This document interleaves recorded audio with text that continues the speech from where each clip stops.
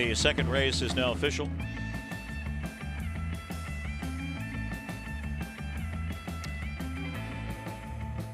Andrew Morgan Besser, our winner's circle attendant. The blanket for Mickey and Minnie pays $210, $210, and $210. It's official. 2 Rodeo Drive Deo, $240, $210. 3 Jordana Hanover, $10. 6-2 Exacta, $3. 623 Trifecta, $31.20. Daily Double 6-6, $10.80. Superfecta, $4.99, $6.237. The well-decorated Mickey and Minnie, 3-year-old Bay filly by Always Be Mickey out of That's the Ticket by Roll with Joe. And bred by the ownership in Illinois, Ohio, and Connecticut. Craig Henderson, Chicago, Illinois. Robert Mondillo, Delaware, Ohio. Lawrence Minowitz, Greenwich, Connecticut. Hall of Fame trainer Chris Ryder. And winning driver Dexter Dunn, a 5-time driver of the year. And Mickey and Minnie makes it 3 in a row, a winner of the Jerry Silverman here in the Tompkins Gears. It's her 6th win in 7 starts this season. She's a millionaire. Career victory number 12 in 18 starts. 148 3/5, equaling her lifetime mark in the Shady Daisy.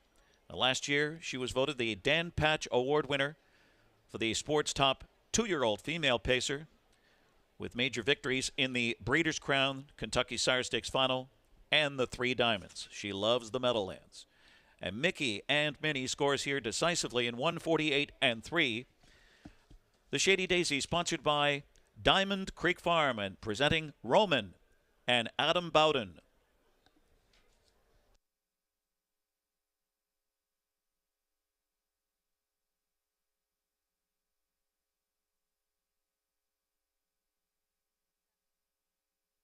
So it's Mickey and Minnie in the Shady Daisy in the Purple Haze Stables Standard Bred Adoption Program Winner's Circle.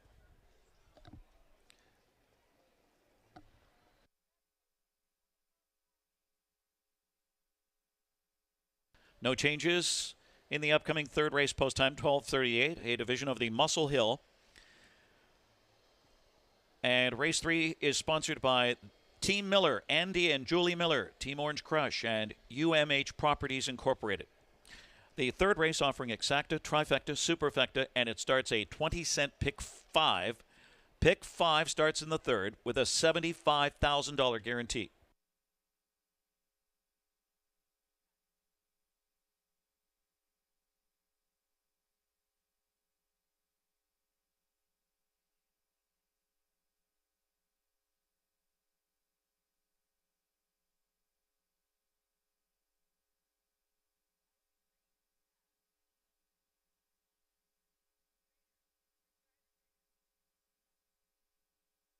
And John Rallis, our co-host today, has the Winner's Circle interview.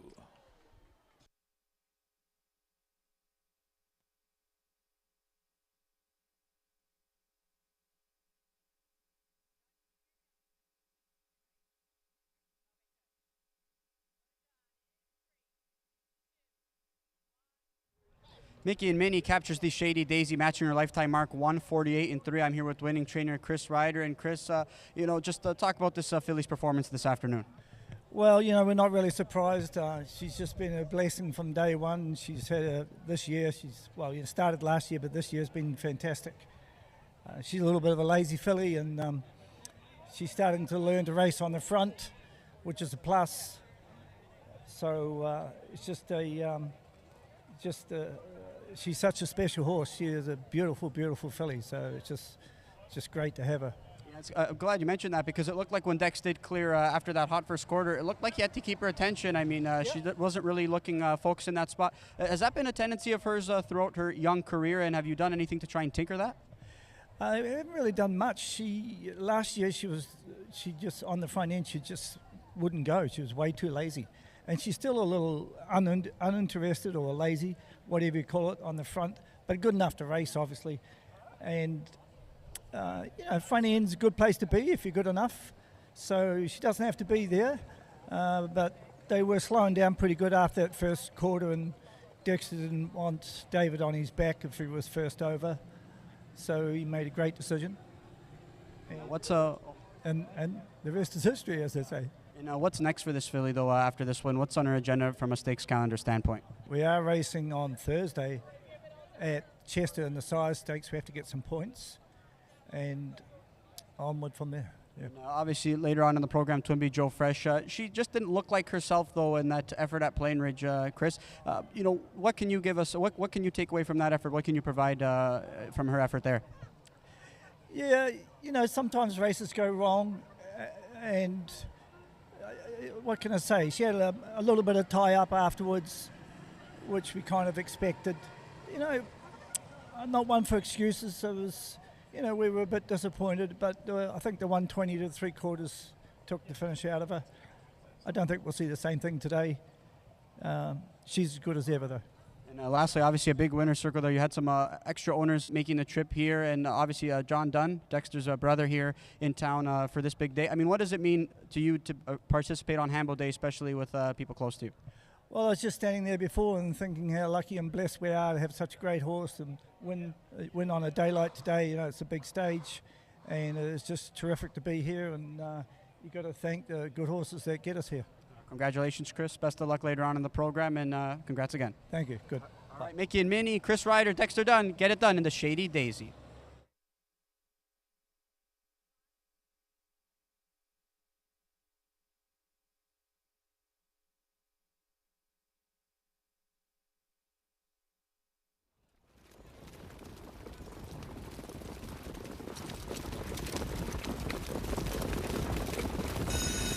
They're off, giggling on the beach on the far outside with Mickey and Minnie, and Beach Babe is gunning out as well under vigorous Jingra urging.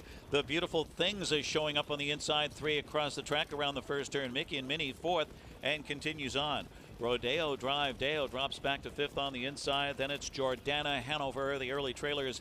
Intricacy at the opening quarter. Beach Babe hustles to the top, used hard early here and stung to an opening quarter. A dazzling 25-4 for Beach Babe as Jingra grabs in and tries to ration out her speed. The Beautiful Things in the hot pocket spot. Mickey and Minnie's on the move up now out of 4th. 3rd and gaining and looking for the lead with Dexter Dunn.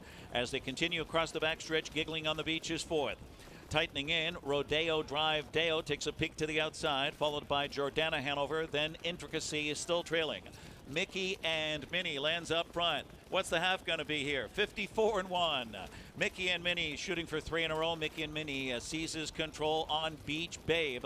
Second now, the Beautiful Thing shoveled to 3rd on the inside. She stayed in as they round that far turn. First up, Rodeo Drive Deo has to do it the hard way, and now second on the outside and threatening. Beach Babe locked in the pocket. 4 now. Up with live cover. Jordana Hanover 4th on the outside. The Beautiful Things was shoveled to 5th on the rail. Then it's Intricacy and giggling on the beach. Over by 3/4, Mickey and Minnie. And arch rival Rodeo Drive Dale on the outside squaring off. 3/4, 1:22 and 2 into the stretch of the Shady Daisy.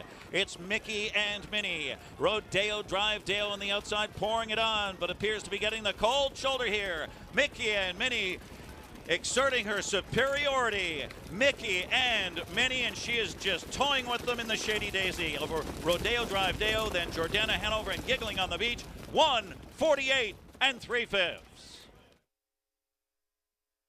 The Beautiful Things was 6th, Rodeo Drive Deo 2nd, Jordana Hanover 3rd, Intricacy 7th, Beach Babe 5th, Mickey and Minnie the winner, giggling on the beach 4th, rechecking at 6-2-3. 7-5-1-4, 1:48 3/5.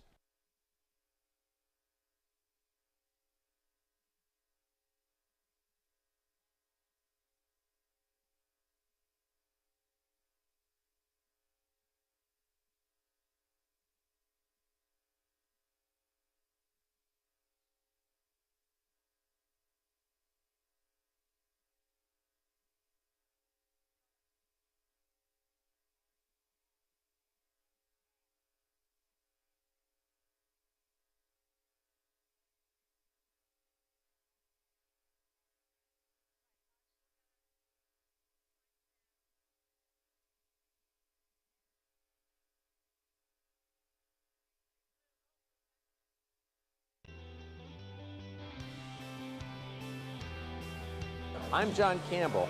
Welcome to the 100th Hambletonian.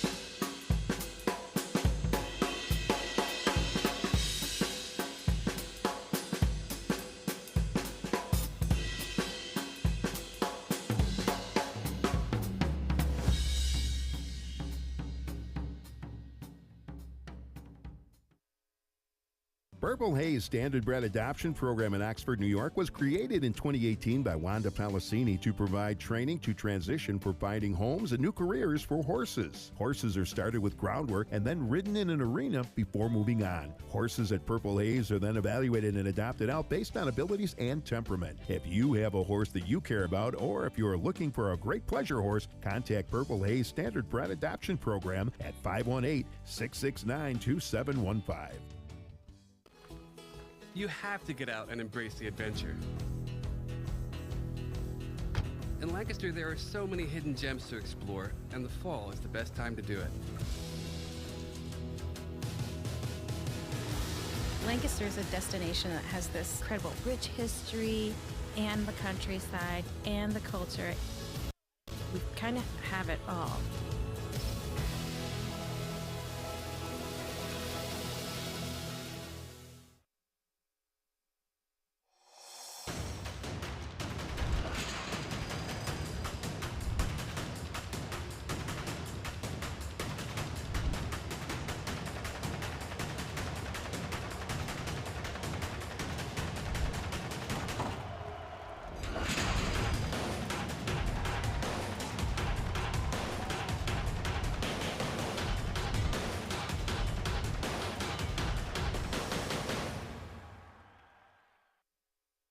The London Classic Yearling Sale, Canada's premier standardbred auction, returns this October to the Western Fair District Agriplex. The nation's leading consigners choose the London Classic, offering hundreds of yearlings by many of the sport's leading sires, all under one roof at one of North America's best venues. Recent sale graduates include Canada's Rookie Pacing Colt of the Year, Stonebridge Wizard, O'Brien Award finalist Paquette, and O'Brien Award winning double millionaire Logan Park. The London Classic Yearling Sale, where your dollar goes further and where champions are found. Find out more at londonclassic.ca. Once again, leading our post parades today, Cocktail Fashion, Taylor DeCoker, Crosby, Michaela Schock, Don't Mind If I Goo, Ashley Parcells, Bean's Brother, Leslie McLaren, Big Bickies, Maria Buchanan, and Real Roxy, Linda DePinto. And they'll all be at the National Standardbred Horse Show September 19th through 21st at the Horse Park in New Jersey.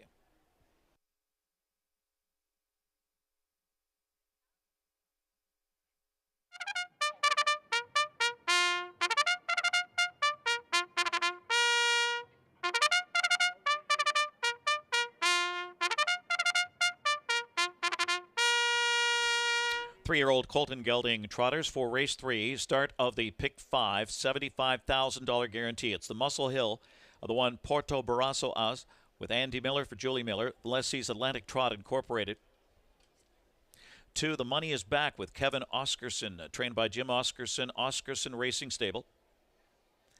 Jamais Vu, number 3, with Tim Tetrick for Lucas Wallen, Wallen Racing Stable. Harbor Racing Stable, Karen Walter Momert, and Daniel Plouffe. Lefties, righties, the 4, Dexter Dunn, Jenny Melander trains for Chuck Sylvester, Charles Stansley, Lenovit Investments, and John Likowski. Karen Check, number 5, with Mark McDonald, Ray Schnitker trains and co-owns with Ted Gewertz, Arden Homestead Stable, and Steve Arnold. Happy Jack B, number 6, Okas Fonstead trains and drives for B. Nastrom, Wolfgang A. Stable, Joe Sobraco, and Jaff Racing. Travolta Hanover, number 7, Andrew McCarthy. Nancy Tactor trains for Morrison Racing Stables, John Fielding, and E5 Racing. Fave Guy, number 8, Todd McCarthy for Annette Lorenzen, ACL Stuteriab, Shell Johansson, and Annette Lorenzen, a co-owner. Sponsored by Team Miller, Team Orange Crush, Andy and Julie Miller, and UMH Properties Incorporated. Race 3, the Muscle Hill Exacta Trifecta Superfecta, start of the 20-cent pick 5. Our best bet, the 4. Lefties, righties at 2-1. Steady Green Shoe Gelding just missed in his last 2. He almost got there with a sharp 27-1 surge in the Tompkins gears and draws better with Dexter Dunn. The 7 Travolta Hanover, a lightly raced Muscle Hill colt who raced better from the rail in the Tompkins gears 2 weeks ago. Challenging draw here. 3 Jamais Vu is 3-1. Lightly raced son of Walner. He's won 3 of his last 4. He tripped out for a new mark of 153 and 1 here 3 starts back. He's in line for a similar trip. So it's a 4-7-3 call.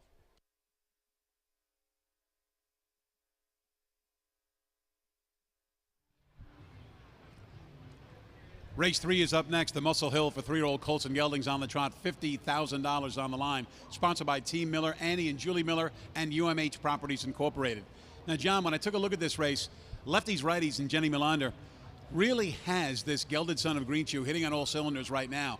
A couple of close-up second-place finishes coming into today, facing a field that I think is eminently beatable. Now, I see that Lefties Righties is 2-1.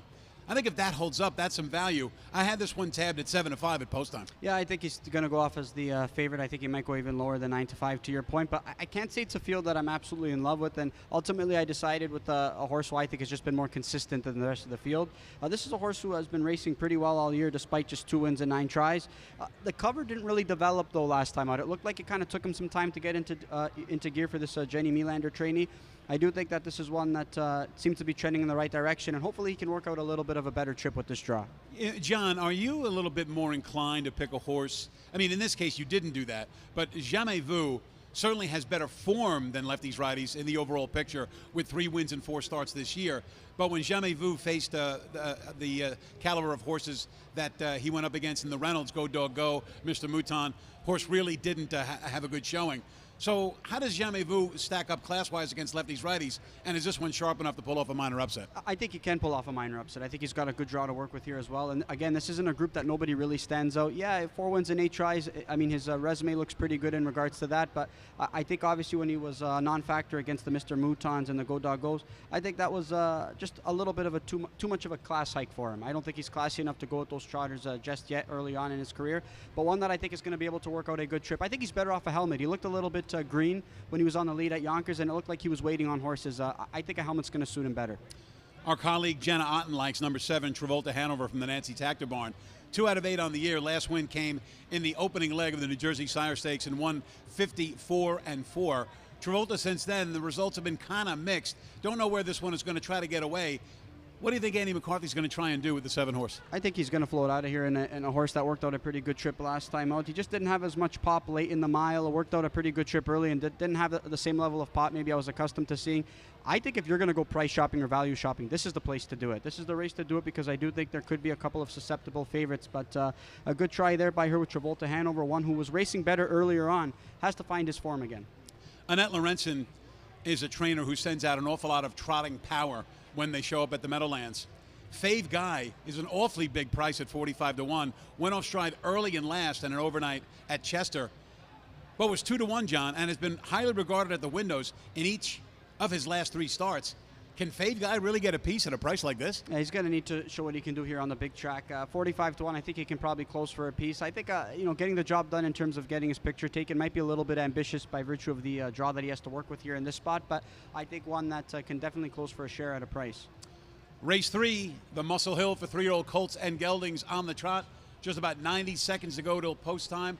Want everybody to be aware that coming up we're going to have some very special interviews. Oh, John, what do you got? I just want to say one thing, though, before we sign off. Sorry, but obviously shoes off here on Happy Jack B. I think this is one. Again, maybe I didn't factor it in my top 4, but again, I think with handicapping, though, Dave, you got to be malleable, right? You got to be able to adjust on the fly, and I think when you see shoes off in a susceptible field, it's one you really have to consider here in this pick 5 sequence. Good draw to work with, good connections, and they always find a little bit more when they go barefoot. John, I just want you to explain to us how exactly does shoes off affect a horse? Typically, every trainer says that it typically drops 1 or 2 seconds. Not something that you can do consistently, but you got to kind of time it when you do it. I think the track surface must be feeling great for them to be going barefoot in this spot, and this is a horse that might be able to find a little bit more. I know he hasn't hit the board in 4 tries, but maybe they want to try and find something else with this guy tonight. All right, we're about 40 seconds of post time for the 3rd race. Stay tuned, ladies and gentlemen. After the replay of the 3rd race, I will have my yearly State of the Meadowlands meeting and interview with our chairman and CEO. Mr. Jeff Corral is up next after the 3rd race replay. You're not going to want to miss it.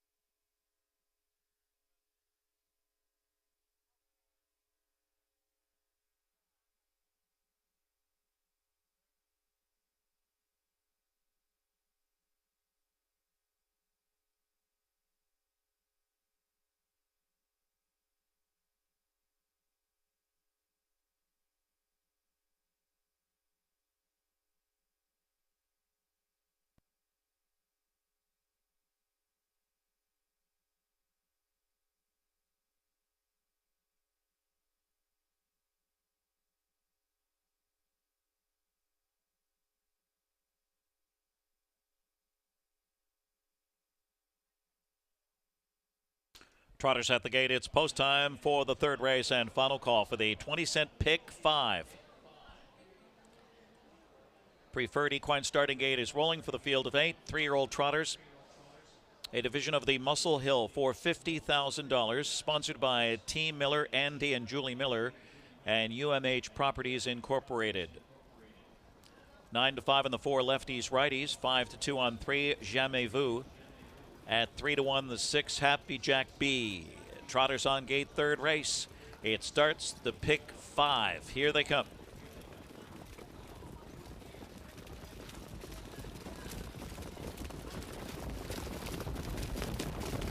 Up and trotting, the money is back, is off stride. The money is back, broke, as Jamais Vu shoots out with lefties, righties, and on the inside, Porto Barrasso Os cuts the corner into the top 3. So Happy Jack B right to the cones in 4th position, followed by Travolta Hanover 5th, the opening quarter. Then comes Karen Chak and Fave Guy, and far back that early breaker was The Money Is Back. 2 wide of that opening quarter. Dexter Dunn sends lefties, righties at 8-5 to the top. Strides clear 27-3. Lefties, righties by a length and 3/4 across the backstretch. Jamais Vu is second by about 2. Porto Barrasso Oz trotting in third on the rail. Happy Jack B right on that one's helmet in 4th. Followed by Travolta Hanover on the inside, 5th, getting close to the half now. Karen Chak is 6th, and 6th by 2 lengths. Then it's Fave Guy, and way back The Money Is Back. Single file at the half, lefties, righties, full control, 55-4, 28-1 second quarter. Lefties, righties is the target as they hit that far turn. Jamais Vu on the inside, second. Here comes Happy Jack B on the outside, uncovered third. Staying in was Porto Barrasso Oz. Live cover for Travolta Hanover. Travolta hustles up 4th on the outside. Gapping is covered just a bit as they get set to pass 3/4. Then it's Karen Chak. Gapping cover 3rd over. And Fave Guy on the rail at 3/4. And they're stride for stride there. Lefties, righties, and Happy Jack B comes to call on the outside. Jamais Vu jammed in 3rd. Travolta Hanover poised to pounce 4th. 124-2. They're in the stretch drive, and it's still lefties, righties trying to fight off Happy Jack B on the outside. Lefties, righties under heavy urging. Happy Jack B, relentless lunge on the outside. The others for minor spoils. Happy Jack B on the outside, coming on. Happy Jack B, a 2-1 prevails for Ocas Fonstead. Then lefties, righties, Travolta Hanover, and Jamais Vu 152.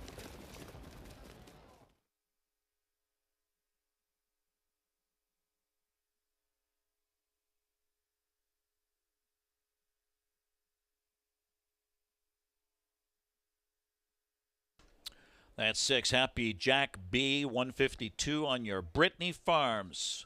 Slow-mo replay, Brittany Farms, upholding a tradition of breeding champions. The 4 lefties, righties, second, 7, Travolta Hanover third. In a photo, it's 6-4-7.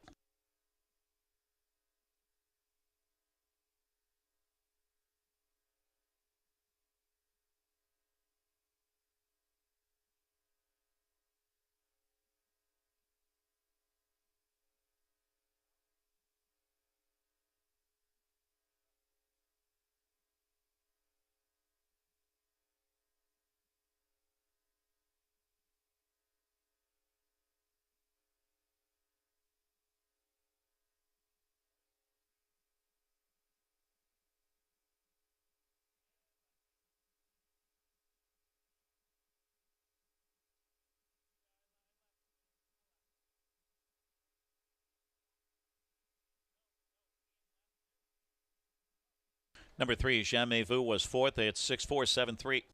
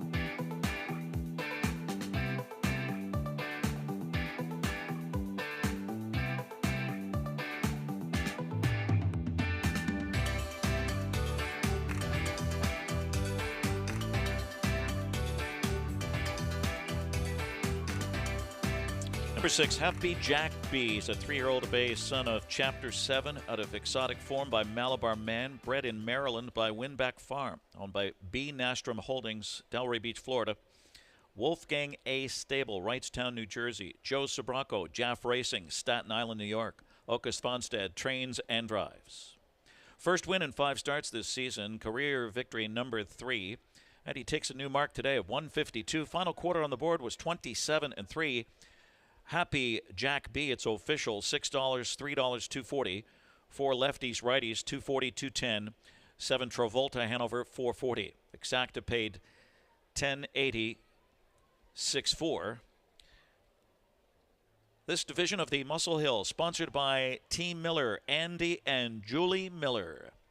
That's Team Orange Crush and UMH Properties Incorporated, and presenting Olivia Miller and the UMH team.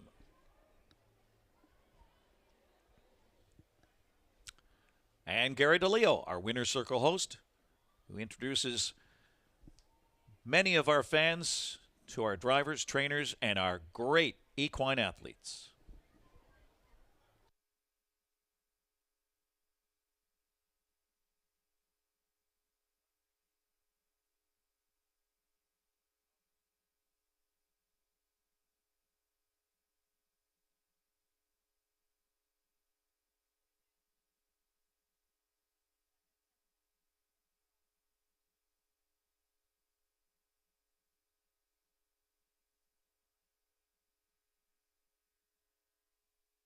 Happy Jack B, Okus Fonstad in the Purple Haze Stables. Standardbred Adoption Program, Winner's Circle.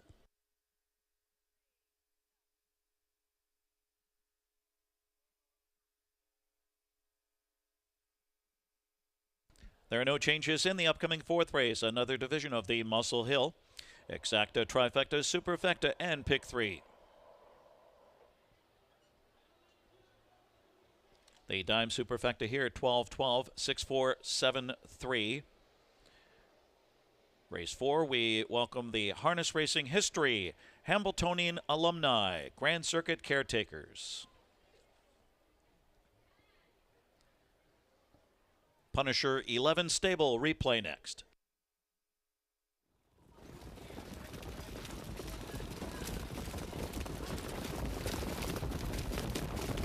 Off and trotting, the money is back, is off stride. The money is back, broke, as Jamais Vu shoots out with lefties, righties, and on the inside, Porto Barrasso Os cuts the corner into the top 3. So Happy Jack B right to the cones in 4th position, followed by Travolta Hanover 5th, the opening quarter. Then comes Karen Chack and Fave Guy, and far back that early breaker was the money is back. 2 wide of that opening quarter. Dexter Dunn sends lefties, righties at 8-5 to the top. Strides clear 27-3. Lefties, righties by a length of 3/4 across the backstretch. Jamais Vu is second by about 2. Porto Barrasso Oz trotting in 3rd on the rail. Happy Jack B right on that one's helmet in 4th. Followed by Travolta Hanover on the inside, 5th, getting close to the half now. Karen Chack is 6th, and 6th by 2 lengths. Then it's Fave Guy, and way back the money is back. Single file at the half, lefties, righties, full control, 55-4, 28-1 second quarter. Lefties, righties is the target as they hit that far turn. Jamais Vu on the inside, 2nd. Here comes Happy Jack B on the outside, uncovered 3rd. Staying in was Porto Barrasso Oz. Live cover for Travolta Hanover. Travolta hustles up 4th on the outside. Gapping is covered just a bit as they get set to pass 3/4. Then it's Karen Chack. Gapping cover 3rd over. And Fave Guy on the rail at 3/4. And they're stride for stride there. Lefties, righties, and Happy Jack B comes to call on the outside. Jamais Vu jammed in 3rd. Travolta Hanover poised to pounce 4th. 124-2. They're in the stretch drive, and it's still lefties, righties trying to fight off Happy Jack B on the outside. Lefties, righties under heavy urging. Happy Jack B, relentless lunge on the outside. The others for minor spoils. Happy Jack B on the outside, coming on. Happy Jack B, a 2-1 prevails for Okus Fonstad. Then lefties, righties, Travolta Hanover, and Jamais Vu 152. Porto Barrasso Oz was 6th. The money is back 8th. Jamais Vu 4th. Lefties, righties 2nd. Karen Chack 7th. Happy Jack B the winner. Travolta Hanover 3rd. Fave Guy 5th. Rechecking 6-8-4. 152. 152.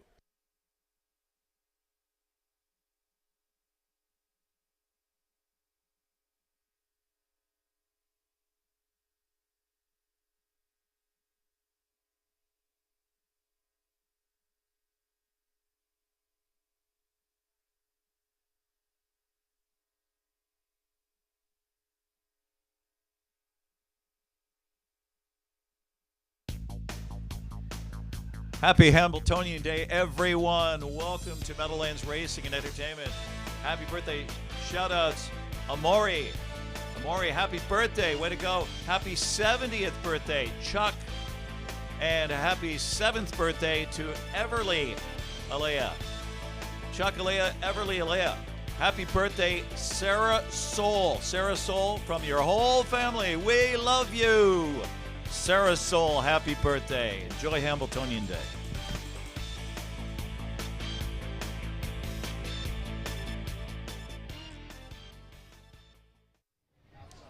Welcome back, everybody, to the outdoor set just outside the winner's circle here on Hamiltonian Day 2025. Dave Little with you. Yes, it is time for the yearly State of the Meadowlands interview. I'm joined by Meadowlands Chairman and Chief Executive Officer Jeff Gural. And Jeff, we have a beautiful day, lots of people, just a perfect day for a day card here at the Meadowlands. Yeah, I've been waiting a long time for perfect weather because it's usually too hot or thunderstorms, and I'm stressed out all week. But this week was easy. There was the forecast for Saturday has been beautiful for the last 10 days, and they were right. So it's a beautiful day. You know, your Nordic catcher led at every call in his elimination last week and has drawn the coveted 6-hole for today's Hamiltonian. Last year, you won the Oaks Award with Michelle. This year, you're looking for the Hambo. How do you like your chances? I really don't know. I was really surprised. I had 3 that were in the elims, and I thought the first 2 would qualify easily, and Nordic catcher was really in tough. And the first 2, Dexter got trapped with Mr. Mouton, right? And he's the best driver in the world, so that was really and then we had a 2 to 5 favorite, Lady Landia, and she was bad. You know, Aki said she warmed up terrible, and was never in the race. She was last the whole way around. And then I gave up and I watched the movie, and I said, okay, let me see how Nordic catcher did. You never know. You know, you've been around the game a few years, to say the least. But it's still exciting to be in these spots, isn't it? You got to enjoy the highs, because like I said, last week it was really a low. And then last night, a horse that I named after a friend of mine, Mr. Penner, who I thought was in really tough, won pretty easily. And that was a thrill because his wife was watching. He died 2 years ago. And if there's one horse I want to be good, it's Mr. Penner. Well, Jeff, lots of good luck to you today, obviously. You know, we had some news yesterday. Headline, Meadowlands modifies policy for stakes and early closer eligibility. And it also, in appreciation of the efforts made toward this initiative, the Gural rule will be waived for those stallions nominated to the plan listed below. Can you kind of cut through all of the, what's and why fors and tell us what this is all about? It's simple. The law required us to share the revenues from sports betting with the thoroughbred horsemen, and for some reason we never did it. And then we realized that we had to do it, and I told Dennis, because we're friends, I said, okay, I'll give you $1 million for the next 2 years. And I really want to be able to show, because we're going to try to get a casino on the ballot next year, and I really wanted to show the legislators and the voters that the horsemen were chipping in for this effort. And I thought the best way to show that was to come up with a plan where the stallion owners would pay and the people buying the yearlings would pay something. We'd hopefully raise $1 million. And then I would match half of that and increase the purses for the stakes next year. Because the only other option was to reduce the purses for the stakes, and I thought that was send the wrong message. So this was really designed to show the voters and the legislatures that the industry supports getting a casino here, and we're putting our money where our mouth is. Now, recently, you went on the record and explained that harness racing is losing money at the Meadowlands. Before we move on to sports betting and casino gaming, is there a business model that would prove profitable at a harness racing venue, or are either an alternate stream or alternate streams of revenue necessary to keep the pacers and trotters racing, regardless of where the track is or how much is bet on the product? Yeah, it's impossible. If we didn't have sports betting, I think we would have closed 5 years ago.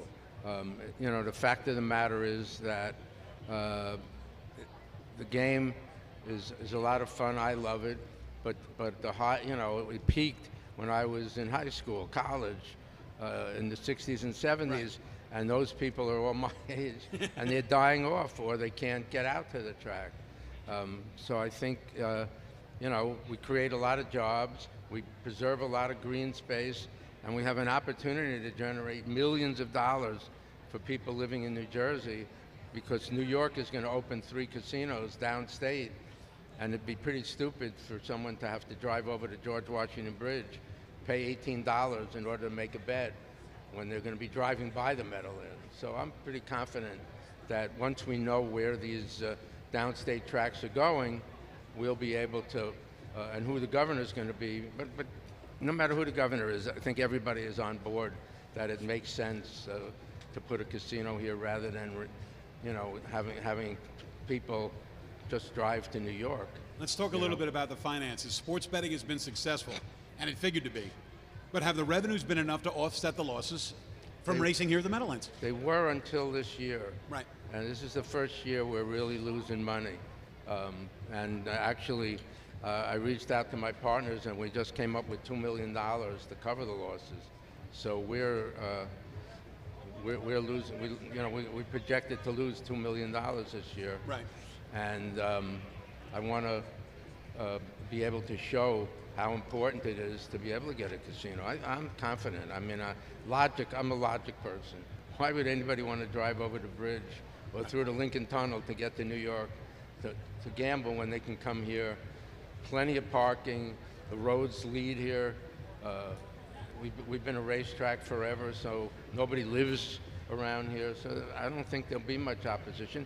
And the key is that we've got to pay what they pay in New York, which is a $500 million license fee and millions of dollars.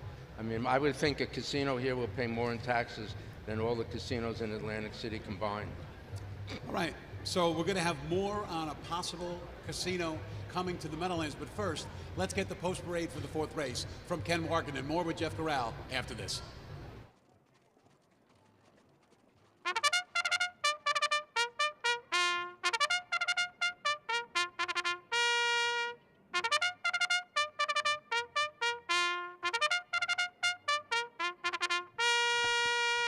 Race 4 is the second division of the Muscle Hill. Number 1 landing on time with Scott Zeron, trained by Rick Zeron.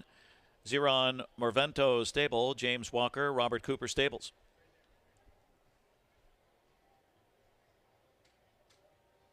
Number 2, Hey Porter, Todd McCarthy, Tony Alanya, owner Steve Stewart.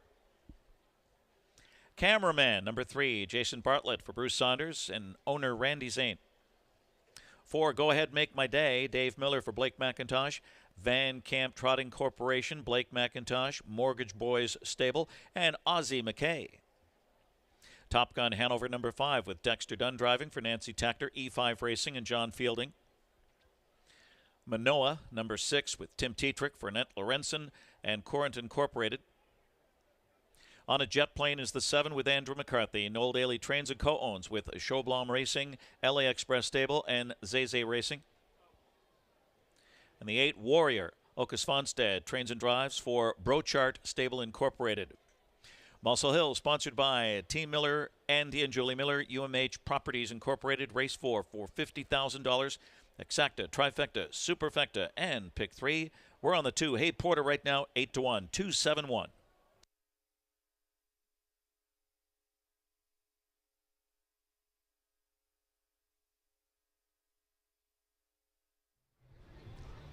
All right, racing fans, we're back with Jeff Corral. Now, Jeff, I want to cover a couple of the big questions here that I have for you. There was a release sent out by us how the Meadowlands is, quote, bullish on the future. Unlike the last several times we met in this forum, this year you have high hopes for a casino coming to the Meadowlands. What happened the last time that put the kibosh on it, and why are you so optimistic this time around? Well, we learned a lot from the last effort, because the last effort gave all the money to Atlantic City. So there was really no reason for anyone living outside of Atlantic City to vote for that referendum. And not only that, but you could have, under that law, you could have put a casino anywhere in the northern part of the state. So this time, the legislation is going to distribute the money evenly, and more important, the only place you'll be able to put a casino is at the Meadowlands. So no one's going to have to worry that they'll wake up and there'll be a casino in their neighborhood, and they'll all benefit. So I learned a lot. I'm glad we did it. We lost. We really kind of gave up because we knew we were going to lose. But we learned a lot from that experience. So we won't make those mistakes again. Does Atlantic City get cut in for a piece of the action? No. There's people living in the state of New Jersey are the main beneficiaries. Right. Atlantic City is. You got to understand, Atlantic City has a low tax rate. Right. Right. So they'll have a big advantage over us because their tax rate will be 8%. Ours will probably be 30%. So they'll do fine. Look, New York is going to open. Their problem is not the opposition to a casino here is going to come from New York, not from Atlantic City. What is the timetable for not only when the casino will be up and running, but for the lifeline of racing at the Meadowlands? Well, I think the way it works is the legislature, 60% of the legislature would have to vote to put a referendum on the ballot that would allow gambling at the Meadowlands. And if that happens, then it would be on the ballot in November of next year. If we only got 50%, then it has to get 50% 2 years in a row. But I think we'll get 70, 80%. Really, I may be nuts, but why would anybody want to drive over the bridge and pay $18 to go to a casino in New York when they could come here? It makes no sense. Right, so, to see all those New Jersey license plates over in Yonkers Racetrack doesn't make any sense. And you know, I don't have to tell you, traffic's terrible over the George Washington Bridge. Yes, it is. I drove across the other day. It was terrible. If all goes well on that front and casino gaming comes, how many dates do you see us racing down the road? Right now we're at 90 and have been for about the last 8 years. Well, I would hope that we could race 3 days a week. Right. So, you know, we'd add another 30 days. We're actually adding, I think, 12 days to make up for the freehold dates that were lost. So we're increasing the number of dates anyway, but we'd certainly be able, I expect to be able to go to, you know, maybe 130 days and race, you know, Thursday, Friday, and Saturday or something like that. Does every faction, fans, horsemen, management, they've really got to go to bat for this casino thing, because if we don't get the casino, what is the probability of the Meadowlands continuing to race beyond next year? We don't, because truthfully, I think if it loses, it'll never come back on the ballot. You know, you can only go on a ballot twice and hope to win. I think the politicians would say to me, Jeff, we put it on the ballot twice now and it lost. So I think anyone who's listening, please vote for this next November, because I think it'll really make a big difference. We'll be able to have days like this more than just once a year. You know, we'd have a lot more money to promote and have big races. Certainly, to come back to the glory era of the Meadowlands would be great. Jeff Gural, thanks so much, as always, for giving us some great insights on the future of the Meadowlands. And everybody, you got to get involved and vote yes on that casino, don't you? Yeah, please. Thanks. It's in your own best interest. We're going to pay a lot of money in taxes and create a lot of jobs. So it's not about me. It's really a good thing for the people in New Jersey, and certainly the people that like to gamble who live in northern New Jersey, who obviously would much rather come here than drive over the bridge. Our thanks again to Chief Executive Officer and Chairman of the Meadowlands, Jeff Gural. It is now time for the fourth race. Ken Warkenden has the call.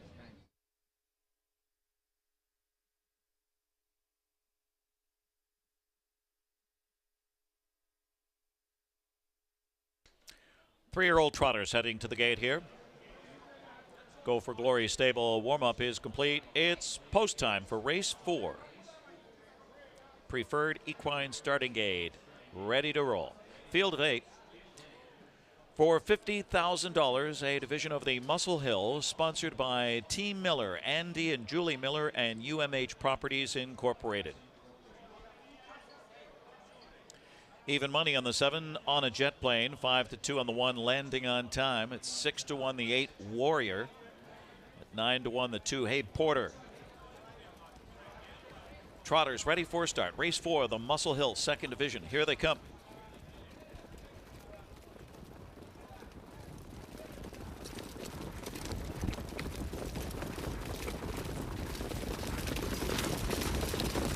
And they're off and trotting. Top Gun Hanover takes them out of there with Go Ahead Make My Day. Hey Porter is forwardly placed from the outside. Comes on a jet plane fourth. Into the first turn, landing on time, just floated away in fifth, followed by Cameraman.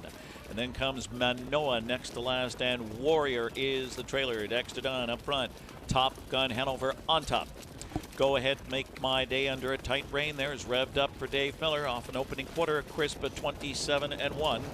Landing on time, tracking third off the turn across the backstretch. On a jet plane is fourth. And then it's Landing on Time, followed by Cameraman and Manoa. Underway from the back, Warrior.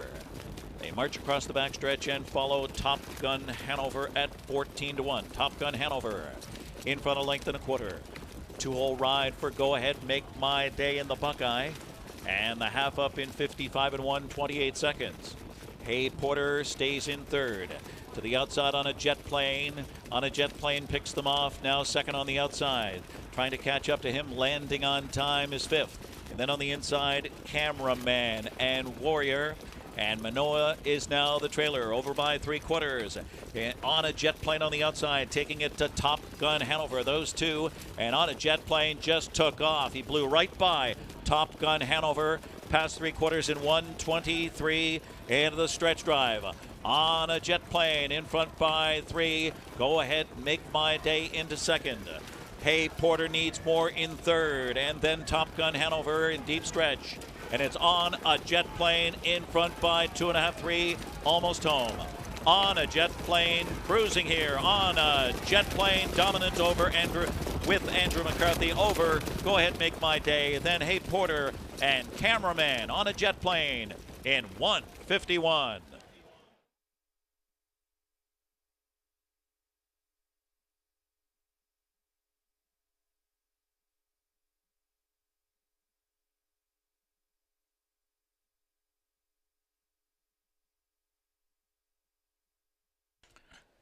Judges posting 7 on a jet plane in 1:51, and the photo sign up.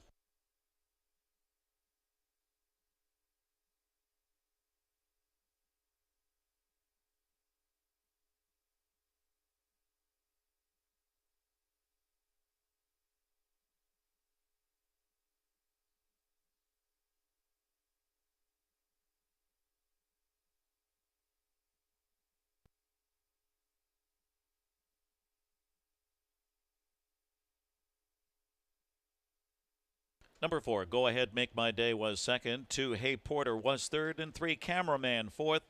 7-4-2-3.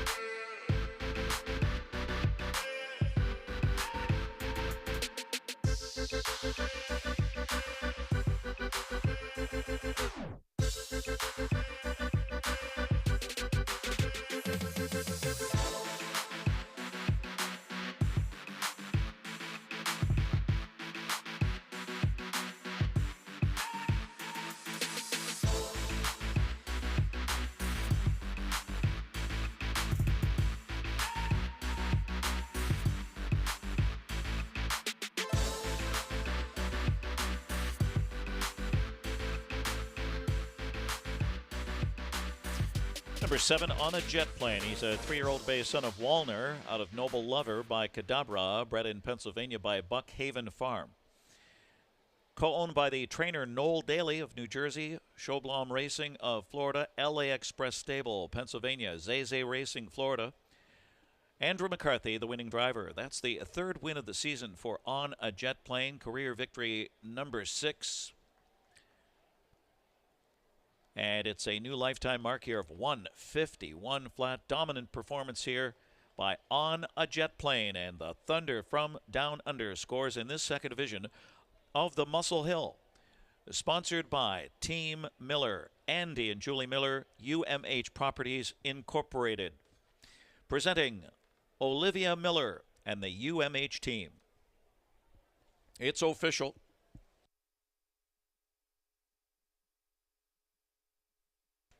And the 7 on a jet plane pays $3.80, $3.220. The 4 Go Ahead Make My Day, $9 and $5. And the 2 Hey Porter, $3.40. The exacta displayed here, 7-4, $42.40.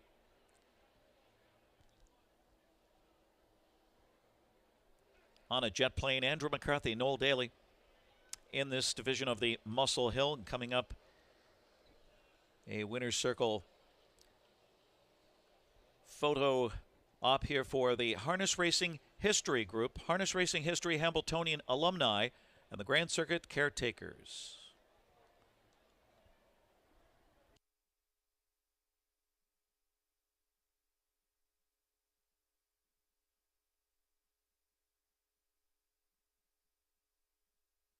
The upcoming 5th race is the Cane Pace for $227,350, sponsored by Alanya Racing. Race 5 starts a 50-cent pick 4, low 15% takeout. Exacta, trifecta, and superfecta on race 5, the Cane Pace.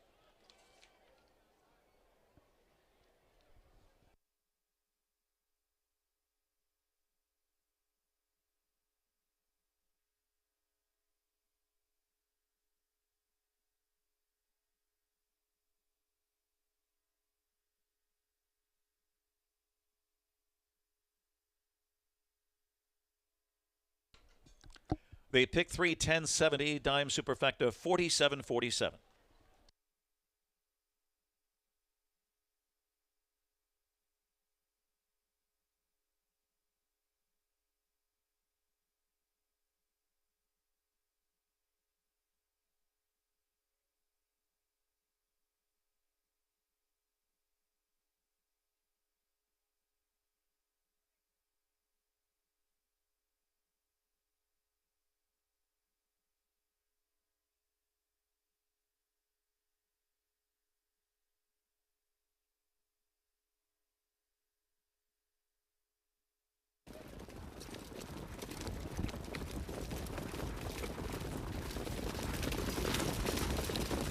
And they're off and trotting. Top Gun Hanover takes them out of there with Go Ahead Make My Day. Hey Porter is forwardly placed from the outside. Comes on a jet plane 4th into the first turn. Landing on time. Just floated away in 5th. Followed by Cameraman. And then comes Manoa next to last. And Warrior is the trailer. Dexter Dunn up front. Top Gun Hanover on top. Go Ahead Make My Day under a tight rein. There's revved up for Dave Miller off an opening quarter, crisp at 27-1. Landing on time, tracking 3rd off the turn across the backstretch. On a jet plane is 4th. And then it's Landing on Time, followed by Cameraman and Manoa. Underway from the back, Warrior. They march across the backstretch and follow Top Gun Hanover at 14-1. Top Gun Hanover in front, a length and a quarter. 2-hole ride for Go Ahead Make My Day in the Buckeye. And the half up in 55-1, 28 seconds. Hey Porter stays in 3rd. To the outside on a jet plane.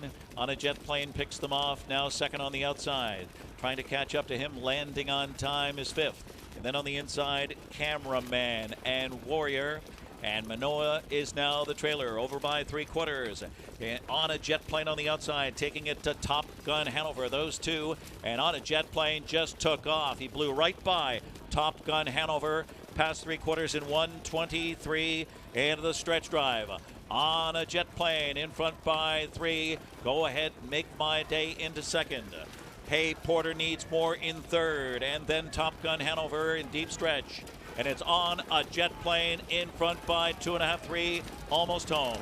On a jet plane, cruising here. On a jet plane, dominant over with Andrew McCarthy over. Go ahead, make my day. Then Hey Porter and Cameraman on a jet plane in 1:51.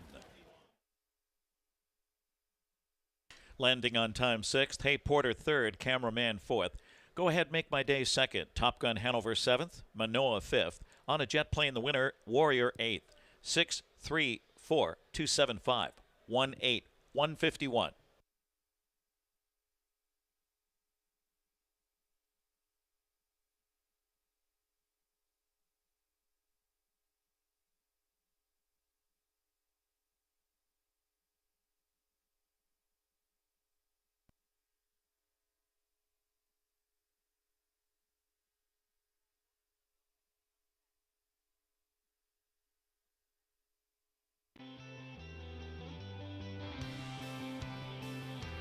Hi, my name is Melander.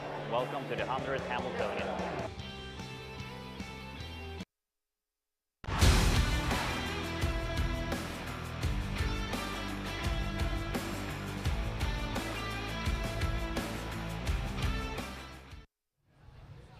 Welcome, racing fans, to the outside set on Hamiltonian Day. Jess Gotten, and I'm so happy to be joined by 6-time Hamiltonian winning driver John Campbell, president of the Hamiltonian Society. So far, John, how's the day going? It's going great. We got a great crowd.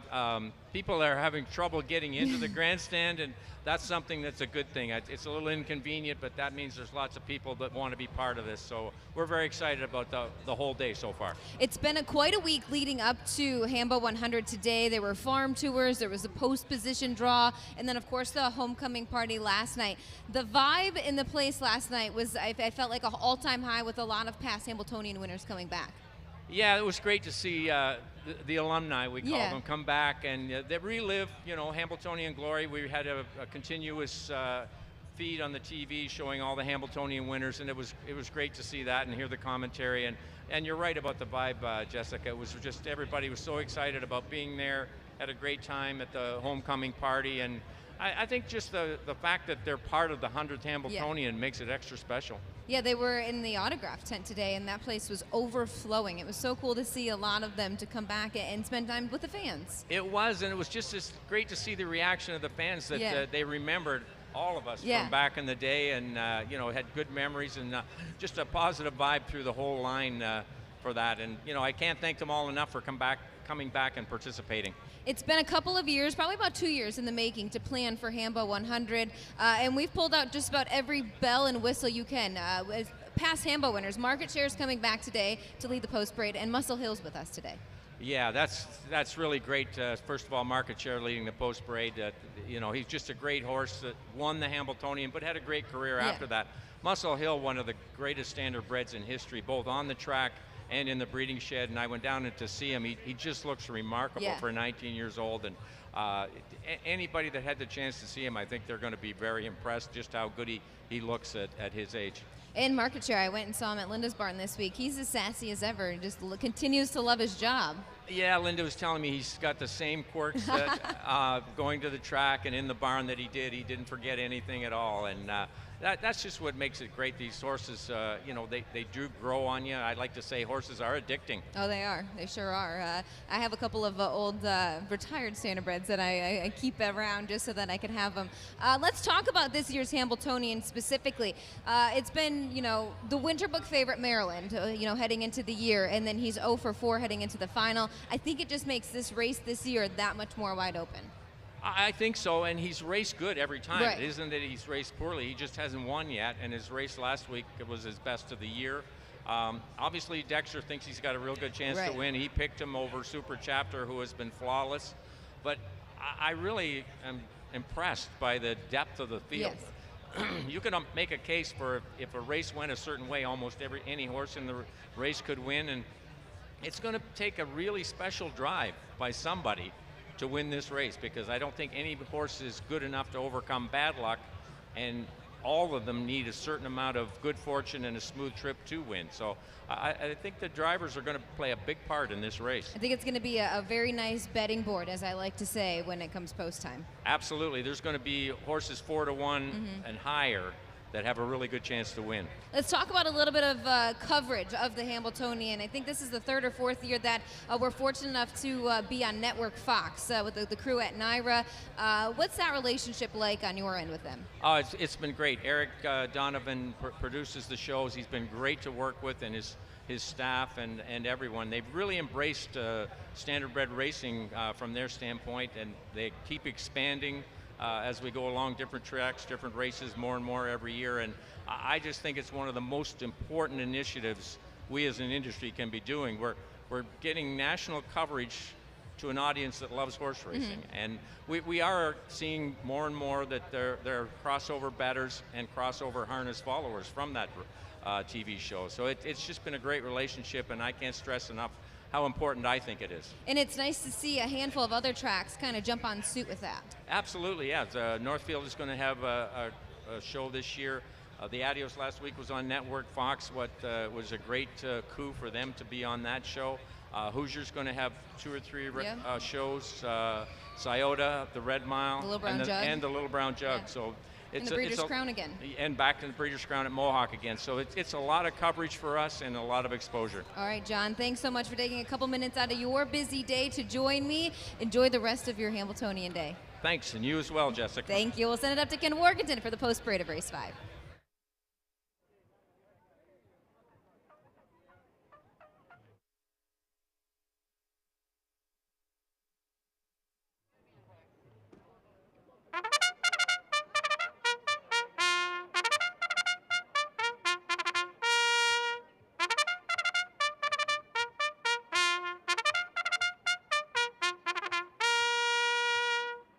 Three-year-old Colt and Gelding Pacers on track for race 5. The Cane Pace, sponsored by Alanya Racing. This starts a 50-cent pick 4.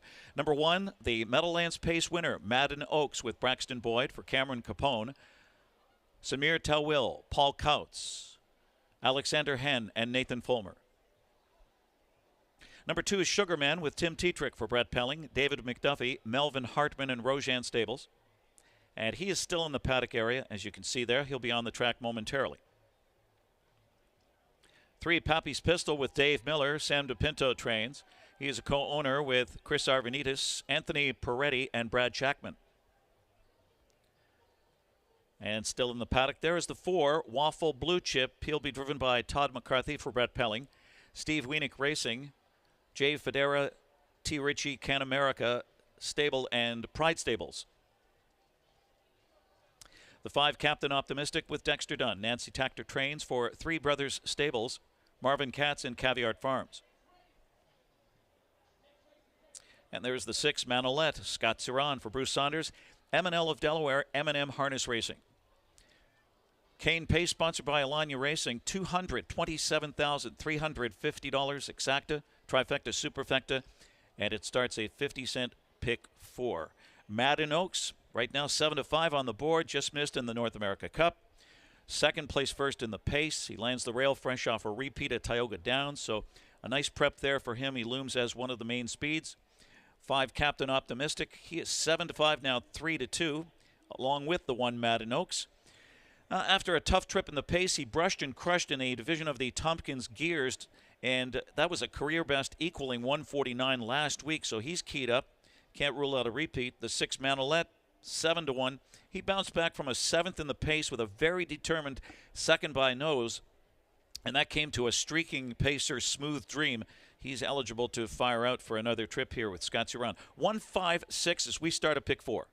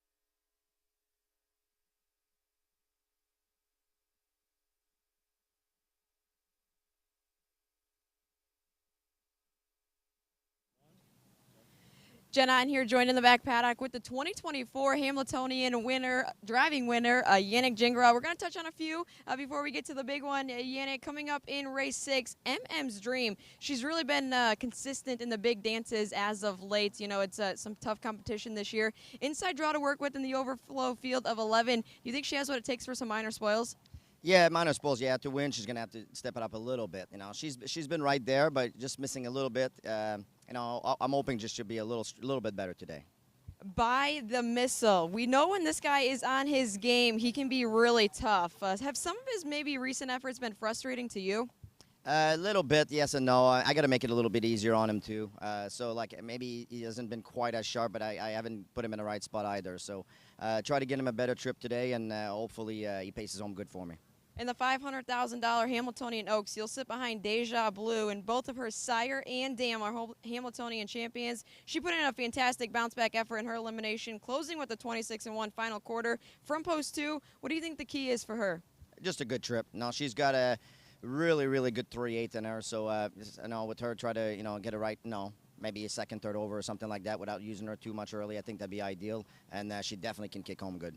Now talk a little bit about, is Hamiltonian Day different for you this year after kind of getting the monkey off your back, 13 straight defeats, and you finally brought one home last year? 100% it does. You know, I'm enjoying today versus last year. I think you could have slit my wrist and there'd be no blood coming out. You know, there's that kind of day. I was really nervous, you know, anxious and nervous and all that. Now I'm just excited. You know, it's a different feeling.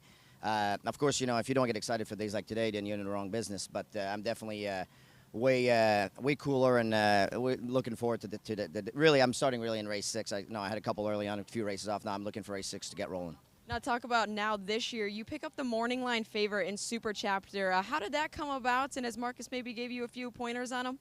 It came about this. He mentioned it to me Saturday night that maybe he had to talk to the owners, but you know, if I would be inclined to take one of them, and so I was like, yeah, just let me know. And then Sunday night he came to me in Lexington, said it was an option, so I jumped at it, and no doubt, like, you got a chance to drive either of those two.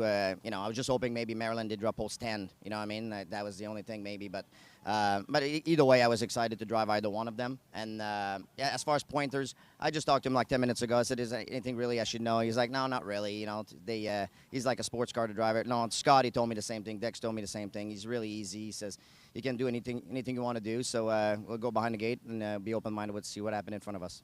Yannick Gingras looks to go back-to-back in the Hamiltonian. Thank you, Yannick, for taking some time out of your day, and best of luck today. Thank you very much.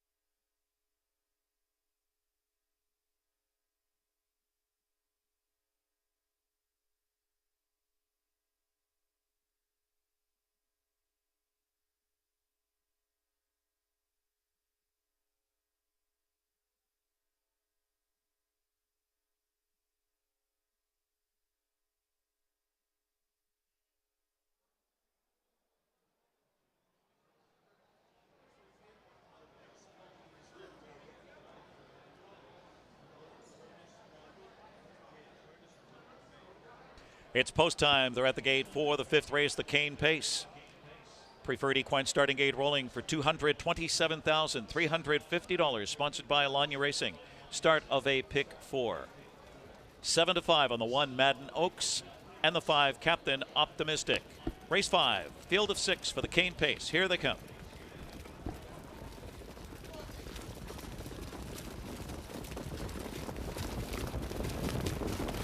The raw Pappy's pistol fires. Captain Optimistic on the outside. Madden Oaks leaves alertly into 3rd. Sugarman just floated away in 4th position into the first turn. Then it's Waffle, Blue Chip, and Manolette, the early trailer. Early duel. Pappy's pistol revved up. Captain Optimistic on the outside, rebuffed. He's got a 2-hole to tuck into, though. So it's Madden Oaks 3rd past that opening quarter. It's going to be hot. Sugar Man is fourth. Then a gap of 2 to Waffle, Blue Chip, and Manolette. How about 26-1 to open it up here? Across the backstretch, Pappy's Pistol and Dave Miller on the engine at 8-1. Pappy's Pistol by a length and a half. Captain Optimistic gets that 2-hole ride now. Madden Oaks, the pace winner. Right there on the helmet, third as the pace slows. Sugarman fourth on the inside. Then it's Waffle, Blue Chip, and Manolette continues to trail. Single file at the half. And Pappy's Pistol, a handful there in 53-4, 27-3 in that second quarter. Pappy's Pistol trying to speed pop them today. Captain Optimistic, wow, he jammed up on the helmet, and he was rough gated there, and there goes Madden Oaks, and Braxton Boyd unleashes him. Madden Oaks now pouncing on Pappy's Pistol. And jammed in was Captain Optimistic. And ranging up on the outside is Sugarman off the speed. He's now third, tracked by Manolette. Manolette in with a shot. And then Waffle, Blue Chip at 3/4. Madden Oaks takes the lead, 1:21 for 3/4 in the stretch of the cane pace. Madden Oaks in front. Pappy's Pistol trying to fight back on the inside. Captain Optimistic swings to the outside, and here he comes for Dexter Dunn. Captain Optimistic, Pappy's Pistol on the rail coming back. It's Captain Optimistic and Dexter Dunn in the cane pace. Then Madden Oaks, Pappy's Pistol, and Manolette, 1:48-1.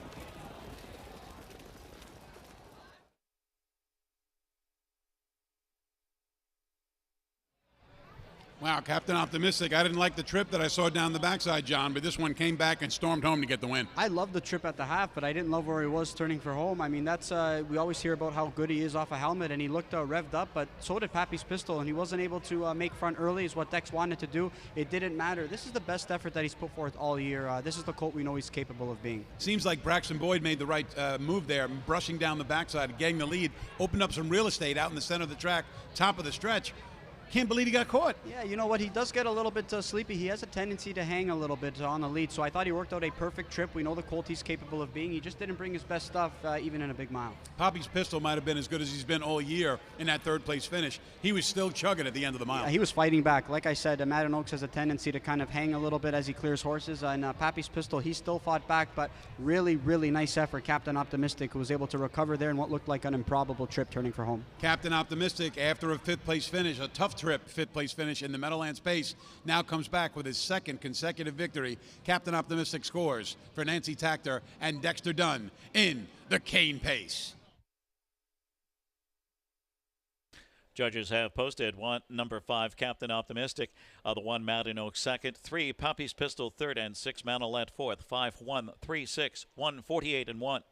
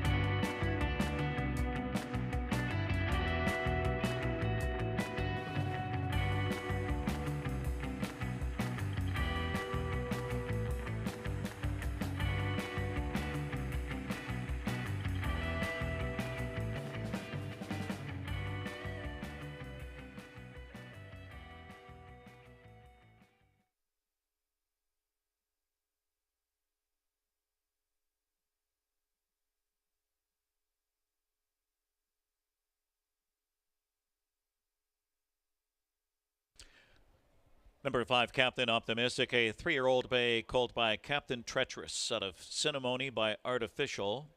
Was bred in New Jersey by Fair Winds Farm. Owned by Three Brothers Stables, New York, New York. Marvin Katz of Toronto. And Caviar Farms, Vienna, Virginia. Trainer Nancy Tactor. And a double today for Dexter Dunn. 2 in a row, fresh off his win in the Tompkins Gears in 1:49. Right back here today in 1:48-1. A new lifetime mark for Captain Optimistic. His 3rd win this season and 10th career victory in 18 starts. Final quarter on the board, 27-1. Captain Optimistic and Dexter Dunn winning the cane pace, sponsored by Alanya Racing. Presenting Andriana Fusco. Andriana Fusco, the Meadowlands bookkeeper. It's the second win in the cane pace for Dexter Dunn, who won the 2021 edition with Rocky Road, Hanover. The 5 Captain Optimistic, $3.60, 5-1 exacta, $9. The 5-1 3 trifecta, $36.40.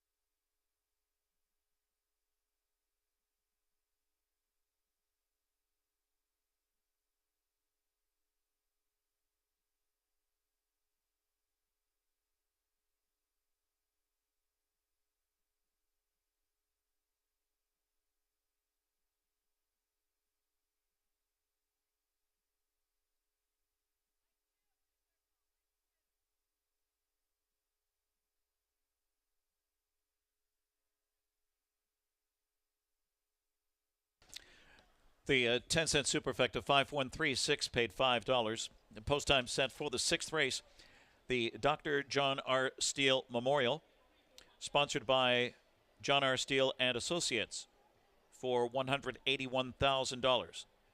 Exacta trifecta superfecta race 6 starts the 20-cent Survivor Pick 7.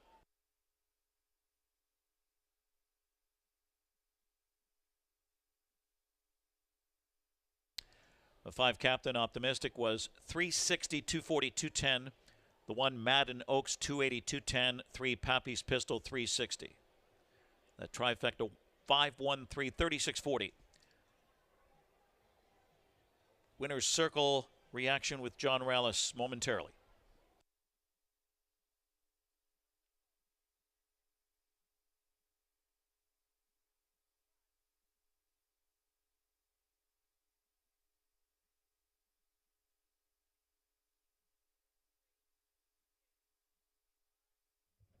Captain Optimistic gets it done here in the cane pace. I'm here with winning driver Dexter Dunn, winning trainer Nancy Tactor, winning owner Marvin Katz. And Dex, we're going to start off with you.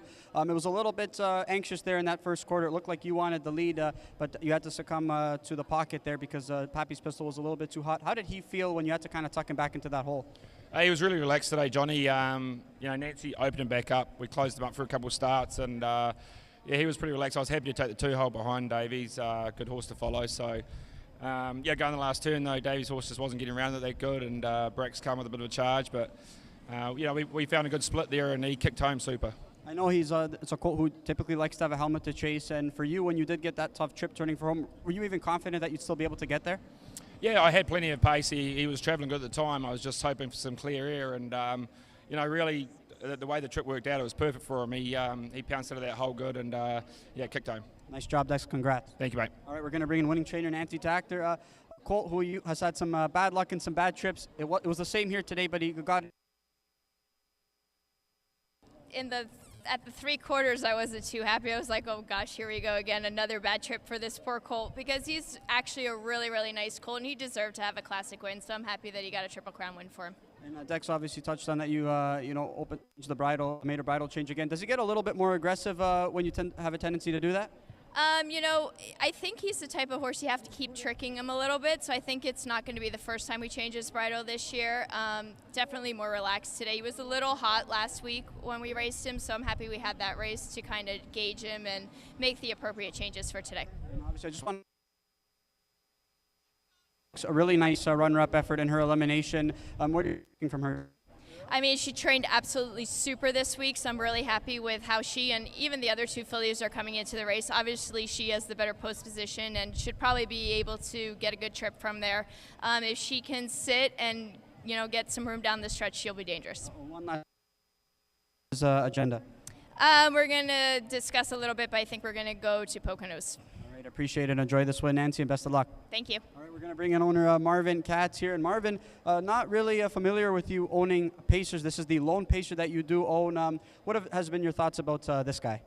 This has been a really top colt from the beginning of his 2-year-old campaign.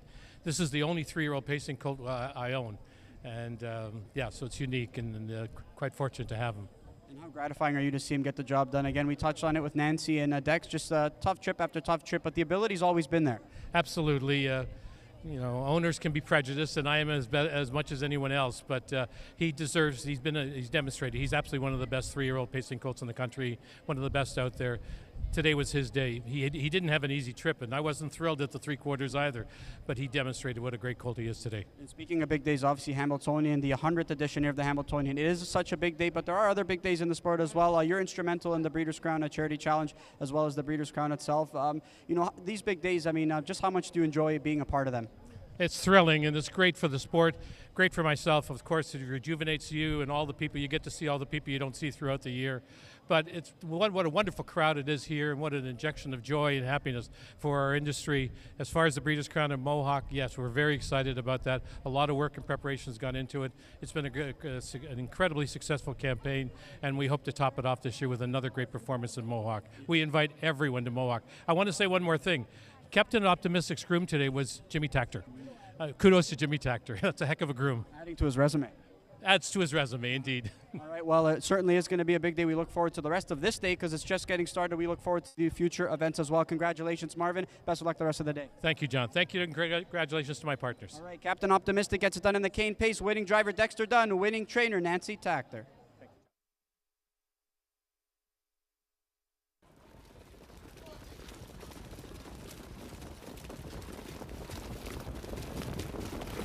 The raw Pappy's pistol fires. Captain Optimistic on the outside. Madden Oaks leaves alertly into third. Sugarman just floated away in fourth position into the first turn. Then it's Waffle, Blue Chip, and Manolette, the early trailer. Early duel. Pappy's pistol revved up. Captain Optimistic on the outside rebuffed. He's got a 2-hole to tuck into, though. So it's Madden Oaks third past that opening quarter. It's going to be hot. Sugarman is fourth, then a gap of 2 to Waffle, Blue Chip, and Manolette. How about 26-1 to open it up here? Across the backstretch, Pappy's pistol, and Dave Miller on the engine at 8-1. Pappy's pistol by a length and a half. Captain Optimistic gets that 2-hole ride now. Madden Oaks, the pace winner, right there on the helmet. Third as the pace slows. Sugarman fourth on the inside, then it's Waffle, Blue Chip, and Manolette continues to trail. Single file at the half. And Pappy's pistol, a handful there in 53-4, 27-3 in that second quarter. Pappy's pistol trying to speed pop them today. Captain Optimistic, wow, he jammed up on the helmet, and he was rough gated there, and there goes Madden Oaks, and Braxton Boyd unleashes him. Madden Oaks now pouncing on Pappy's pistol, and jammed in was Captain Optimistic. And ranging up on the outside is Sugarman off the speed. He's now third, tracked by Manolette. Manolette in with a shot. And then Waffle, Blue Chip at 3 quarters. Madden Oaks takes the lead, 1:21 for 3 quarters in the stretch of the cane pace. Madden Oaks in front. Pappy's pistol trying to fight back on the inside. Captain Optimistic swings to the outside, and here he comes for Dexter Dunn. Captain Optimistic, Pappy's pistol on the rail coming back. It's Captain Optimistic and Dexter Dunn in the cane pace. Then Madden Oaks, Pappy's pistol, and Manolette, 1:48-1. Madden Oaks was second, Sugarman sixth. Pappy's pistol third, Waffle, Blue Chip fifth. Captain Optimistic the winner, Manolette was fourth. Rechecking, it's 2-6-3, 5-1-4, 1:48-1.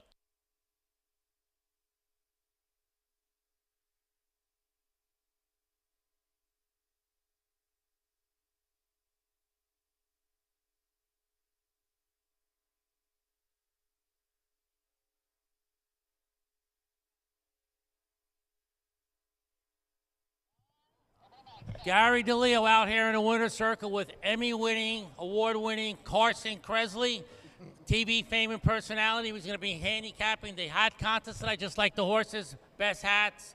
We're going to have a couple prizes coming out. Carson already did his picking, so Carson, take it away from here. All right, we've had some amazing young entries. Our Best Kids Awards go to number 18. Come on.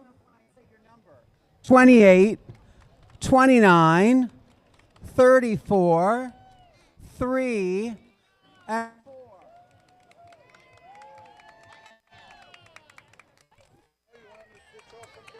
4. Much, looking good. Number 3. And how about number 4, right? There we go. All right, and now our fanciest hat, number 17. Are you here? Okay. The fancy whip fascinator. Fantastic. Where are you from?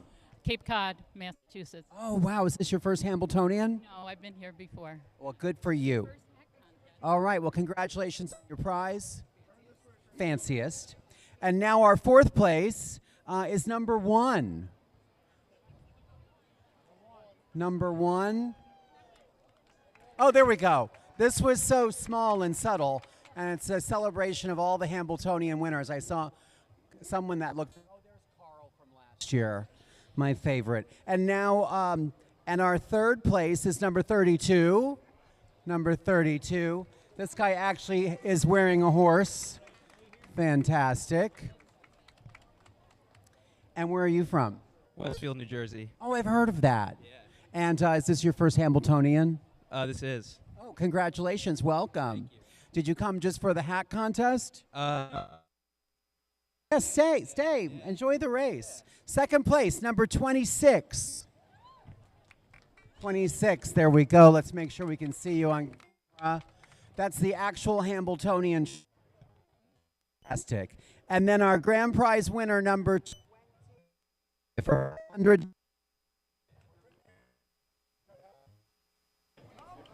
$25, that's you. Okay. Step. Loretta Santos. Loretta Santos. And where are you from, Loretta Santos? Heights. Jersey City Heights. I haven't been to the Heights. I've been to Jersey City. You've got to come 15 minutes away. Fantastic. Who's your pick for the Hambletonian? Number 1. Number 1. Winner. Okay. Very smart. All right. Well, congrats. You've got the Hamiltonian. I loved it because the track is actually rotating. Yeah. It's fantastic. Congratulations. Okay, guys, we're going to come back after next. Have 5 of the stretch. So come on back out after the next race and watch that contest go. We have a very big influencer here. The 5 best dressed, not excluding Carson, because he's automatically.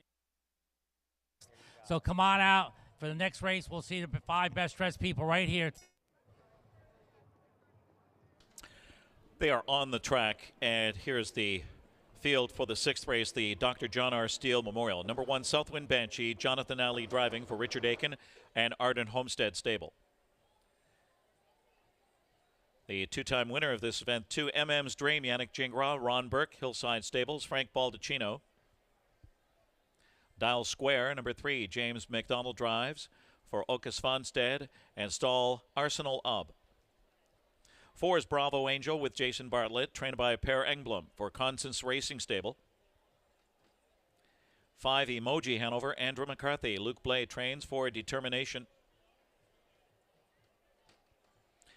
Number 6, Call Me Goo with Tim Tetrick for Ocas Fonstead, Graham Gray Stables, William Roberts, Kiwi Stables, and Ocas Fonstead. The 7, Elista Hanover, Dave Miller driving for Annie Stobie and Arlene and Philomena Curry. And there's Elista Hanover, the Hambletonian Maturity winner. 8, Date Night Hanover, Dexter Dunn, Marcus Melander, Jeff Snyder, Onda Racing Stable. 9 is Drawn Impression with Louis Waugh for Luke Blay and Determination.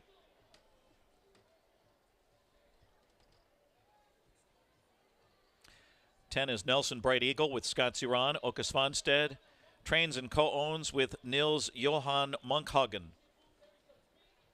11 is Warwi Michelle with Ocas Fonstead. Trains, drives, co-owns with Santandrea Incorporated and Young Guns. For $181,000, sponsored by John R. Steele and Associates. Exacta, Trifecta, Superfecta. This starts the 20-cent Survivor pick 7. The 6, Call Me Goo, the top pick here, 2-1, just missed in the Armborough flight.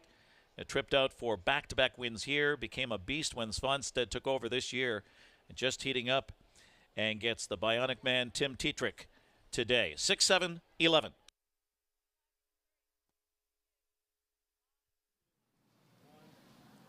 Joining the back paddock here with the 2023 driver of the winning Hamiltonian, Cool Papa Bell there, a long shot on the board that day. We're just going to touch on a pair of horses you sit behind here. A Perfect Annie has an outside draw here and maybe an outside chance looking in, but it was a step in the right direction last week.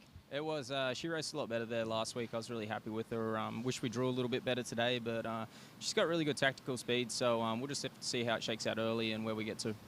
And then in the $1 million Hamiltonian, you sit behind Go Dog Go, who is a favorite going into the Hamiltonian week. You draw the unfortunate post 10. Take us through that trip. He maybe didn't have that late burst of speed that we are used to seeing him being second over, but were you still happy with his elimination? I was. It was a little tricky for him. It was his first time going through detention. He got a little worked up, but reports so far that he's been a lot calmer this week, so I'm sure that'll go a long way for him today. What's going to be the key for him with that outside draw? Well, it's a pretty tricky spot, but we'll just have to see what they're doing inside us, and we're going to really have to think on our feet there and work out a trip as we go. Todd McCarthy looks to capture his second Hamiltonian. He'll try it from post 10 with Go Dog Go. Toddy, best of luck here today. Thanks very much. I appreciate it.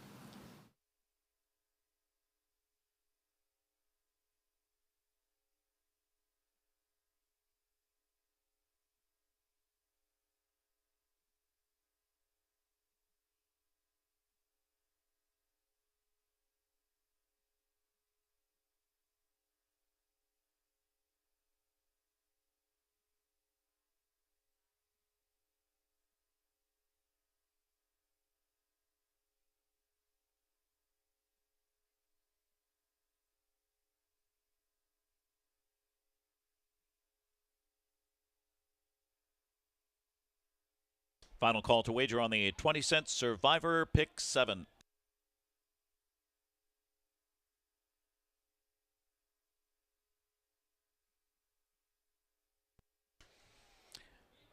Trotting mares at the gate. It's post time for race 6. Preferred equine starting gate rolling for the field of 11. For $181,000, the Dr. John R. Steele Memorial. Sponsored by John R. Steele and Associates. Wide open betting board here, 5-2 on 6 and 7. Call Me Goo. And Elista Hanover vying for favoritism, 4-1 on the 4. Bravo Angel. Also at 4-1, 11. Warwi Michelle in the second tier. Here they come.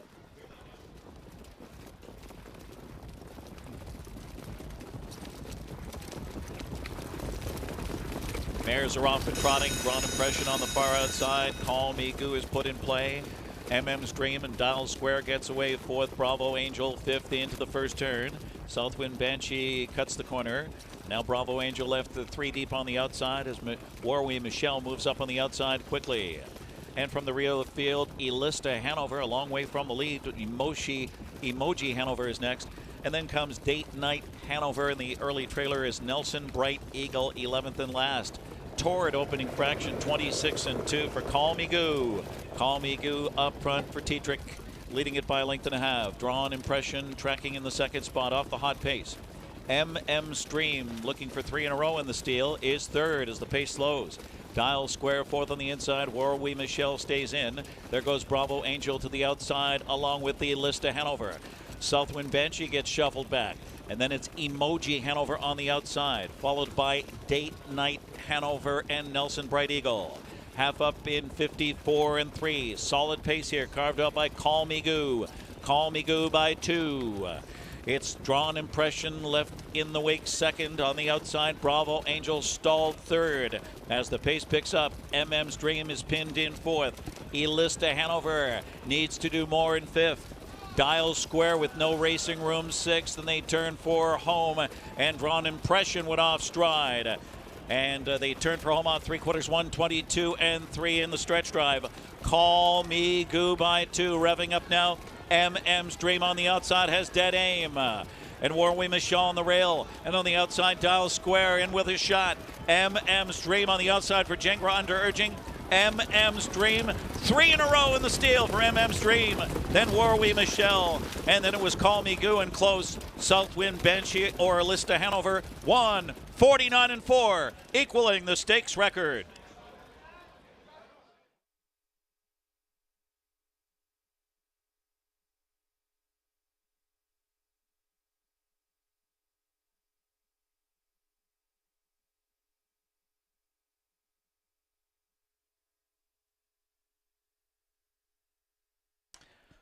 Photo sign up. Also, judges inquiry. Please hold on to all tickets. There's your Brittany Farms slow-mo replay. Photo judges inquiry.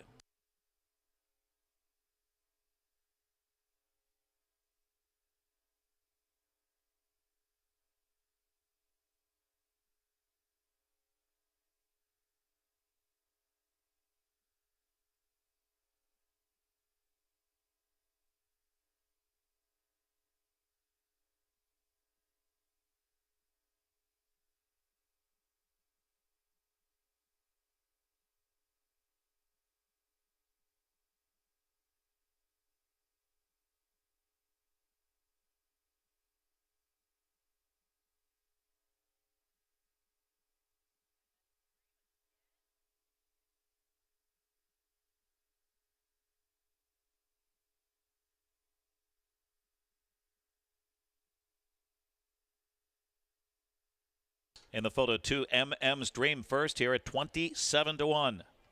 11 War We Michelle second. 6 Call Me Goo third. The 1 Southwind Banshee fourth. 2 11-6-1. Inquiry continues.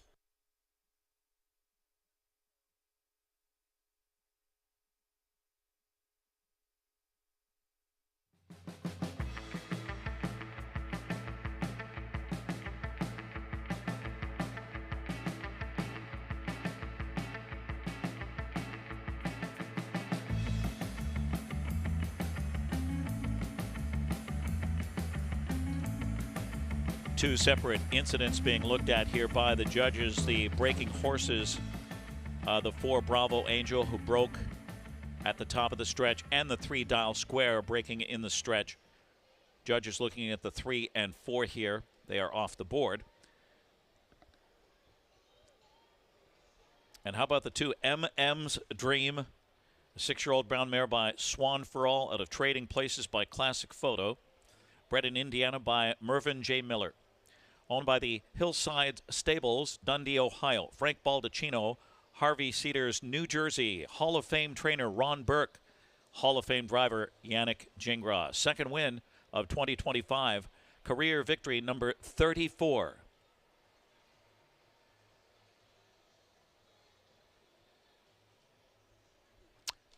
And she's closing in on the $2 million mark in career earnings. It's the mile of her life here. She won the 2022 edition in 1:49.4 and set the stakes record. She equals her own stakes record here today. She won it in 2023. Correction, that was Bella Bellini, 1:49.4, 2022. MM's Dream winning it in 2023, 150, and last year 150.4.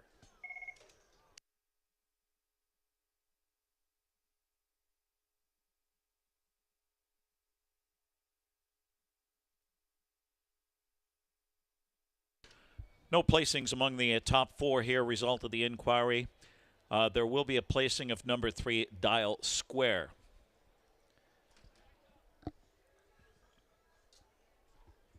Winner Circle presentation, the Dr. John Steele Memorial, sponsored by John R. Steele and Associates, presented by Dr. James Mitchell, Jeff Steele, Dr. Steele's son, and Jack Steele, Dr. Steele's grandson. This race, formerly known as the Fresh Yankee, pays tribute, honors the longtime Grand Circuit veterinarian to the stars. Dr. Steele had a passion for trotters and even in his later years rarely missed a Hambletonian.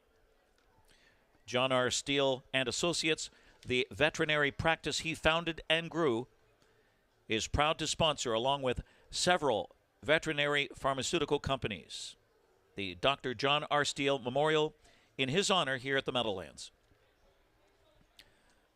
And again, MM's Dream makes it 3 in a row in the steal and equals Bella Bellini's stakes mark of 149 and 4 set in 2022.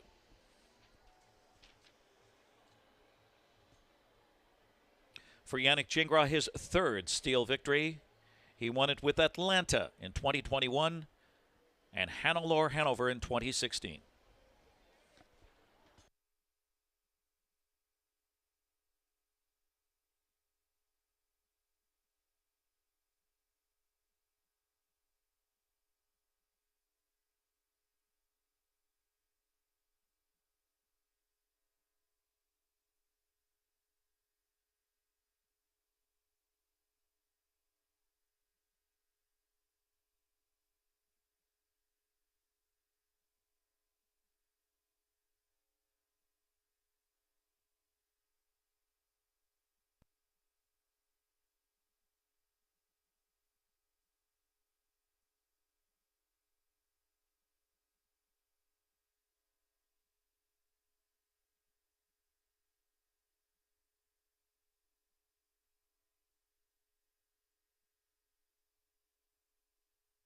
There are no changes in the 7th race. It's a New Jersey Sire Stakes final, sponsored by the SBOA of New Jersey and Trot Pack. Exacta, Trifecta, Superfecta, and Pick 3. Race 6 official.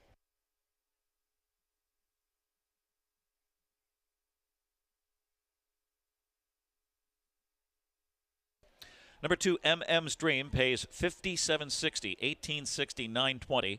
11, Warwee Michelle, $6.60, $4.20, and the 6, Call Me Goo, $3. The exacta of 211 pays $413.20. A 211.6 trifecta, $1,906.40. The pick 3, $752.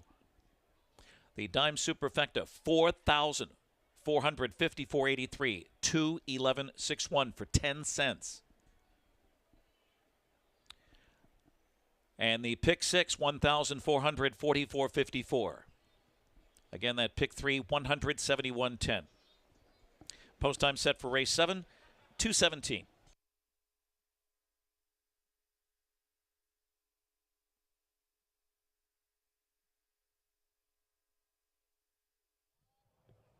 No stranger to the winner's circle is this mare in this Dr. John Steele Memorial, as MM's Dream captures this stakes event for the 3rd consecutive year. A little bit, I'm here with winning co-owner Frank Baldacchino, and Frank, a little bit different this year though, because this year she was coming into this race a little bit under the radar. What were your thoughts about that?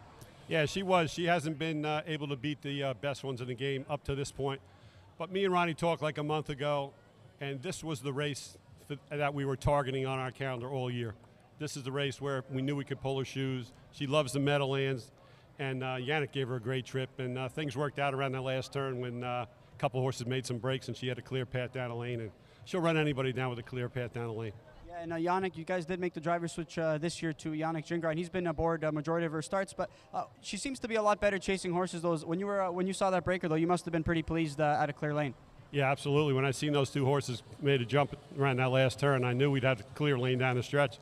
And, it's a new lifetime mark, 49-4. She raced super. I mean, she's 6. I mean, what can you say? And obviously, this is a mare who you've been a part of from the very beginning. I mean, just what's it like still watching her compete at such a high level? Oh, it's awesome. I mean, she's been a great horse since 2, 3, 4, 5, and now 6. And doesn't get any better than that. Obviously, you're such a big fan of the sports. You love being a part of these big days. I know people close to you are here celebrating with you as well. What's that been like for you, Frank? Yeah, it's great, especially when you win a big race like this. And it's kind of unexpected, but like I knew deep down, and we knew we came here with a purpose. We came to win, and fortunately it worked out. Congratulations, Frank. Enjoy the rest of your day as well. Thank you so much. All right, there's MM's Dream, Yannick Gingras, Ron Burke, Frank Baldacchino capturing this event for the 3rd consecutive year.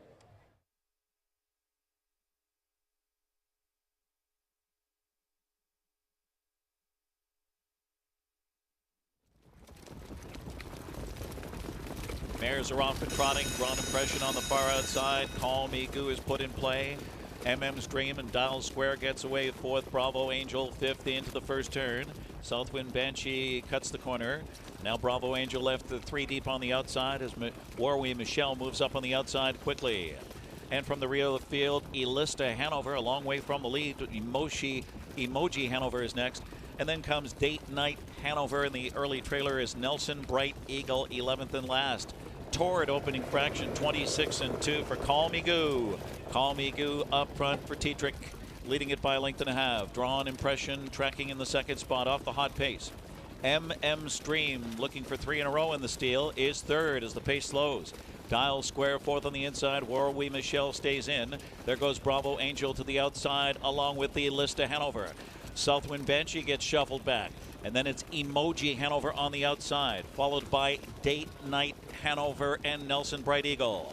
Half up in 54 and 3. Solid pace here, carved out by Call Me Goo. Call Me Goo by 2. It's Drawn Impression left in the wake second. On the outside, Bravo Angel stalled third. As the pace picks up, MM's Dream is pinned in fourth. Elista Hanover needs to do more in fifth. Dial Square with no racing room sixth, and they turn for home, and Drawn Impression went off stride. And they turn for home on 3/4, 122 and 3 in the stretch drive.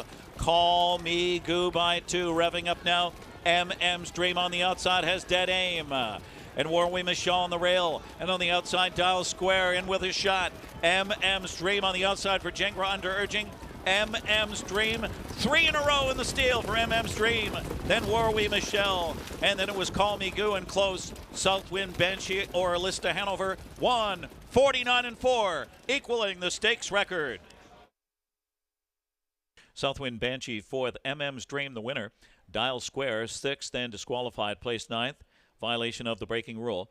Bravo Angel 11th. Emoji Hanover 8th, place 7th. Call Me Goo 3rd. Elista Hanover 5th. Date Night Hanover 9th, placed 8th. Drawn Impression 10th. Nelson Bright Eagle 7th, place 6th. Warwi Michelle 2nd. It's 4-1. 6th, disqualified, place 9th. 11th, 8th, place 7th. 3, 5, 9th, placed 8th. On the other page, 10, 7th, place 6th, and 2, 1:49 and 4.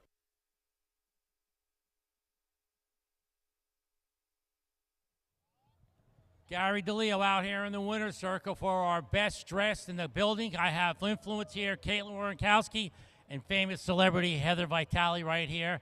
We're going to pick the top 5. We're going to go down from the 5th all the way up to the 1st. We're giving them from $150 all the way to $1,000. So when I call your name, girls, come on over here and we'll give you your prize. In 5th place, for $150, Abby Solania. Abby, where are you at? Abby, $150. Abby is not here, so we're gonna move on.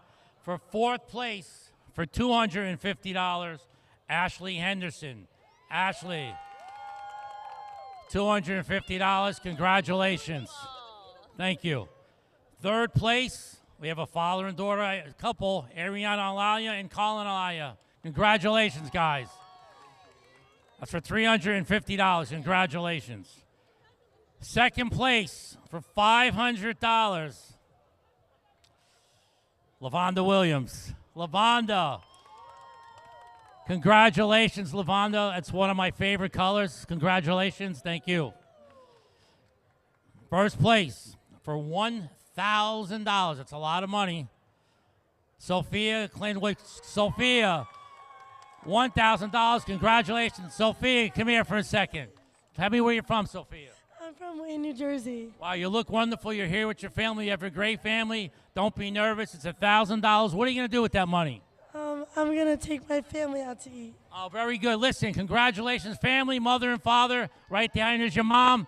Congratulations, everybody. Don't forget, we have many more races to go. We have a lot more things. Make sure you check out the rooftop.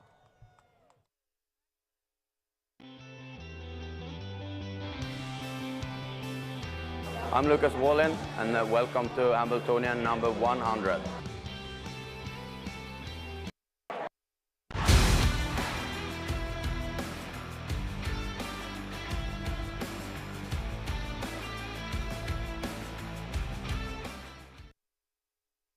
Welcome, racing fans, to the outside set once again on the Hamiltonian Day, Hamiltonian 100. So excited to once again be joined by Carson Kressley. Thanks so much for coming back to the Hamiltonian this year. Oh my gosh, they couldn't keep me away. I love it here. We can keep the rain away though this year, right? We did, yeah. This is some real, I'm not a weather person, but I would like to take credit for today's weather. It's phenomenal.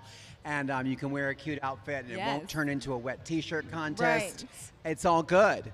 All right, so you were with us at the draw this week. You learned a little bit about some of the contestants. Exciting day ahead of us, of course, with it being the 100th Hamiltonian. Yeah, I love it. I love doing the draw, and I got to meet some of the owners and trainers and really get the backstory on both the Oaks and the Hamiltonian. And I feel like I know what I'm doing this year, and I have some really good race picks. You do. Who is your race pick? In the Oaks, I really like Deja Blue. I agree. I think that's a good pick. And both parents, the sire and the dam, that's the mommy and the daddy, they each won a Hamiltonian. Yes. And I heard that the sire is right over here trackside, and you can go meet him. Yes. So I'm going to go check him out. All right, we're going to come back with you for your Hambo pick and a couple of other things, but we're going to send it up to Ken for the post-braid of race 7.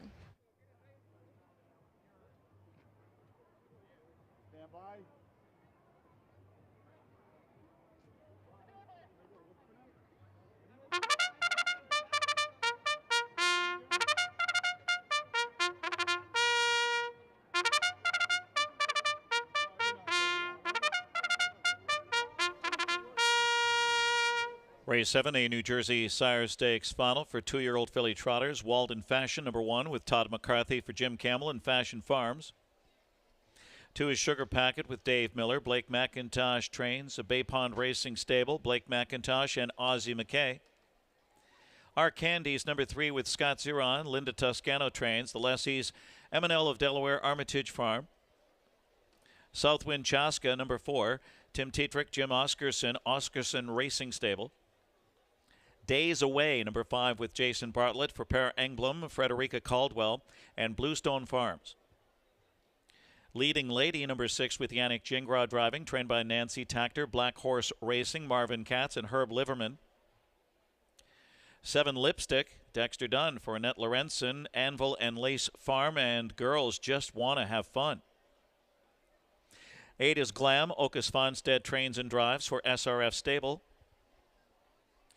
The 9, Emma's Mystery CCL with Andrew McCarthy and Noel Daly trains for Winning Key Incorporated.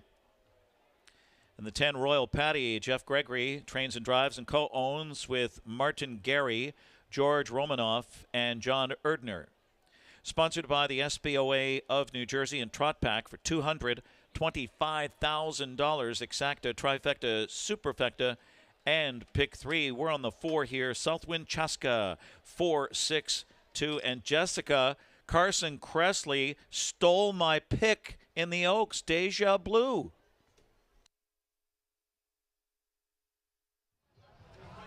Well, Carson, I don't know if you heard that, but track announcer Ken Workington likes Deja Blue as well in the Oaks, and she's my top pick too. I heard that. I also like Champagne Problems. Yes. It's a little Taylor Swift there. Which is, that's a fun name. I love a good name. All right, in the Hambo, who do you like in the Hambo? In the Hambo, I like Super Chapter. I also, I saw that Maryland. It's one of my favorite states. Okay. Is also, the odds are like 3 to 1. So that's really interesting. I know he's, a great horse and maybe hasn't had his moment yet this year. So today could be the day. It's perfect conditions for kind of everybody. You could be peaking at the right time. All right, there were a lot of hats out there in the winner's circle. How awesome was that? Yeah, we had more entries than ever. I think there was over 30. And they were incredible. The winner of the $1,000 prize, the jackpot stake, was one that had actual moving racehorses going around the hat. Lots of time put into that. Yeah, time, batteries, probably lots of, ruined swear words. glue fingers, hot glue burns.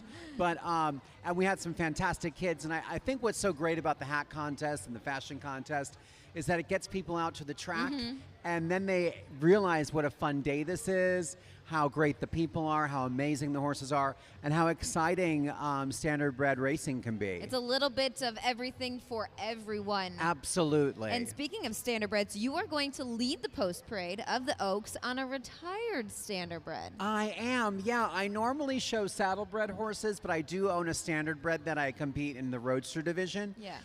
But I haven't ridden a standardbred ever.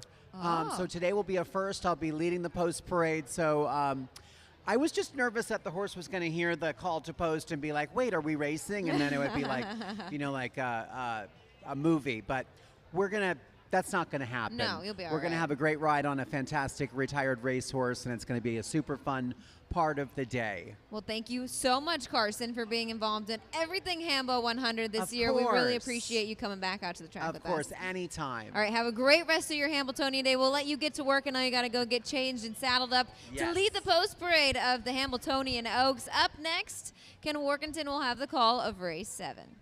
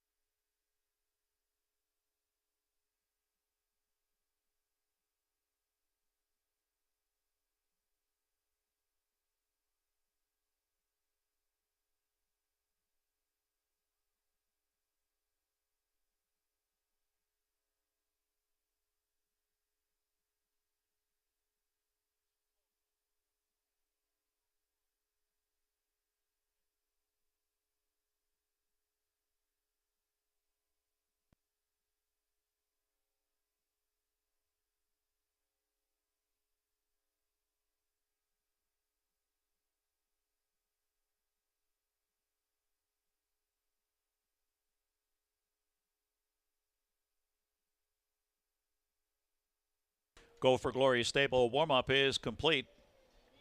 It's post time for race 7. Final call to wager here. A New Jersey Sire Stakes final. Preferred equine starting gate rolling. Race 7 for $225,000, sponsored by the Standardbred Breeders and Owners Association of New Jersey and Trot Pack. Field of 10 two-year-old filly trotters lined up here. For the Sire Stakes Championship, the 6th leading lady looks to go 2 for 2. She is 7 to 5. 5 to 2 on the 4. Southwind Chaska. She's looking to go 3 for 3. On gate, race 7. Here they come.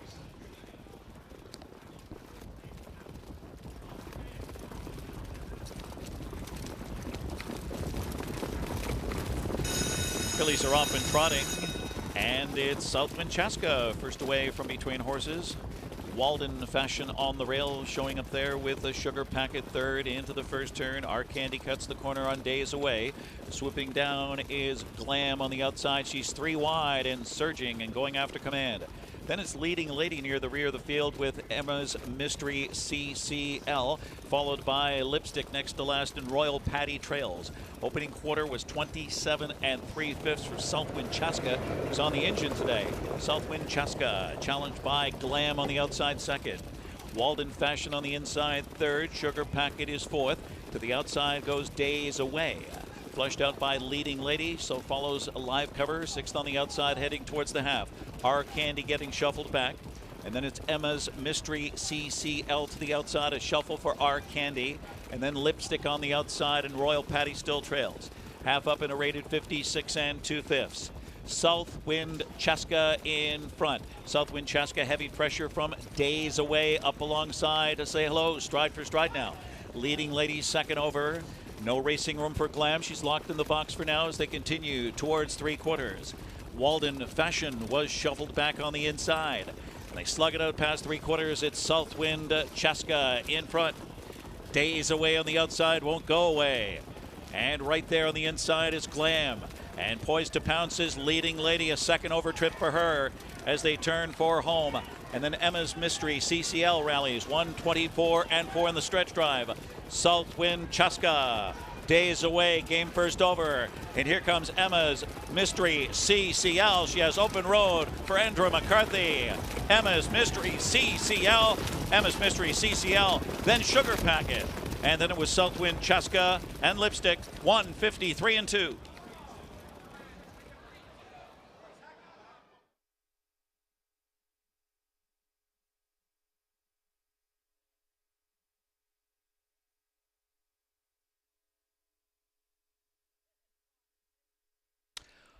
On your Brittany Farms slow-mo replay, it's the 9 Emma's Mystery CCL, 153 and 2. Judges posting 2 Sugar Packet second, the 4 Southwind Cheska third, 924, and a photo.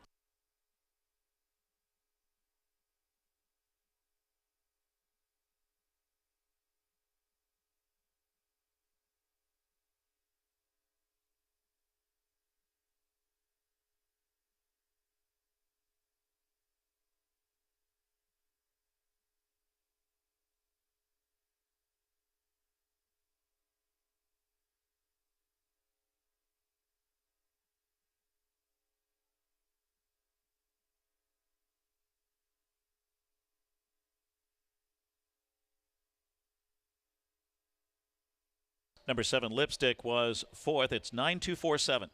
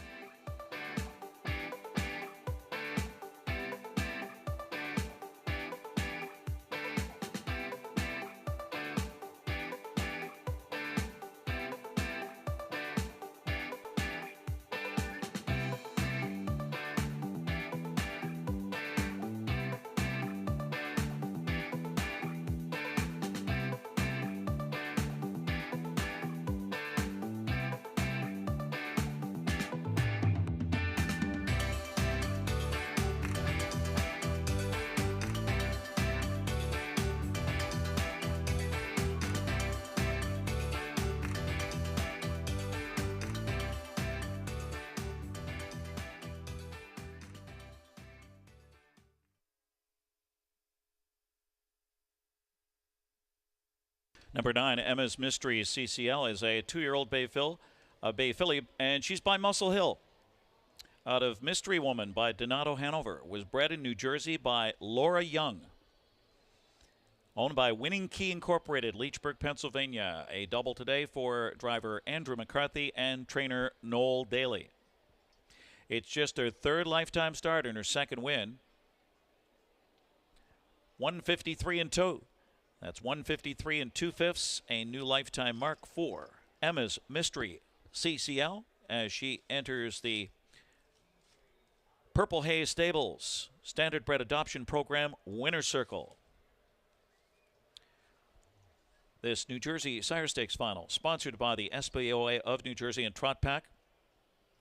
And we welcome Mr. Mark Ford, who's the president of the Standard Bred Breeders and Owners Association of New Jersey. Mark Ford, Executive Administrator Al Oshner, and our SPOA directors. Trophy presentation to Emma's Mystery CCL, Andrew McCarthy, Noel Daly, Winning Key Incorporated. Nancy Belgia has the trophy to the Winning Connections. And it's official. The 9 Emma's Mystery CCL pays $33.40, $17.20, $8.40. The 2 Sugar Packet, $16, $8. The 4 Southwind Chaska, $3.40. Only the exacta being displayed right now on the board, 9-2, $299.40.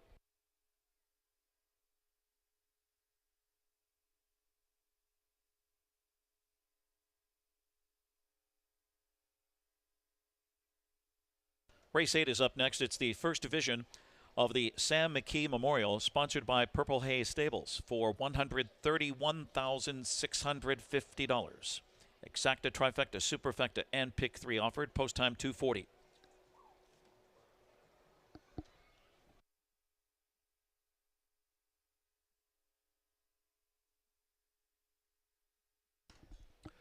The pick 5, $4,528.64. Nice pick 5 payoff there. Dime Super, $1,812.06. 9247.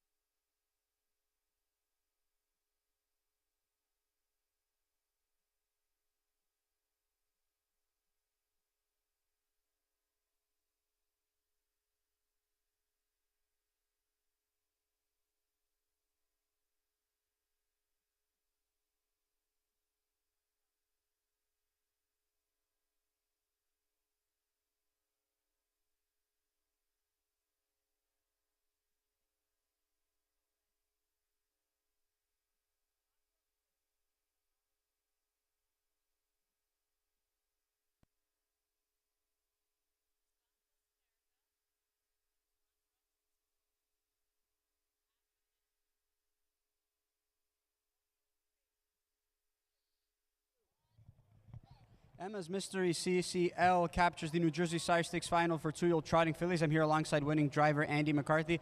You had post 9 here tonight. What was your game plan going into it? I was just going to let her tell me what the game plan was. You know, she didn't handle the tracker last start very good. It was quite deep, and she just struggled to get through it. So I was a lot more confident today with a little bit of a tighter track, but I was just kind of letting her tell me what she wanted to do. You know, she got out of there pretty good, but everyone didn't as well. But it just worked out where, you know, we had a pretty good flowing trip there, and she was good enough to overcome it. You know what? She was impressive in her career debut when you sat behind her. She was impressive here tonight, this afternoon. But this was a filly who you chose over another one who was highly touted after the yearling sale. What was it about this filly that impressed you? Just the strength, you know. I go and help Noel a lot in the wintertime, and I got to sit behind her a lot in the wintertime, and you know, I always really liked her. You know, she was a little bit quirky at times, but I could just tell she had a lot of power, and you know, so I just that was pretty much the decision. Just felt like she had a little more power. You referenced the deeper track from last week, though. Is that something that you kind of know or have a feel for from the start of the day, from race number 1, or is that something kind of you gauge in post-parade with this filly going to the gate? Yeah, well, I knew it was tighter at the start of the day, so that kind of gives you a little bit of a heads up. But then after scoring them down, you know, you really get a feel for them and see how she's feeling. And, you know, I kind of let her scoot along for about, you know, 1/8 of a mile, and she felt great, so I knew we were going to be okay. Congratulations, Andy. Best of luck the rest of the day. Thanks, Johnny. All right, there's Emma's Mystery CCL, Andy McCarthy, Noel Daly getting it done here in this New Jersey Sire Stakes final. And ladies and gentlemen, at this time, we ask that you please rise, and we welcome Ronald Brooks. And Mr. Brooks, an accomplished vocalist and motivational speaker, his story truly inspiring. And he sings, "God Bless America." Please rise.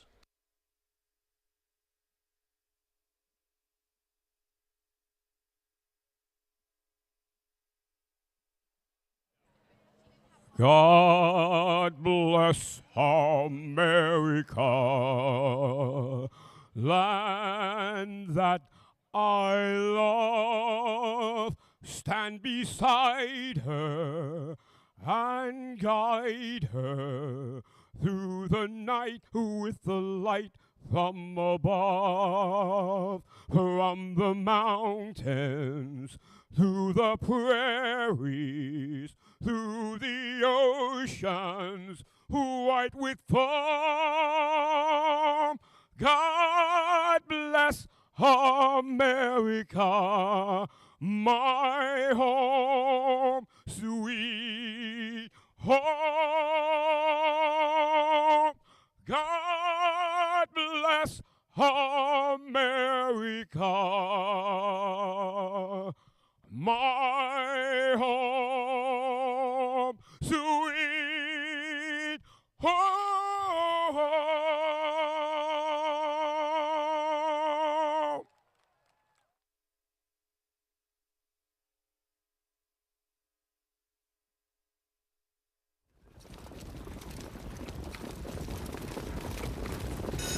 Fillies are off and trotting, and it's Southwind Chaska first away from between horses.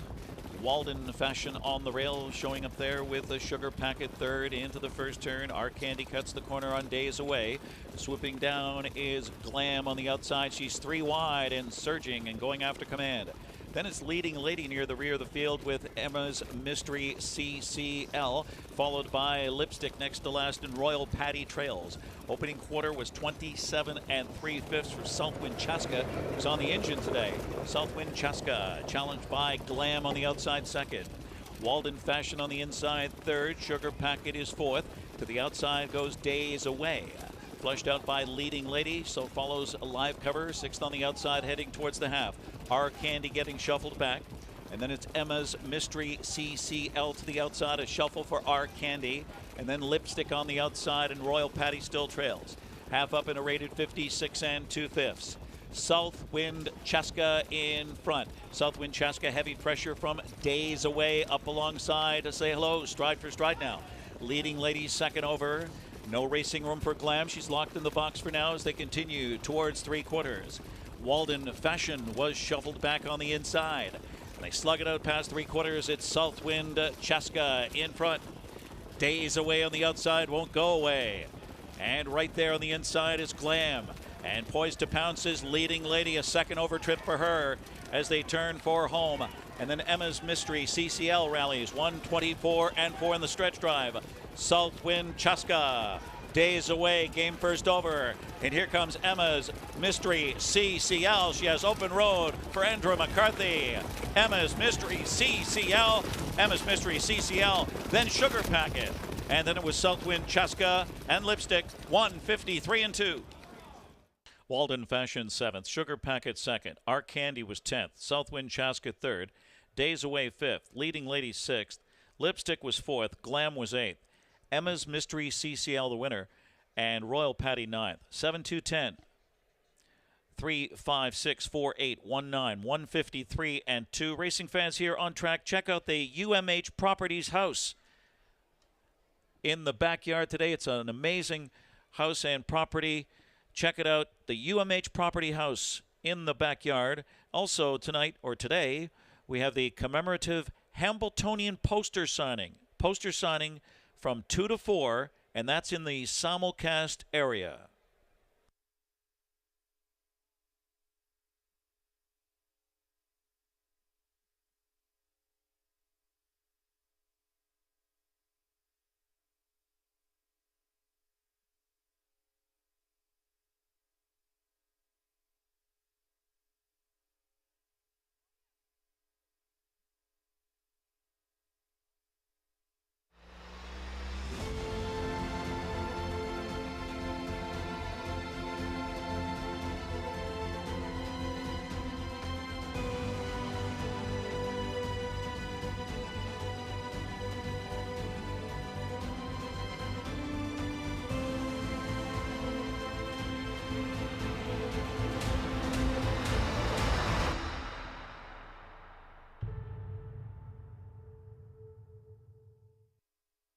Marcus Melander, the youngest to be named Trainer of the Year, enjoyed the best season of his skyrocketing career in 2024 with more than 100 wins and $6.4 million in purses. Melander campaigned Dan Patch Award winner Maryland, Winter Book favorite for the Hamiltonian, and one of 5 for Melander in the top 10. His other top performers were Oh Well, Date Night Hanover, French Chronos, Super Chapter, and Periculum, the 2025 Cutler Memorial winner. Melander unveiled another promising battalion of 2-year-olds in 2025 from his New Jersey base. The Melander star continues to rise. Just call on Marcus.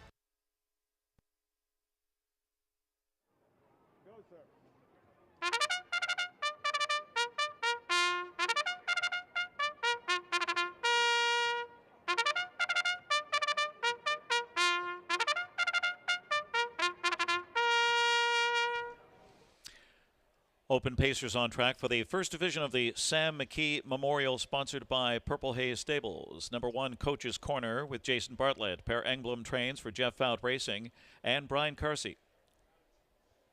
2 is Maximus Mickey. He's just stepping on the track. Andrew McCarthy for Tom and John Cancellari. 3 is By the Missile with Yannick Gingras, Ron Burke, Burke Racing Stable. Eric Good, Rich Lombardo Racing, and Weaver Buscemi. Musketeer Hanover, number 4 with Dave Miller for Jason Johnson, Mulligan Stables, and Calcutta Stable. 5 is Fun Time Bayama with Tim Tetrick, trained by Andrew Harris, a co-owner with William Pollock and Bruce Ehrman. Captain Luke, number 6, Dexter Dunn, Andrew Harris, William Pollock, and Bruce Ehrman. Oakwood Arden, number 7, Jordan Stratton driving for Robert Cleary, Royal Wire Products. 8, No Control with Louis Waugh, trained by Victoria Stratton for Tan Micallef, Kiera Liberté, and Ian and James Clark. It's My Show, number 9, Scott Ziron, Linda Toscano, Richard Young, and Joanne Young. The Sam McKee Memorial First Division, sponsored by Purple Haze Stables, $131,650, Exacta, Trifecta, Superfecta, and Pick 3. The Sam McKee Memorial pays tribute to the late, great Hall of Fame announcer and colleague Sam McKee, who passed away in 2017. The loss sent shockwaves throughout the entire industry. A beloved colleague, a key figure at the Meadowlands for more than a decade. And we miss him every day. The 1, Coach's Corner here at 13-1. No chance after a slow start for post 8 in the Garrity. He had loads of traffic in the Houghton division. He gets a serious chance to trip out from the rail with Jason Bartlett. Right now, 13-1. 3, By the Missile, 7-2. He was used too hard post 11 in the Houghton. And the 2, Maximus Mickey at 8-5. Sat just off the speed and unleashed a 26-2 late surge and scored in 1:48 in the Houghton. 1-3-2.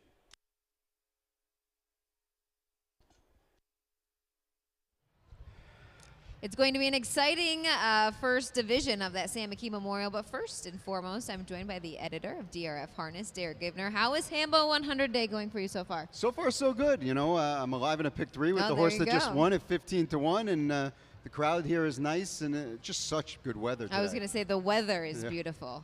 That's all anyone's talking about is how nice the weather is. You were in the Fan Zone tent earlier today. How cool was it to you to see some of those old-timers come back? Oh, it's awesome. I mean, I think I tweeted something out that you had so many training wins there. You had Chris Ryder, and right next to him is Brett Pelling and Ron Burke. And it's just fun for the fans to be able to see these people up close and personal. And they were really involved in it, too, which is always something that's exciting. But we're going to get right to it. DRF Harness is one of the platforms where you can find anything, anytime. I feel like you've got a big team behind you that does such a great job. Just tell us a little bit about DRF and the digest and what it's all involved with. Yeah, DRF Harness Digest, as you see up there on the screen, you can just scan that QR code on your phone and sign up in seconds. And basically it's a newsletter, comes out usually once a week, a little bit more during the sales season. And what we're trying to do is bring you fresh content, things you haven't read everywhere else. You know, we don't just pick up the press releases from other people. We have writers writing things, you know, just to try to make you think a lot of times, and some analysis and a lot of other stuff like that. And obviously the website, drf.com/harness, and DRF Harness on social media, Facebook, X, as you will. Twitter, whatever that is. We're just trying to get all the information out to the people, whether it's analysis or feature stories or breaking news, and I think we do a pretty good job. At least I'd like to think so. I agree with you there. It's something I look forward to reading each and every week. It comes out on Thursdays, right? I usually read about Friday. Yeah, the newsletter comes out every Thursday, usually between like 4 and 5:30 p.m., somewhere around there, and then during sales season, we'll put out extra issues for Lexington and Harrisburg, just to try to provide more coverage when there's a lot going on. And you guys put on a special edition of the Hambo this week. Of course, everybody's been telling all different sorts of stories leading up to Hambo 100 just because there's so much history behind it. Yeah, I mean, we put out a couple of interesting stories. There was one story where I asked like 15 different people their greatest Hambo moment, which I thought was pretty cool. We had interviews with a bunch of the different trainers that are involved in the different races, you know, just trying to give the fans as much Hambo as we could, basically. I feel like sometimes I think I overdo it. You know, That's all right. I can get away with less, and I just can't help myself. I want to give them more. Yes, and it's always fun to read all of those. All right, time to put our handicapping caps on. And when I asked you what your top 4 picks were in here, I was happy that we are agreeing on Maximus Mickey. I have been a fan of this guy from day one. He loves the Big M. He loves, you know, any sort of trip Andy works out with him. I think Andy's been a perfect fit for him. The Cancellieri brothers have done a phenomenal job, and he finally was able to punch through with that big win last time out. Yeah, he was spectacular last time. And even if you go back and look at the efforts before that, they were very good. Yeah. Last time he ran into a little bit of traffic trouble, you know, and he still raced really well. I mean, is 3-2 a great price to take on him? No, probably not. I mean, if you're looking at the board and you're just thinking, hey, I want to bet one horse here, I'd probably bet Funtime Bayama at 9-1. I was talking to trainer Andrew Harris earlier, and he kind of intimated to me that maybe they would leave this week, which is kind of interesting. All right, real quick, they're heading to the gate. Who's your Hambo pick? I'm going to go with Maryland. I Okay. mean, I don't think the price is going to be great, but I think he's the best horse in the race. It's definitely wide open. Absolutely. There's 6 or 7 horses that could legitimately win the race. All right, thank you so much for joining me, Derek. Have a great rest of Hambo 100 Day. We'll send it up to Hall of Famer Ken Workington for the call of race 8. Go. It's post time for race 8. They're at the gate here for the 8th Sam McKee Memorial First Division, sponsored by Purple Haze Stables. $131,650. Preferred equine starting gate is moving. 3-2 favorite to Maximus Mickey at 3-1, 3 by the Missile. 5-1 on 6. Captain Luke on gate. Race 8. Here they come.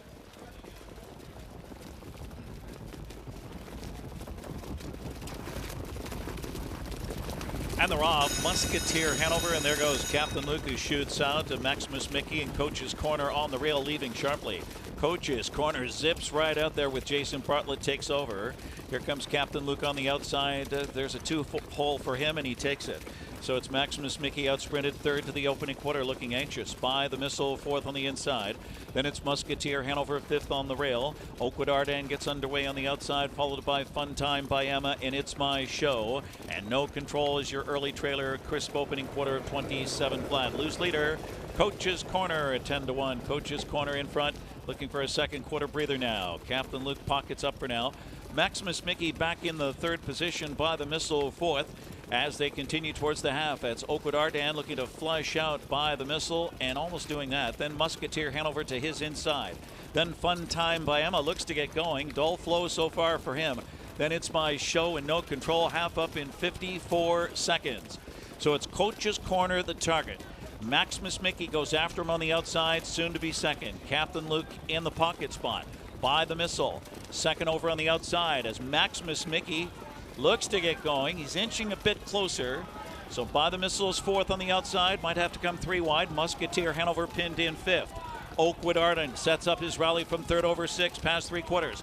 Coach's Corner there in a brisk 1:21 flat, 27 flat third quarter. Coach's Corner by length and a half.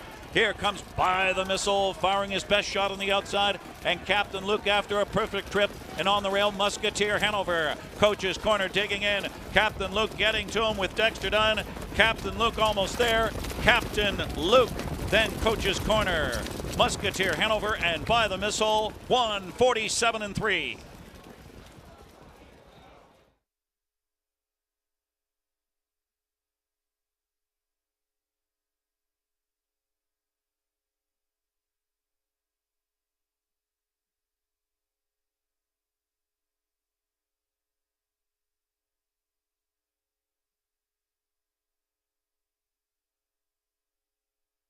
Judges posting 6, Captain Luke with the 1, Coach's Corner, second, 6-1, and a photo on your Brittany Farms slow-mo replay.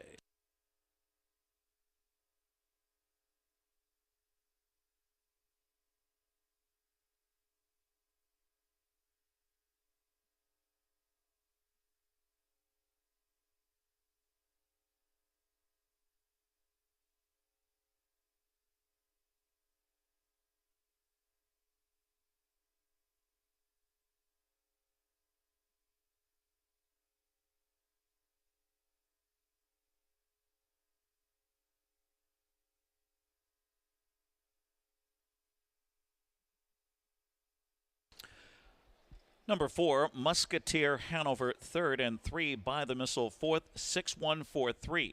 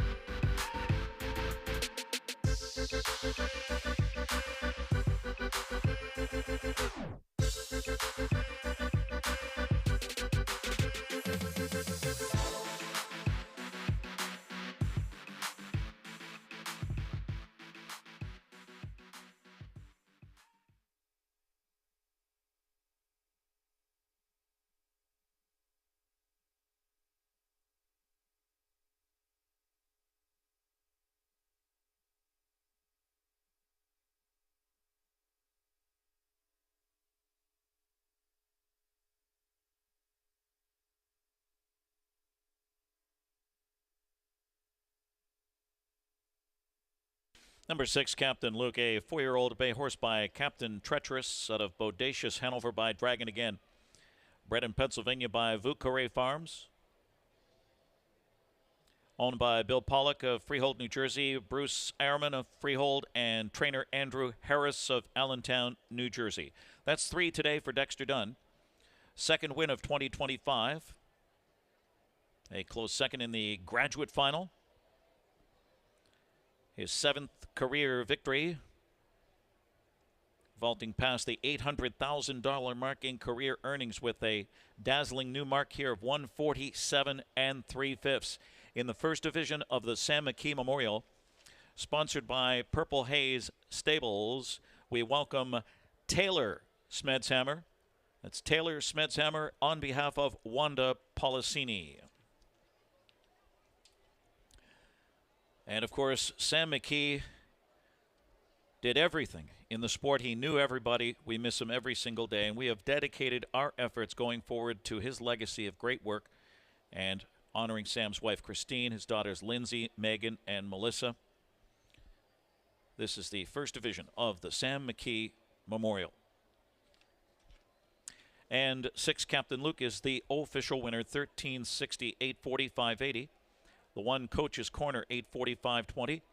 And the 4, Musketeer Hanover, paid $19 to show. A 6-1 exact at 93, that's 93.60. 93.60, 6-1. 6-1-4 trifecta, $1,660.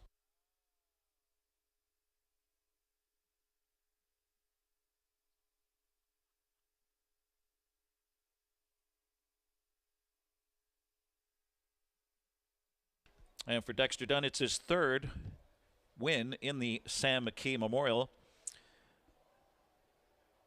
He won it in 2020 with Better's Wish and set the stakes record with Catch the Fire, 146-4 in 2022.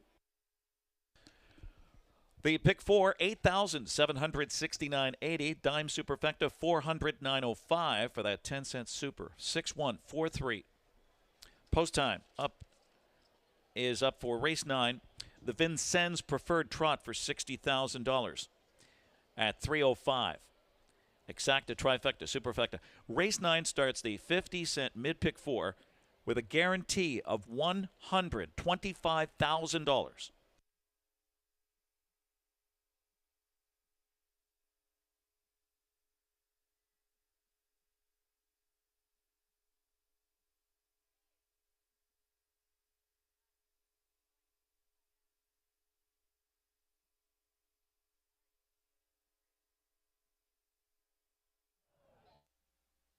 By here with the winning connections of Captain Luke. Dexter, this trip had to work out as best as you could possibly have ever imagined it.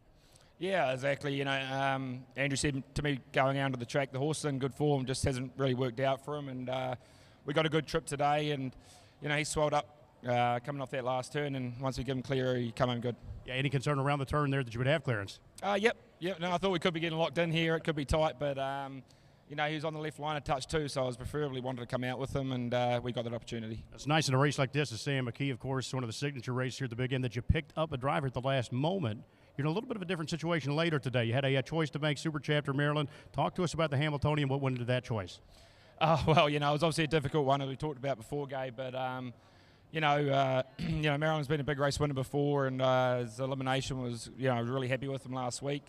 Super Chapter's been unbelievable this year as well, obviously. So, yeah, I made the call, and hopefully it's the right one, but pleasure to be part of the race. Best of luck today. We're all looking forward to that one. Dexter, we'll bring in Andrew Harris here. Andrew, talk to us about this effort today from Captain Luke. Finally got that just great trip. He had so many traffic trouble trips. No, that wasn't the case today. No, it wasn't. You know, Dex gave him a perfect trip, and I couldn't thank him enough for that. He's been super sharp. Last week he just kind of got stuck with a bad trip, but he's been racing great all year, and I couldn't be happier with him.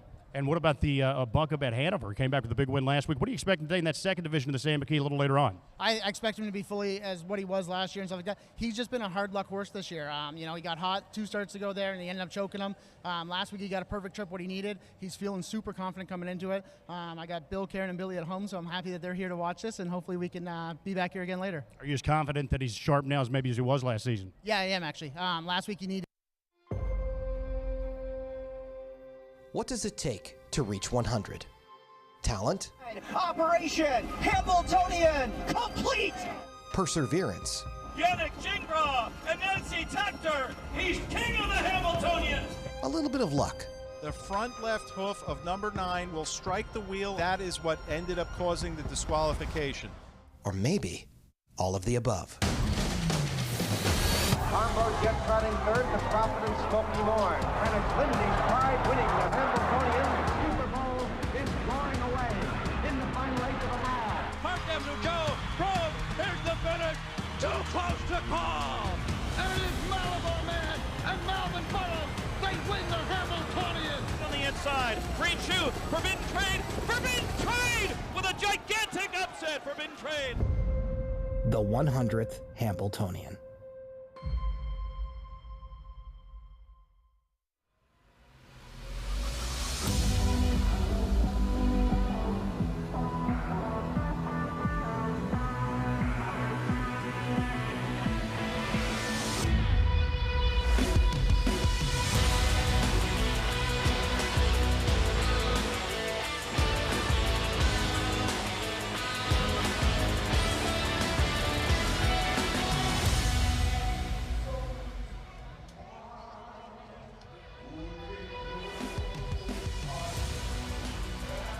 The Meadowlands Racetrack in East Rutherford, New Jersey. Today, the epicenter of the harness racing world as we present the centennial edition of the Hamiltonian. Beautiful afternoon for racing and a large crowd on hand today, taking in all of the fun-filled festivities. A little bit of something for everyone today, young and old alike, as excitement abounds as we move toward the $1 million Hamiltonian, the most important race in the sport of harness racing. There's a look at what we have coming up today. Busy afternoon on the show. We'll start off with the Vincents Trot race number 9. On the undercard, the Hamiltonian Oaks is the highlight, the filly counterpart to the Hamiltonian. $500,000 on the line there. Top holder trotters in the John Cashman Memorial, and of course the 100th $1 million Hamiltonian. And that comes up in race number 12 on today's program. And hi again, everybody. Welcome trackside here at the Meadowlands. Greg Blanchard, pleased to be joined once again by Emily Ratcliffe this year. And Emily, it is hard to believe when we think about the Hamiltonian that we're already at the 100-year mark. Incredible. 100 years, Greg. That is hard to believe. 100 years, one race, but it's more than just a race. It's a rite of passage. Since 1926, this race has crowned the best 3-year-old trotting colts in North America, and through the decades, it stood the test of time. It's also become the race that every driver, trainer, and owner want to win. And so many storylines each and every year, and I think the one this year may be the depth and how wide open this race is. In fact, a couple of undefeated colts heading into the final this season. They went in undefeated to their eliminations a week ago. We're going to take a look back now and show those 3 eliminations to you and dissect how things unfolded here. One of those colts who had yet to taste defeat this season coming in was Emoticon Legacy. the Canadian-based Invader, same connections in Luc Blais and owner's determination, who won this event a few years ago. Louis Philippois driving this guy, Emily, handled him nice and confidently here. The winning move coming in the second quarter. That was the winning move right there. We're taking a look at it. And as you said, Louis Waugh making his Hamiltonian debut. This will be his first Hamiltonian appearance, and he's got just the horse to do it. This horse has pedigree behind him, the connections behind him, and he just oozes confidence, Greg. People may be a little critical here. It looked like he was going to get beat, but he did what he had to do to get the job done, and as I said, a super professional horse. Very important that he found the wire just in time here and holds on. That ensured that he would get a good post position for the final. Yes, detractors will say, he was tired, maybe needed that wire, could be vulnerable this week. Others will say there's lots of room for improvement and he could be that much better. The other colt who came in yet to taste defeat on the season was Super Chapter for Marcus Melander, and Dexter Dunn with similar tactics just floated him to the lead in the second quarter. He did, and this colt's undefeated in 5 starts. He's another one that has passed every test they have thrown at him, and he just is so confident, as is driver Dexter Dunn. Horses were taking aim at him, as they have all season, but he's another one that just gets the job done when he needs to. An eye-catching rally from Maximus Miras, who was the runner-up there. And a different approach totally in the third and final elimination as Oka Svanstedt, a 2-time Hamiltonian winner, changed up the approach with Nordic Catcher this week. From post 1, he jetted straight to the front, took no prisoners. Yeah, took no prisoners and took no chances. The horse looked like he showed a new dimension to himself. As you said, he put him on the front. He's been forwardly placed in previous races, but a nice, sharp front-running effort here, and it was a new lifetime best. I thought he showed a new dimension of himself. A lot of eyes on that particular effort, but there were a lot of eyes on the horse that finished second as well. His name is Maryland. He's perfect this season too, but for a different reason.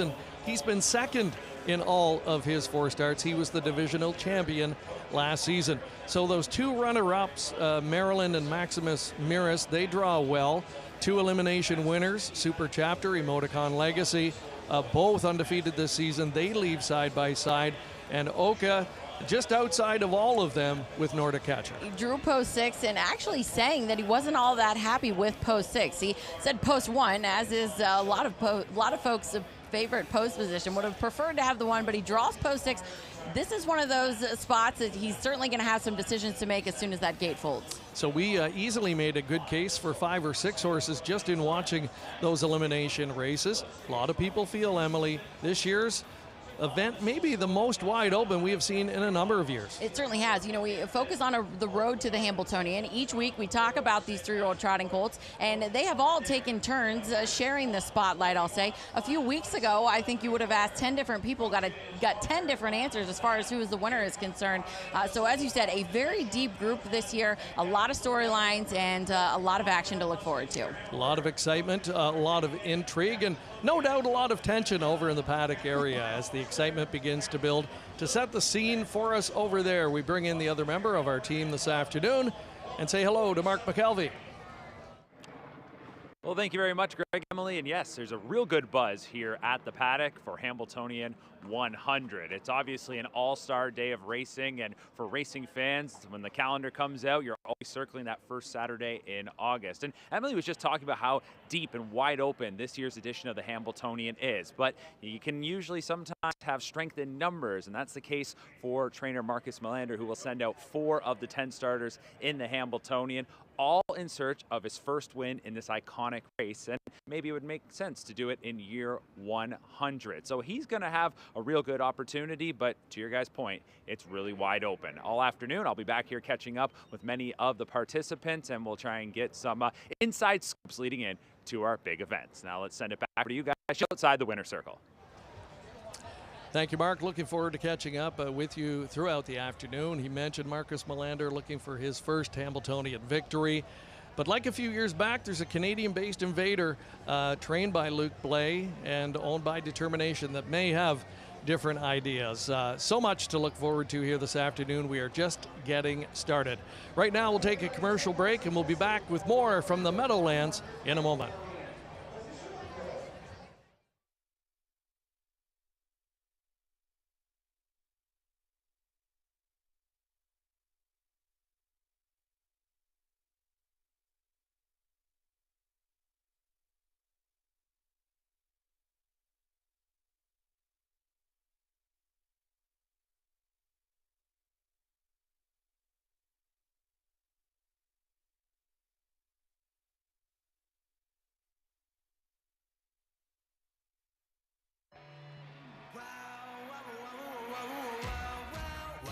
New Jersey. We've got more summer wows under the sun than anyone. So come see what your wow's gonna be in the little state of New Jersey, where it's one wow after another, after another, after another. You get it. Find your wow at visitnj.org. New Jersey, little state, lotta.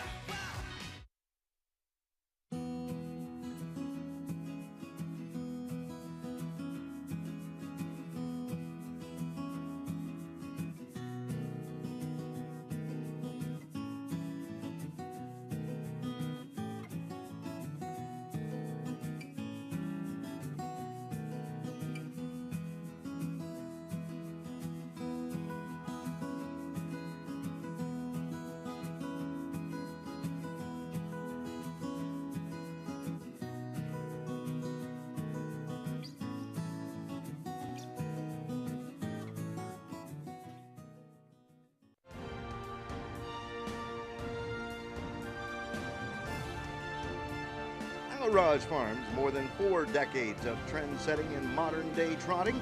Al Raj Farm is the birthplace of millionaires such as Fern, Muscles Marinara, Whiskey Taps, and Dewey Color in the Line.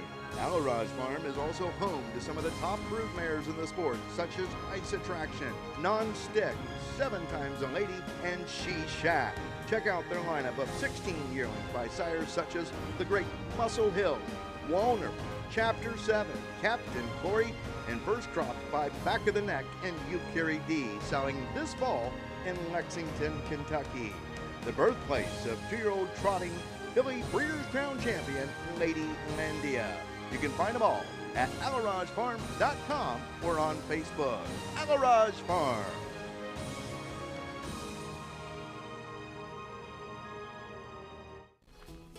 You have to get out and embrace the adventure.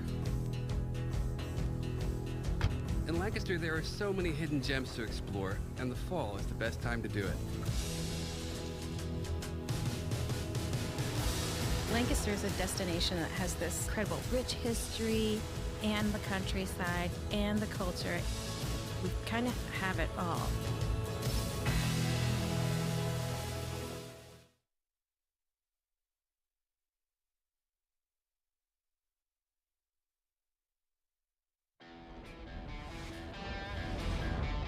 Monica Hanover charges up at him. Stanley Dancer waves his whip, and Super Bowl responds. Into the stretch, Super Bowl, trotting strongly, leads the way by 2. Racing in second, Monica Hanover flushes third, and Super Bowl is going away. In the final 8 of the mile, Super Bowl going away from Monica Hanover and winning the Hamiltonian.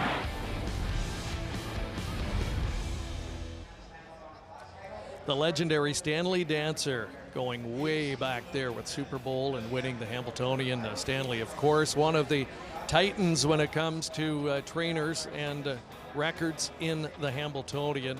He is one of only 3 5-time winners. His dominance started in the late 60s, throughout the 70s, even into the 80s. Of course, it was Ben White who first came into prominence in the early days of the Hamiltonian.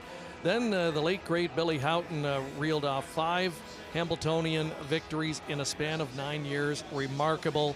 And in more recent times, of course, Jimmy Takter and Chuck Sylvester adding to their legend. And Jimmy Takter's daughter, Nancy Takter, taking over the reins, but certainly making a name for herself as well, as you said, throughout the Hamiltonian Day and Hamiltonian Oaks. A huge crowd here this afternoon, and I think, Emily, that has to do with the weather because, you know, it's often sunny and warm here, but some would argue maybe too warm. It's usually hot and humid. Today, it could not be any better, and the crowd is certainly indicative of that. It is absolutely electric out here, Greg. As you said, the energy and the adrenaline, it feels just wonderful. And, of course, you failed to mention last year we were sitting in this very same spot, torrential downpour just before the race. So we've seen a little bit of everything. As you said, Mother Nature has certainly blessed us today. They had that downpour here about a day and a half ago, so just in time to push through and leave us with a perfect afternoon today for Hamiltonian 100. Great undercard, though, today. And right now we're going to head over to Mark McKelvey with a special guest. Good. Perfect. Thanks, Cole. I think that'll work. Standing by with trainer Noel Daly, who sends out Miss Belmar in today's Hamiltonian Oaks. And Noel, you've got an elimination winner, a filly that's had a lot of success and is riding lots of momentum coming into today. You must be very confident. Yeah, always been a very good filly. She just really didn't concentrate that well all of a 2-year-old year. She'd run off the track, do a few things. But last 3 or 4 starts, she's really focused and put it in. You know, I think it's hers to win or lose today. She's not the soundest filly in the world. She's much sounder today warming up than she was last week. Rail's a little bit of a tricky spot, but you know, if she has a good day, she's the one they've got to beat, I think, you know. So. Well, that was what I was going to ask you, was that rail starting spot. When you win your elimination, you guarantee a good spot, but maybe you didn't get the best of the good. No, that's not the one we would have asked for, but you know, it is what it is. It's better than drawing the 10-hole. You know, to me, everything's about is just having reasonable luck and having a good day, and I was very happy with the way she warmed up today. All right, Noel, best of luck. All right, thank you. All right, Hamiltonian Oaks, part of our coverage here today from the 100th Hambletonian. And we are back on track live for our 9th race, some bonus coverage today. This is the Vincents. It's a preferred event. And we've got a bulky 10-horse field going to the post here. Noel Daly does not have a starter here. Marcus Melander, though, who has 4 in the Hamiltonian, sends out 2 starters here. Atos Kronos, the number 1 in the field, a 4-time winner in his 7 starts this season. And SIP, just 1 for 6 this season, but that came last time here in a sparkling 150-3. Big effort in his last, Greg. As you said, 26-2 on the end of it. The horse has been ultra consistent. He's been on the board in 3 of 6. Certainly going to need to step it up here, but it looks like he's trending in the right direction. Just part of a wonderful undercard today. This is a $60,000 contest and a great tune-up for some of the drivers. Dexter Dunn will be on board, the number 1. He's already had a good afternoon, so he will be brimming with confidence heading into the main event still to come. As you said, a number of these drivers are just happy to get the nerves out, as you said. So this certainly no shortage of trotting talent in this field as well. The Hall of Fame voice here at the Meadowlands is that of Ken Workington. He's got the call of the Vincents Preferred Trot next. 50-cent mid-pick 4. Race 9, $60,000. The Vincents Preferred Trot. Here they come.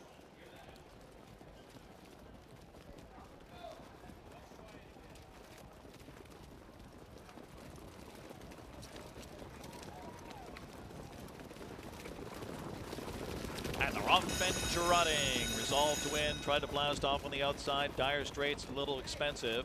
Big favorite Atos Kronos leaving sharply on the inside. Into the first turn, Winter Soldier cuts the corner on Little Expensive, now 5th on the outside. As SIP looks to go up 6th on the outside, followed by Chulo. And then it's Amazing Catch at the rear of the field outside the Fire, and Celebrity Bambino can see them all. Striding clear, Resolve to win at 23-1 with Tetrick, 27 flat. Resolve to win on the point right now. Fed Racetrack is Atos Kronos. Dexter Dunn makes his move right now and goes for the lead. Dire Straits back to 3rd on the inside. Winter Soldier is 4th and Little Expensive is 5th. And then it's SIP 6th on the inside. Chulo is staying in. Amazing Catch to the outside, and outside the Fire and Celebrity Bambino. Halfway home at 1-5. Atos Kronos on the point now. Hits the half in 55-2, just 28-2. Atos Kronos, ball's in his court now as they hit that far turn. Resolve to win is 2nd. Dire Straits on the inside, staying in 3rd. Little Expensive 4th on the outside. Winter Soldier is 5th. And then it's SIP on the outside, 6th, followed by Chulo. And then Amazing Catch on the outside with Celebrity Bambino, and outside the Fire. As Atos Kronos scoots off by 3.5, 4 lengths. Little Expensive trying to track him down on the outside is full out, so is Resolve to win. Dire Straits looks for room. 3/4, 1:23-1 in the stretch. Atos Kronos has good separation, about 5 or 6.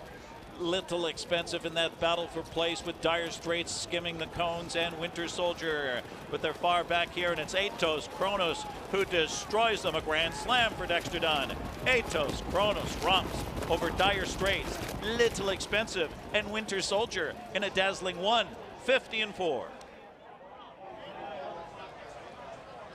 Just a walk in the park this afternoon for Atos Kronos in capturing the Vincents Preferred. And a sparkling 150-4 effort, now 5 for 8 this season, this 9-year-old, with career earnings of well over $1.5 million. And Emily, he pretty much just toyed with the field today. He did. A new lifetime best for this 9-year-old son of Bold Eagle. As he said, scored his 5th win of the season in just 8 starts. So this horse is racing extremely well. And as you said, absolutely toying with the field there. And the 4th winner of the day so far, 4 and counting, for driver Dexter Dunn. We'll be back with more after the break.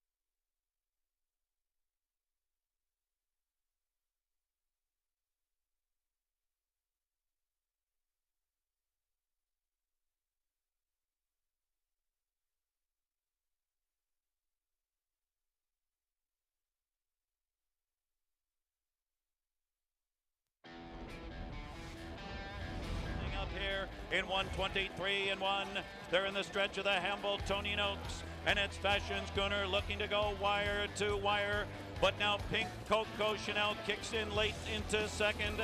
Far outside, Mano with late trot, Yanaba between horses. Fashion Schooner home free for the Bionic Man, Tim Tetrick. Fashion Schooner in the Hamiltonian Oaks.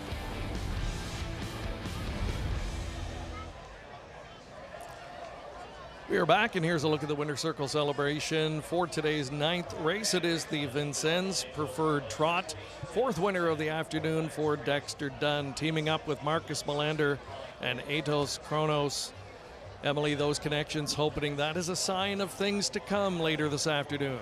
Always good when you can get to the Winter Circle anytime, but even more so on Hamiltonian Day. As you said, one of those just special times as we talk about the day and the feel. That Hamiltonian Winter Circle certainly is something special. There's a look at the prices. Another popular winner this afternoon, Atos Chronos, returning $2.40 to win. Some long shots getting in there. Dire Straits and young pilot Braxton Boyd with his patented rail skimming trip finishes second. Big place ticket there and beefs up that exacta with a heavy favorite winning it $165.20 on that exotic payout. So that is the Vincents to start our coverage here this afternoon as we welcome you back trackside. Again, Greg Blanchard and Emily Ratcliffe on a gorgeous afternoon for harness racing, about as perfect as you can get temperature-wise, and the largest crowd that I've seen in a number of years here as the excitement builds towards this year's Hamiltonian. But first up, it's the highlight of the undercard today. The $500,000 Hamiltonian Oaks is on deck, and these are the best trotting fillies on the continent. And there's a look at the inside five. And again, that regally bred youngster, Deja Blue, going to get a lot of attention from post 2. And as you said, the Grade 1 $500,000 Hamiltonian Oaks, a different look than we've seen as far as the depth of the field. Something that we continue to talk about is how deep these fields are, and that's exactly what you have in this year's edition. As you said, a lot of Hamiltonian, though, bleeding through this as we see Muscle Hill. You talk about Deja Blue, a sire and a dam Hamiltonian champion. So a lot of great fillies set to go postward here. Miss Belmar and Delaney Hanover were both elimination winners. Conversano captured the third split from a week ago. Post 6 for that one, and picks up James McDonald here this afternoon as Andy McCarthy opted to go with Miss Belmar and 2 Nancy Tactor pupils toward the outside of the gate, those being Champagne Problems and Torrisi. So 3 elimination winners from a week ago. The total margin of victory, a length and a half. That's how close it is heading into the final. Many great fillies over the years have bypassed the Hamiltonian Oaks, and tell us more about that. Once again, here's Mark McKelvey. Well, the fillies are certainly going to be in the spotlight when we get to the Hamiltonian Oaks in just a little bit, but over the course of 99 prior editions of the Hamiltonian, we've seen the fillies take on the boys and have success. 15 in total, and with it being the 100th Hambletonian, let's go down memory lane and look at some of these famous fillies. 1936, Rosalind. Now this story is so remarkable, they even wrote a book about it called Born to Trot. Ben White, a legendary figure in the sport. He was the breeder, owner, trainer, driver of Rosalind. He gifted this horse, though, to his son Gibson White, who was battling tuberculosis. It truly was a full family affair for the Whites when Rosalind was victorious in 1936. Coming out of that one, though, we're going to skip ahead 60 years to 1996. Continental victory for Mike LaChance and Ron Gerfine. Pocket, 3/4, 125-1. 3/16 to go, and they're on their way home. It's Continental victory with the lead. Lindy Lane attacks on the outside. Then it's another 2-back to Running C. But it's a dramatic 2-horse battle. Continental victory, the filly on the inside for LaChance. On the outside, Lindy Lane and O'Donnell as they hit the wire. Continental victory has done it. She wins the Cadillac Hamiltonian. Continental victory was sure dominant there on that day in 1996, but we would have to wait 22 years before we would see another filly win. This time, it was Atlanta for Team Zeron. The slip here. It is Atlanta, the filly, and Scott Zeron trying to keep her going, trying to track her down. Crystal Fashion, Metz Hall on the outside, tactical landing on the inside. Almost there, Atlanta. Scott Zeron rocking, whipping, driving, and the filly does it! Atlanta, then Metz Hall. Tactical landing and Crystal Fashion. Atlanta in one. Well, Atlanta, she was one of the best in the sport, a Hall of Famer, Atlanta. And, well, it took 22 years from Continental victory to Atlanta. It would only take 2 more years before Ramona Hill would win the 2020 edition for Andrew McCarthy and trainer Tony Alagna. He takes dead aim on the outside, but he's full out. Back of the neck is third, Amigo Volo fourth, Ramona Hill, Andrew McCarthy 5 today. Ramona Hill takes the Hamiltonian over Ready for Money. Back of the neck and Amigo Volo. Well, we're not going to see a filly in the 100th Hambletonian. Maybe next year, 101, we could get that 16th filly to win America's Trotting Classic. Thank you, Mark. Yes, I think just a matter of time before we see a filly take on the boys again. You know, it even translates to the older trotting division now, where some of the top trotting females are dominant against the very best in the division. So it's going to be a lot of fun to watch 10 great fillies square off next in the Hamiltonian Oaks. There's a look at the crowd today, continuing to build, and that is awesome to see. There's a lot of electricity in the air today, Emily. So much happening in anticipation of the great racing we're going to see on the racetrack today, which undoubtedly is the star of the show. That's exactly right, Greg. You know, so many iconic moments have happened right here at the Meadowlands, and it is absolutely fitting that you said we have great weather. The crowd on hand is electric. It's a lot of times you go to these events and there's a lot of things going on. People can get distracted, but we're sitting down here right on the apron near the winner's circle, and when the races get ready to go, all focuses are on the track. Yeah, my focus was on one of those food trucks earlier. There are a lot of great options here today in that regard. Live entertainment as well. TV star Carson Kressley here again for the best hat contest. And how about some of those? We saw some really impressive get-ups today earlier walking around here. I'm not sure who won, but boy, they put a good show on too. They did. We saw quite a few of them bouncing around here, and like you said, need to give a shout out to those folks because they put a lot of time, a lot of effort, Absolutely. And it certainly adds to the pomp and circumstance. For sure. All right, we're going to head back over trackside. Mark McKelvey again with a special guest.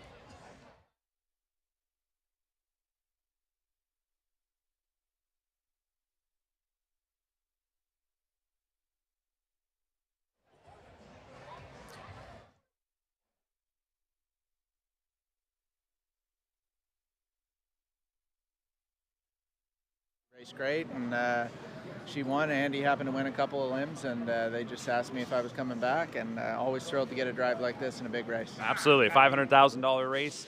You know about winning big races, but when you sit behind one for the very first time, what are you going to be looking at when you get out there? Just try and feel her out as much as possible, try and learn as much as I can, as quick as I can, so the surprises are less in the race. So she seems, I've talked to Andy, and I talked to a few people that have driven her and won, so they give me all the information I need, and just hopefully I can work out a trip. Well, I know that Conversano, Juan Cano, they got a big cheering section here today, so best of luck. Thanks a lot, Mark. All right, there you go. Conversano, one of the limb winners as the horses are heading out now for the Hamiltonian Oaks. All right, thank you, Mark. James McDonald, Captain Canada. He's been the multiple O'Brien Award winner there as Driver of the Year and becoming more and more of a regular here on Hamiltonian Day in these marquee events. And he's a go-to guy now and picks up a very live drive and elimination winner, Conversano. Yeah, this filly has just been near perfect. 6 of 8 this season, and really can't make any marks about her. Getting a look at the field now on post parade. There's Deja Blue, the number 2. Yannick Gingras, what a record he has in this event. He's a 6-time winner and once rattled off 5 straight Hamiltonian Oaks victories. 3 in the field. Sound judgment's going to be Kevin Oscarson driving here for veteran trainer Jim Oscarson. This one 0 for 5 coming in. Talented filly. Certainly would be a big step up today, but if she does it, she'll reward her backers well. She's 33-1 right now on the tote board. Going to take a look at the 4. That's going to be Our Charm, a 3-year-old filly by Propulsion, who's looking for her 2nd win of the season in 4 starts for trainer Linda Toscano. David Miller looking for another Oaks victory. He, of course, was victorious in this same race in 2012 with Personal Style. Right, we're going to get a look at that one in a moment. Number 5 in the field is Delaney Hanover. Scott Zeron will be driving here for Lucas Wallen. Of course, they're hoping for that very lucrative Hambo Oaks Hamiltonian double today. They've got a great opportunity. She was such an impressive off-the-pace winner in her elimination. She's another daughter of Muscle Hill. That was her first win in 3 starts on the season. So coming in, making start number 4, perhaps primed and ready for the best effort here this afternoon. We were just talking to James McDonald. He'll steer the 6, Conversano, for trainer Juan Cano. This filly, looking for her 7th win of the season, fresh off of that elimination victory in 152 and 4. This filly's pedigree oozes Hamiltonian Oaks as well. Muscle Hill, of course, a Hamiltonian champ. Celebrity Ruth already produced a Hamiltonian contender, and Celebrity Bambino. So filly's got the pedigree along with the connections behind her as well. Number 7 in the field is a Perfect Annie, and she is a daughter of the speedy Goo Goo Gaga Carter Penske trains. One of the divisional leaders last year, 3-time winner, 7 on the board finishes in 10, and already 2 for 4 this season heading into today's final. The 8 is Walsby, a 3-year-old filly by Wallner. Tron Schmedhammer trains and drives this young filly, looking for her 4th win of the season. Tron Schmedhammer won this race in 2008 with Creamy Mimi. Andy Miller was in the bike, and this filly finished 3rd in her elimination. Last 2 winners of this very same race also finished 3rd in their elimination. The second of 3 entrants in the field for trainer Nancy Tactor is Champagne Problems.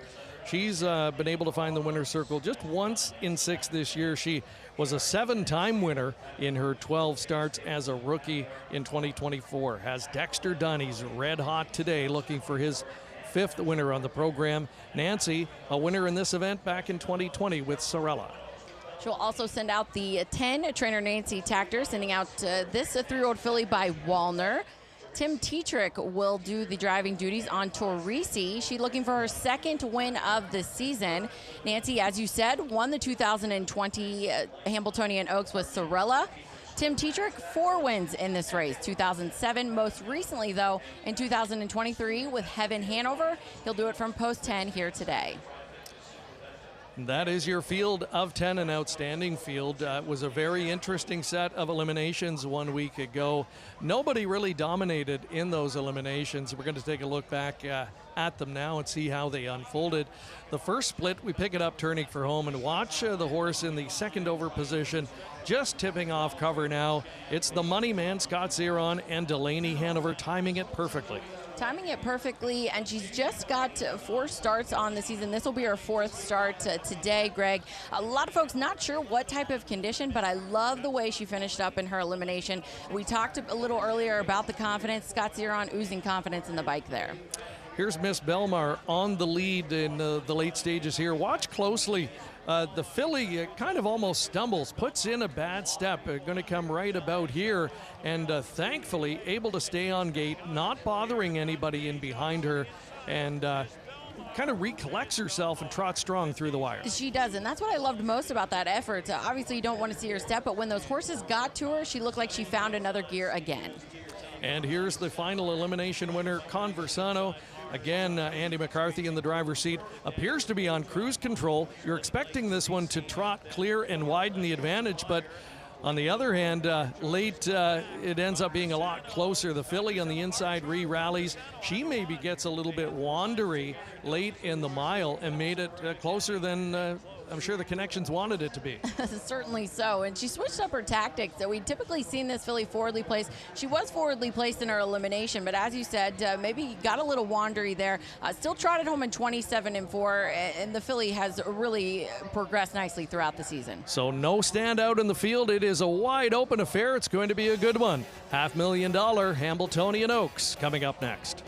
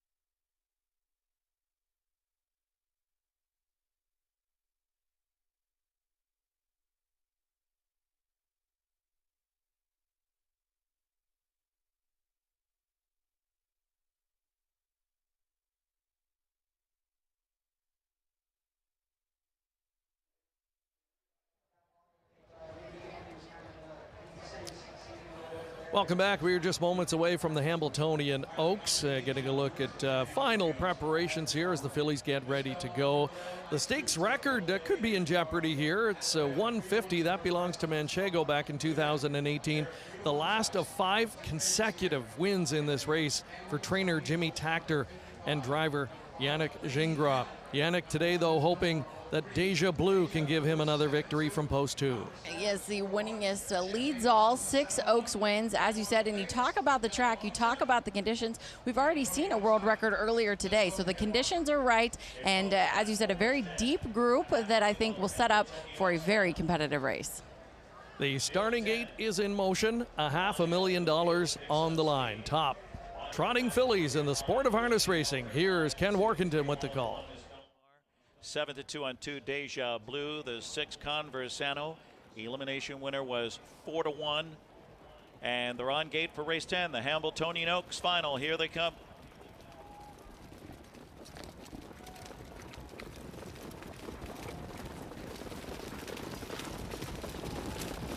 Fillies are off and trotting in the Hamiltonian Oaks. Conversano, a perfect Annie left hard. Walsby on the outside. Sound Judgment put in play on the inside into the top 4. Miss Belmar cuts the corner. She is 5th on the inside. Deja Blue just floated away in 6th. And parked out 7th is Delaney Hanover. Stride for stride with Our Charm at the rear of the field. Then Champagne, Problems, and Teresi. A perfect Annie on the point. Here comes Conversano and James McDonald to take over. On the move up quickly is Walsby on the outside 3rd and gaining 27-1. Honest opening quarter. Sound Judgment 4th on the inside. As they continue across the backstretch, Miss Belmar is 5th on the cones. And 6th is Deja Blue. That one followed by, on the outside, Delaney Hanover. Then comes Our Charm, and still trailing is Teresi. Halfway home, Walsby in front here at 20-1. With Franz Smedshammer taking them past the half in 55 seconds. Walsby, Conversano 2nd. A perfect Annie on the inside 3rd. Sound Judgment goes first over on the outside. Miss Belmar to follow her. Deja Blue 3rd over, 6th on the outside. Teresi shoots a gap on the inside 7th, but needs racing room. Then it's Delaney Hanover stacked up 4th over in a dull flow here. Then Our Charm is last. Walsby, they're trying to figure her out. Conversano in the pocket spot.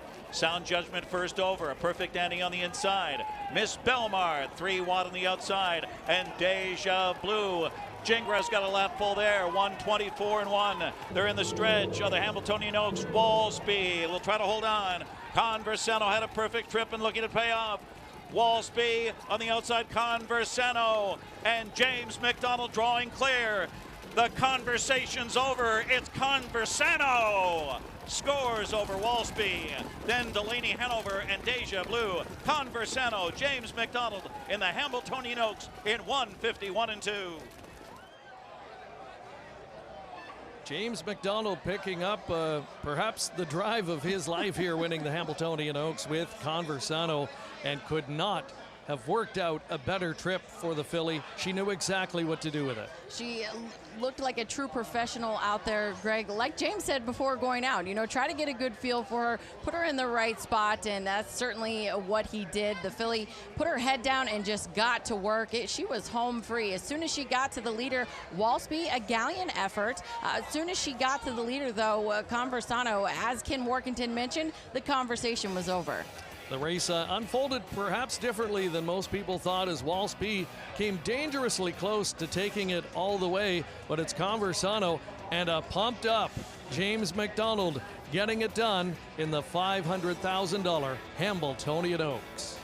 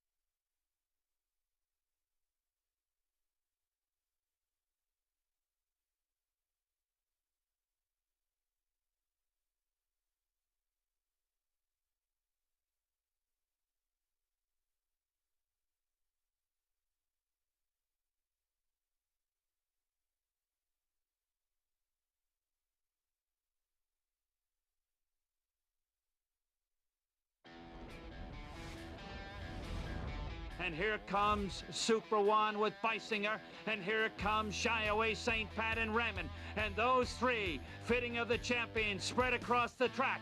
Super One is trying to hold on, and Shy Away St. Pat wants to run him down. Super One's got it ahead. Shy Away's up on the outside, and Shy Away is inching to the front.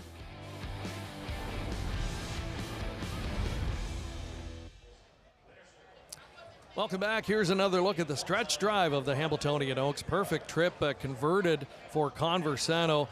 In the trip department, it didn't work out today for Delaney Hanover. Way out wide, coming on with a big final rush, Emily, but just a little bit too late. Yeah, too much work to do on the end of the mile, Greg. As you said, to take nothing away from her because she was full of trot crossing the wire. Again, just like you said, just had a little too much work to do to get the job done today. James McDonald, a happy James McDonald, picked up the drive following the eliminations. His wife Paige in the winner's circle with him and a large group celebrating. This filly bred in New Jersey by James Parisi. And yeah, this one a daughter of the great Muscle Hill, former Hamiltonian winner. Won 2 races. She banked $30,000 last year, but whole different story this year. That victory puts her just shy of $500,000 in earnings. And, you know, she's got the pedigrees. You talked about Muscle Hill. She's out of the Archangel mare Celebrity Ruth, who's already produced a horse by the name of Celebrity Bambino, who we saw in the Hamiltonian just a few years ago. So as you said, a filly that's got some pedigree behind her, and she has stamped her name in the record books here with this victory and a new lifetime best at that. Her 7th win of the season in just 9 trips postward. And with James McDonald, maybe not a household name for the folks here south of the border, although he's getting more well-known by the year, but certainly north of the border, he has been the undisputed kingpin for the last number of years, a multiple O'Brien Award winner as Canada's Driver of the Year. And that's why you tap a guy like this on the shoulder. He did not shy away from the big moment, and could not have worked out a better trip scenario. If you're looking for a guy to hop aboard for the first time, I can't think of anyone more qualified and anyone with a resume quite like James McDonald. As you said, cool, calm, and collected, and you know, getting the job done every time he sits behind an opportunity like that. There's TV star Carson Kressley on hand to celebrate with the winning connections, along with Mr. Hambletonian John Campbell, of course the winningest driver in the history of the Hambo. And he was part of a big alumni night here last evening. Many of the past titans of the sport, and especially the Hamiltonian, were here. It was wonderful to see such a collection of Hall of Fame talent here, and John, of course, trackside for the presentation. Very happy. Winning connections, Juan Cano, local trainer, big moment for him as well. As you said, well, this is one of those races like we talked about, just like the Hamiltonian. It's one that stamps your name in the record books, and like you said, a career-defining moment, in my opinion. Plenty of success for this young trainer, but this is one of those races you just don't forget. How about Tron Smedshammer's effort with Wall Speed? The long shot very nearly gave him his 2nd victory. Here's Mark with winning driver James McDonald. Well, James, we were talking as you were heading out to the track, and first time sitting behind Conversano, and you're never going to forget that one. No, that was a thrill, a real thrill. Just can't thank Juan and his owner enough. I mean, they didn't need to. They could have used anyone here, and it's just always a dream come true to get a drive in a race like this, and to win. It's just it's unbelievable. At the top of the stretch there, it looked like you had a horse that was full of trot, and you were getting a nice trip. What was going through your mind? Oh, I can't believe the trip, the way it worked out. I didn't know how the race would go. I hadn't raced against a lot of these horses. My horse felt so good, and I was just edging her over, and then she gave me a couple little shuffles halfway down the lane, and I was like, please, you can't run now. James, congratulations, winner of the Hamiltonian Oaks. All right, thanks, Mark. All right, let's go back to Greg and Emily. Thank you, and we'll get a look at James McDonald showing some rare emotion in the midst of a race for James. He, like a lot of the top guys, pretty even-keeled. when it comes to that. Keeps his emotions in check, but this is the type of day where it kind of comes pouring out sometimes, and you can't help it. As he said, a dream. He said a dream come true, and that's exactly what it is when you win a race like that. And it's always good, as you said. These guys are typically calm, cool, collected. That's why they're out there. That's why they're professionals. But it's always good to see that celebratory after the wire, and just kind of the sigh of relief, and of course the happiness as well. For sure. So again, congratulations to the Connections of Conversano, her 7th win of the season in 9 trips postward. We are just getting started here. The Hamiltonian Oaks in the books. We've got the John Cashman for the top older trotters coming up in just a few moments. And of course, the main event, the $1 million Hamiltonian later today. I believe we're going to head back over to the winner's circle in a moment and catch up with Juan Cano. And again, just talking about how special the moment is and could really, kickstart or give his training career a further boost. As you said, he's had plenty of success throughout the country, and specifically here in New Jersey and on the East Coast. But this is one of those races that can catapult a career and, make your name known, kind of a household name, if you will. And as you said, one of those races you don't soon forget. And, I talked to, when James was mentioning that, kind of a dream come true, and giving the nod to the Connections. They could have gotten anyone, but they got James, and it goes a long way, the connection between horse and driver and the trainer as well. A lot of work goes into getting a horse like that to the winner's circle. And to put yourself in the head of the driver over that final quarter of a mile, it has to be amazing, because at some point he's thinking, okay, I'm getting a perfect trip. The mare feels really good. On the other hand, there were times where she maybe put in a step or two and made him nervous.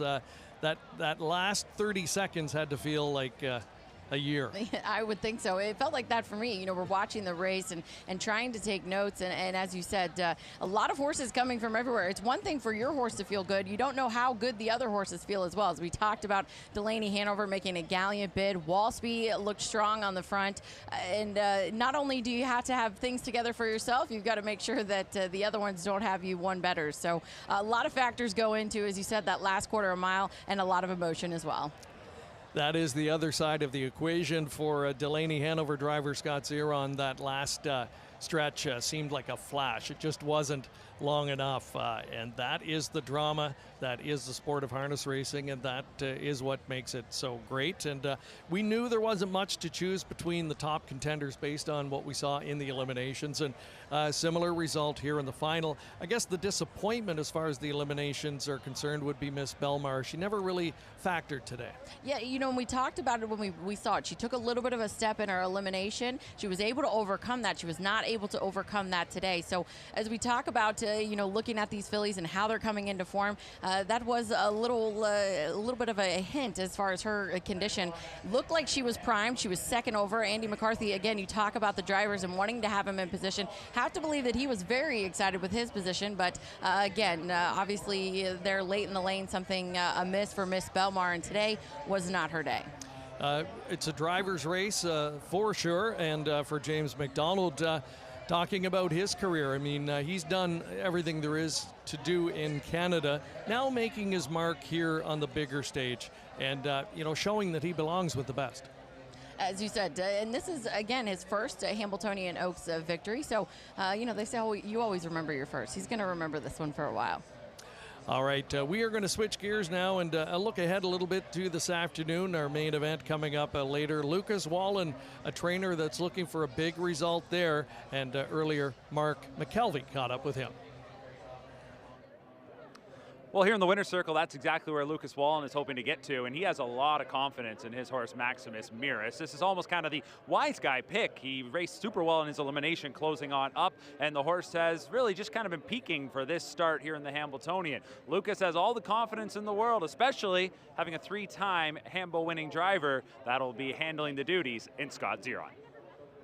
Of course, when the owner bought him as a weanling in Sweden, and he have a tremendous pedigree, and when he got here, he was a pretty big and heavy horse, and it took a little bit time for him to find his gait. So, but you always felt the big engines he had, and I qualified myself, and I said, this is a serious horse, and I raced him in an overnight at Chester myself, and he won. And after that, I told Scotty that I think he's pretty good, but we see. And he was happy with him, and he have always been very high on him. I know how good Maximus is if he shows up on his day. You know, it's horses; anything can happen, of course. But it feels like it's working out our way, and we just need a little bit of luck on Saturday. Lucas Wallen, nice to hear from him, and driver Scott Zeron. They call him the money man. He's a three-time Hamiltonian winner. He is as cool as a cucumber, so expect big things from them later this afternoon. Looking ahead to the main event, the Hamiltonian. Can lightning strike twice for the Connections who won it back in 2019 when Forbidden Trade upended the big three-horse entry from the Marcus Melander stable? The hopes this time plays squarely on a colt named Emoticon Legacy. Emoticon Legacy, Greenmaw is inching in. Emoticon Legacy, and Greenmaw hit the line together. I think that the maturity is more mature this year. That's only that, and the good way. And more he race at that level, more he look pro, you know. He does it his own way, so you kind of get used to it. I feel like after it's nice with Luke working, and we kind of have a similar philosophy with horses. Fighting back, Forbidden Trade on the inside. Green Shoe, Forbidden Trade with a gigantic upset. You know, at the moment, you don't realize. It's a couple of days after, you said, oh, you know, adrenaline, I don't know, and now those moments is very special, you know, yeah. Driving for Luke, learning with all the years, especially the Hamiltonian, it's the race he peaks for. So I know that Emoticon, if nothing wrong happen, you can control everything, but if nothing wrong happen, he should be even better than he's been the last month. So I'm gonna go in there with a little more confidence than if I was driving for anybody else. I think it's gonna be better this week. We'll make a little change the shoe and stuff like that. Both Luke and I, we felt like he had his opal a little tighter than usually, like sometimes different surface or whatever, so he was stretching them more, and I kind of feel like it got him maybe a little more tired because of that. So I hope that going in the final we can improve on that point as well. I grew up as a pacer guy. We never had trotters where I'm from. Before the move here, I didn't even know what the Hamiltonian was. We train horses because we're passionate about that. You know, you need to dream a little bit. If you don't dream, I think it push you to, you hope you're gonna have one like that, you know. There's not much more preparation that you can do than looking at it and to guess who's gonna do what, but still it always changes when you get behind the gate. So I'll be probably a little more excited on Saturday than I am right now, but it should be a good day, what happens.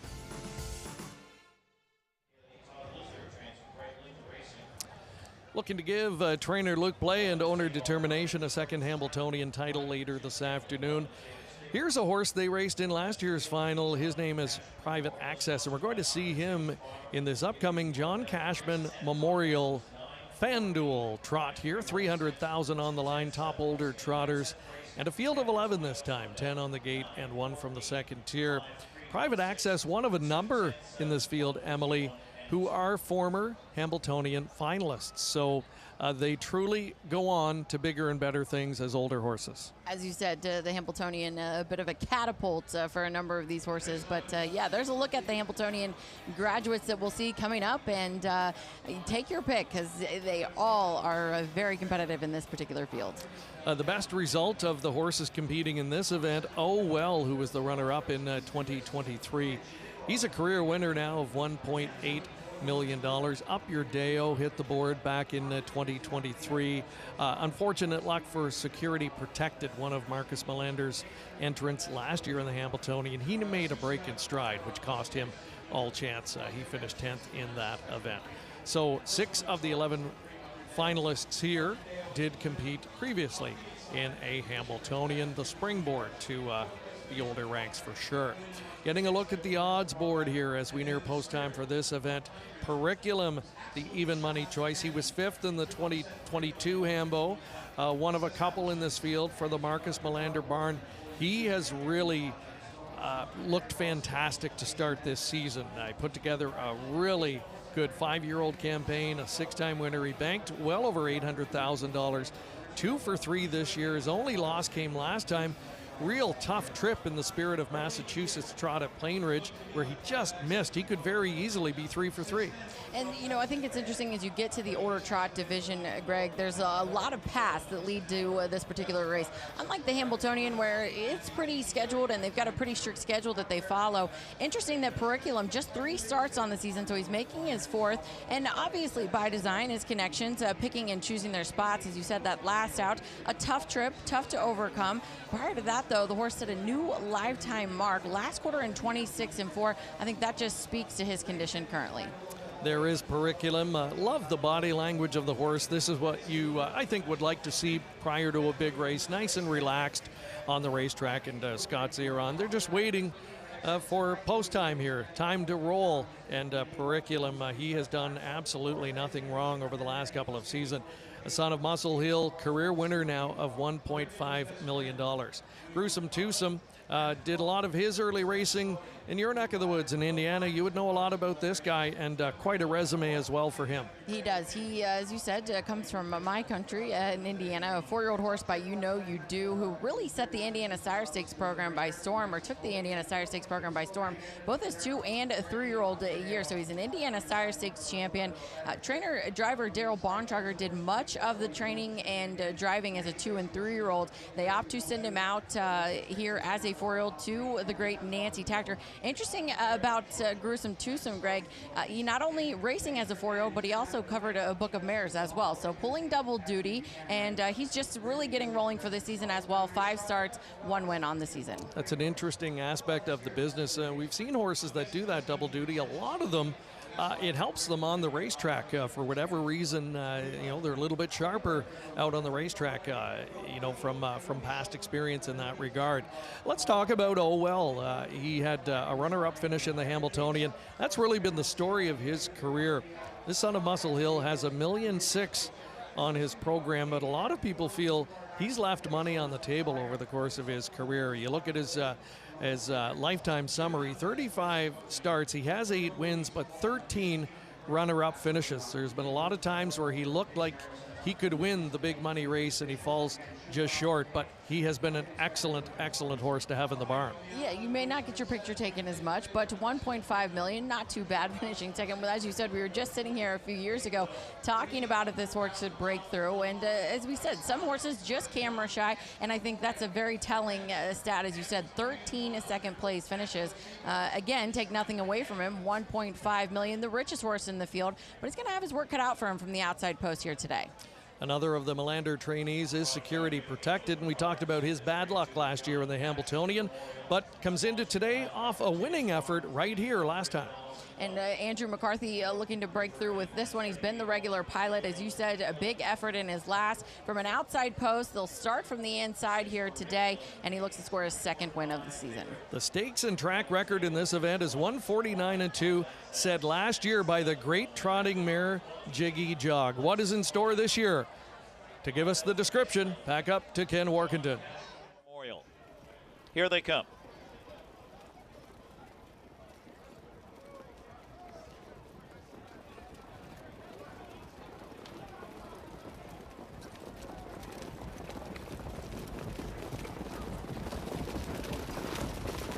Off and trotting, Chopper Craze is out fast with Up Your Deo on the inside and Sir Pinocchio on the rail. Those 3 across the track as Alexis Cody launches a 4-wide bid around the first turn.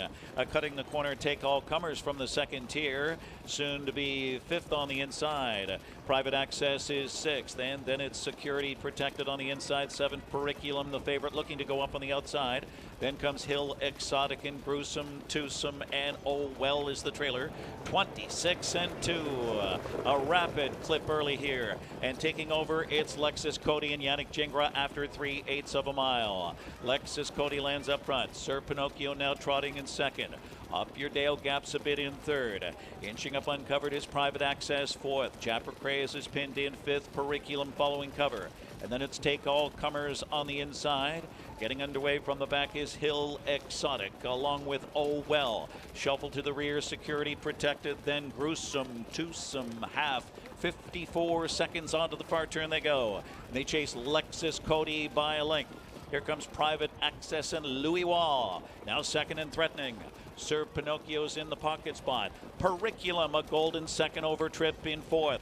Up Your Deo, shovel to fifth on the inside. Hill Exotic up third over sixth on the outside. And Oh Well fans to the outside with work to do. 3/4, 1:22 and 1, demanding fractions here. And digging in, Lexus Cody, and steamrolling first over Private Access, and slingshotting off cover Periculum, open road. Shapper Craze with room on the inside, but Periculum explodes with trot for the money man. Scots are on. Periculum, a dominant winner over Security Protected. Then it was Chapter Craze and Private Access. Periculum in 1:49 and 3. Periculum, absolutely golden second over trip. Compliments of the money man, Scott Ziron, and he's a 1:49 and 3 winner. That just 1/5 off of the stakes and track record of 1:49 and 2 set last year. And when the race works out like it did, Emily, for a horse of this caliber, the end result in the final quarter was pretty much told. Yeah, as you said, when you work out a second over trip, just like we saw in the Hamiltonian Oaks, it was all over but the shouting, and Periculum just putting his head down and trotting. New lifetime best effort, Greg, as we talked about before the race. Horse looks like he's really just getting into motion, and you love to see that there. Ears up across the wire, and cool, calm, and collected. And with the Hamiltonian straight ahead, a 1-2 finish for trainer Marcus Melander. We'll be back with more in a moment.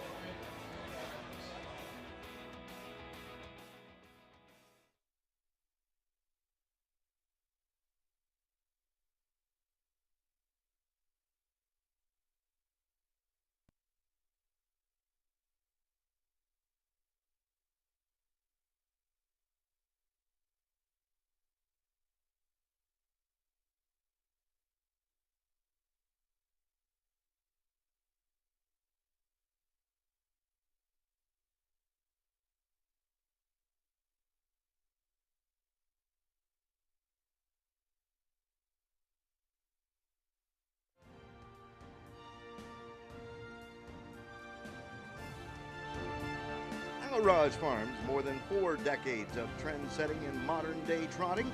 Al-Raj Farm is the birthplace of millionaires such as Fern, Muscles Marinara, Whiskey Tax, and Dewey, Color in the Line. Al-Raj Farm is also home to some of the top brood mares in the sport, such as Ice Attraction, Non-Stick, 7 Times a Lady, and She Shack.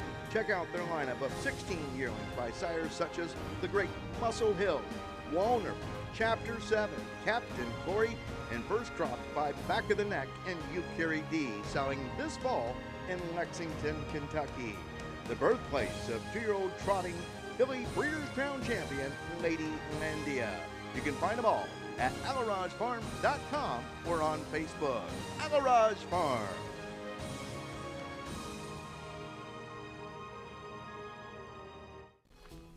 You have to get out and embrace the adventure. In Lancaster, there are so many hidden gems to explore, and the fall is the best time to do it. Lancaster is a destination that has this incredible rich history and the countryside and the culture. We kind of have it all.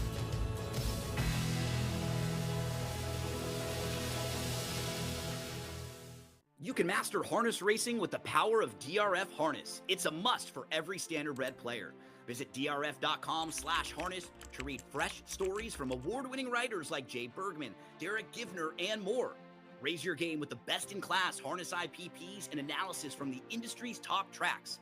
View entries and results, and sign up for our free DRF Harness Digest newsletter in seconds to stay up to date on everything harness. DRF, we're not just thoroughbreds.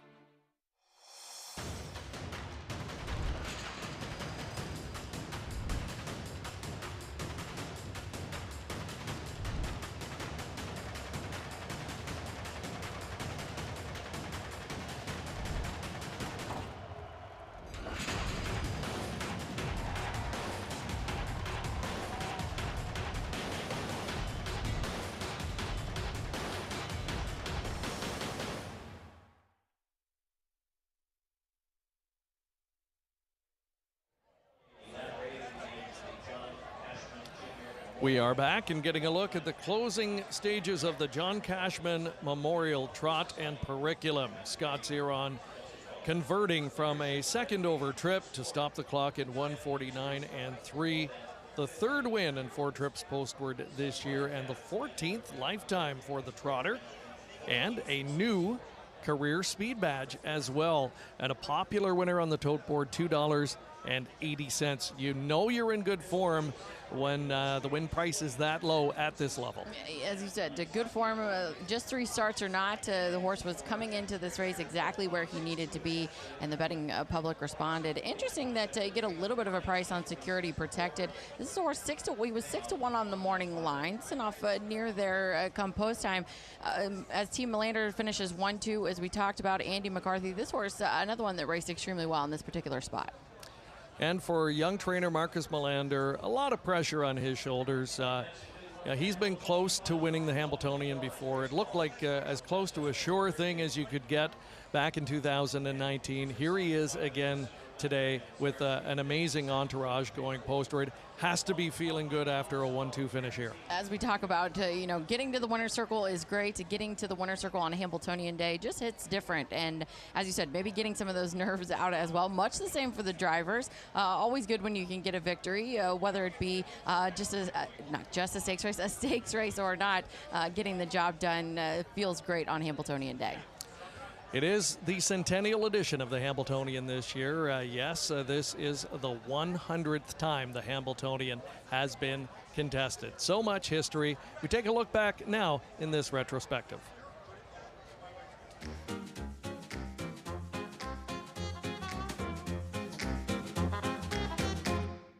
A showcase of the finest 3-year-old trotters in the nation, the Hamiltonian Stakes was first contested at the Syracuse Fairgrounds in 1926 for a purse of $73,451. Driver trainer Nat Ray was the winning pilot of Guy McKinney. Away from the rest of the field, it is Guy McKinney to win the first Hamiltonian. Named after Risdick's Hambletonian, a founding sire to whom almost all North American standardbred horses can be traced, the father of the American trotter. The race was moved to Lexington, Kentucky the following year, and then to Goshen in 1930. Rosalind became the first filly to win the race for driver-trainer Ben White. And Rosalind gamely stands off all challengers, the fastest Hamiltonian ever trotted. From 1957 through 1980, the Hambletonian switched homes yet again, this time to DuQuoin State Fair in Illinois. It's Steve Lobel on the outside winning the Hamiltonian. In 1981, set against the backdrop of New York City, the Meadowlands racetrack in East Rutherford, New Jersey became the latest and longest-running host venue. The urban stage for the most memorable moments. Mac Lobel has won it by 5 winding lengths, and the time was 1:54 flat. Park Avenue Joe, Probe, here's the finish. Too close to call. But it's a dramatic 2-horse battle. Continental Victory has done it. From the Pennsylvania Fairs to the Hamiltonian Winner's Circle, it's vivid photo. Operation Hamiltonian complete. It's Muscle Hill 150-1, equaling the world record. It's market share, needs the line. Guccio, my MVP closing, gonna be tight. Market share holds on. Pearl, Yannick Gingras, and Nancy Tactor. He's king of the Hamiltonian. It's Pearl. Now entering its 100th year, diehards, casual fans, and newcomers alike await what piece of history will unveil itself. 10 horses, $1 million, and a dream to be the best.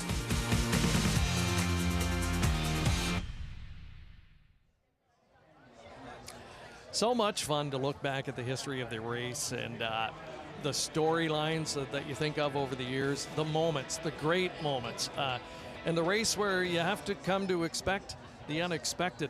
And we look back no further than last year, and I think the weather was the big story. The skies opened just before the race went, and it gave us an indication of what to expect, because after they crossed the wire and Yannick Gingras finally got his first Hambletonian win, the emotions came pouring out of him. It did. It was very metaphoric, as you said. It was something that he had been waiting on, and torrential downpour or not, it did not dampen the spirits that we saw in the winner's circle, and I think the dramatic effect just added the dramatic effect with the rain as well, Greg. And you talk about the Hamiltonian and quirky things happen. I analyze a lot of races, and every time I approach the Hamiltonian, I have to look at it multiple times and try to pick out what I think is going to be unexpected. Obviously not all that successful, but as you said, the unexpected often happens.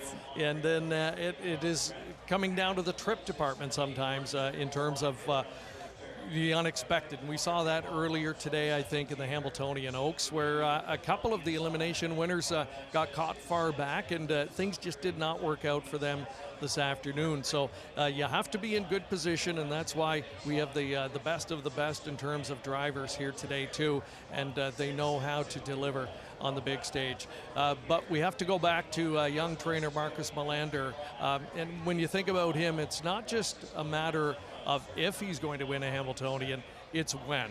And many feel that this might finally be his time. I agree completely. As you said, he's one of those trainers that year in and year out, of course, it's a big zero in the win column, but each year he shows up with a strong contingent. Multiple years he's shown up with multiple horses as well. And this year, no different there, as he sends out plenty of horsepower, as we talk about the first and second choice in the morning line. Have to believe that if you're looking for your first Hamiltonian, that's the way you would want to do it. He had Green Shoe as the big favorite back in 2019, and for backup, he had Jim Pansy and Green Manalishi, but it was Forbidden Trade, the Canadian Invader, who upended on that occasion, and his connections are back this year, so a lot of intrigue around this year's event. Another young trainer that's hoping for big things this afternoon, Carter Pinsky. He sends out Go Dog Go. He's standing by with our Mark McKelvey. Well, thank you very much, Greg. Yes, in the paddock here with the trainer of Go Dog Go, Carter Pinsky. And Carter, right off the hop here, we'll address the elephant in the room. Post 10 in the Hambletonian. Nobody wants to hear that. So how did you take it on Tuesday when you saw the post draw? Last week, we're beaten favorite, and, things just really didn't go our way. The horse didn't have a great day. And then you get to Tuesday and you draw the 10 hole. I mean, it's not very fun, but you know what, on a different aspect, the pressure's off. The horse had a good week now. We found a few things to pick out and, work on, and hopefully we should have them freshened up, and, it's just going to have to take some luck. So. Well, it's the 10 hole, but you've got a great horse, a horse that obviously you were probably all winter, had that first Saturday in August circled. How's he come along this season? I couldn't say enough about the horse, the way he's changed from last fall over the winter and into this racing season. And like you say, you point him for one race, but all season has just been a joy to work with. He's a smart horse now. He's a gamer. He appreciates the work, and he's just been he's been a treat. So. Well, we wish you the best of luck here today. We can say Post 10 has won the Hambletonian before. Maybe it'll happen here for a second time. Yeah, thank you. Well, we can hope. All right, there you go. Go Dog Go, one of the starters in $1 million Hambletonian. A trotter certainly with the credentials to upset today, but would need a lot of luck, no doubt, on his side. As Mark said, Post 10 has been able to win the race in the past. Driver Todd McCarthy has been able to win in the past too, so there are some things going in his favor. Very much so. As he said, he does have things working in his favor, and we talked earlier, Greg, about the favorites and how it was leading up to the race. 3 weeks ago, I think if you would have asked multiple people, they would have said Go Dog Go, a likely morning line favorite for the Hambletonian. Obviously, a lot of things change, and we talk about Post 10. That's certainly one of those factors. He's 10-1 on the morning line, but he doesn't know that. That's right. We remember a tactical approach from a few years back, and it's probably going to take a trip like that. We remember he left out, got position on the pylons, and just stayed there. And I think that's what you have to do, right? Let others do that work. Let them battle in the middle stages of the race, and then hope you can pick up the pieces late. And there's something to be said too. You know, when you talk about the morning line favorite, the first and the second choice, there's a lot of pressure that comes with that. So just like tactical approach, maybe slightly dismissed from a betting standpoint, certainly not by his connections, but from a betting standpoint, almost takes the pressure off, right? Scott Zeron talking about how you have to be cool, calm, and collected. Certainly one of those spots, and it paid off for him. I think much the same for Go Dog Go. His connections, you know, bringing this horse into this race primed perfectly. Maybe not as sharp of an elimination, but as we heard from Carter Prinsky, some changes to be made, and he's danced all the big dances thus far this season.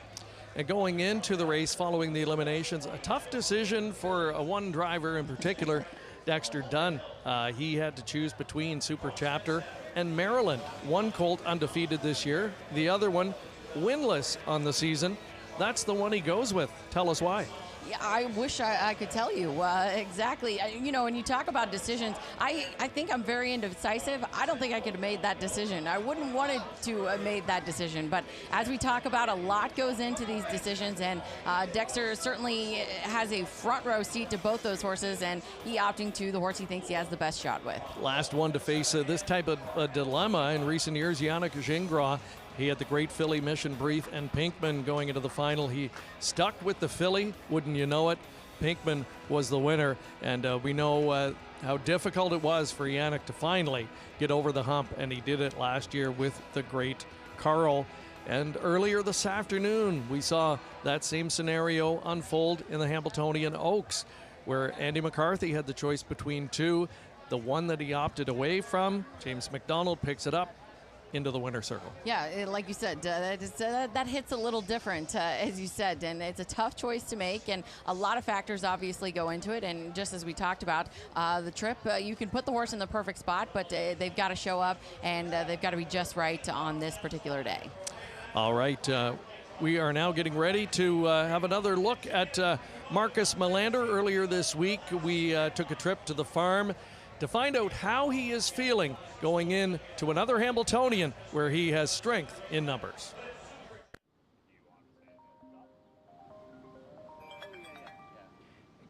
This is about the drive. Yeah, no worries. You do that, yeah. Hey, bud. All good? All good. Everything decided now? Or? Everything's decided. He picked Maryland. My name is Marcus Melander, and in today's Hambletonian, I'm training Meshuggah, Super Chapter, Maryland, and Blank. But it's Super Chapter, 5 for 5. Super Chapter dominates over Maximus Mirus. We had 5 that we tried to qualify for the final, and 4 of them made it. So, I mean, it's trainers that never have a horse in a Hambletonian. So having 4 this year, it's unbelievable, yeah. Last year, you know, he did great, finished up being second in the Valley Victory after made a lot of money. And then, of course, in the shadow of Maryland, you know, when he went on his run, you know, people maybe didn't talk as much about him as they did with Maryland. So he was a great horse last year, and he showed this year he still is a great horse. I've been happy with his every start he's been. I mean, he's been flying home every time, and you know, it feels like the form is right there. So we draw good. You know, he's a great horse. He showed that already. He never gives up. So hopefully, you know, with the right trip, he can get it done. Both are consistent horses. You know, Meshuggah is made over 400,000 and no one ever talks about him, but he's right there, you know. He was third in the Milwaukee Million last year, went to the British Crown final. Now he was third in the Swag here about a month ago, and then, you know, he got locked in there in the elimination. So he, you know, he can pick up a good check if, you know, if we got some luck there. And Blank is, you know, he also been racing great here the last couple of starts, but the 8 hole, he needs a little bit of luck from there. You know, you can't push him from the beginning because then he won't have anything until the end. So he needs to save his speed, and then he can, you know, then he can speed home pretty good, but we need some luck. We have great horses that can win the race this year. If we don't get it done, you know, we'll try again next year.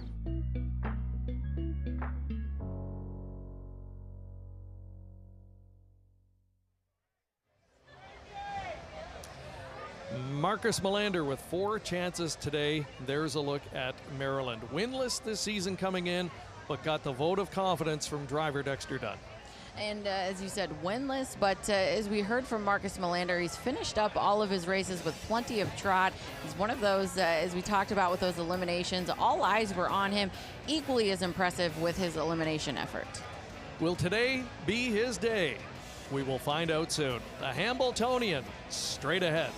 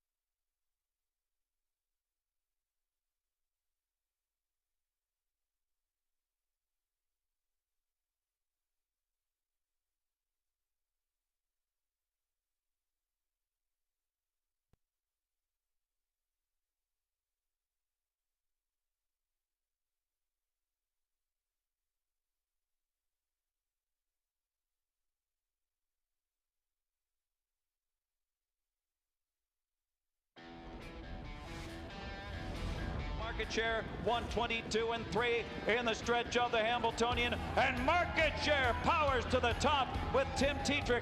Market share, Uncle Peter can't trot with him. Guccio up on the far outside. My MVP is closing hard. It's market share who needs the line. Guccio, my MVP closing, gonna be tight. Market share holds on.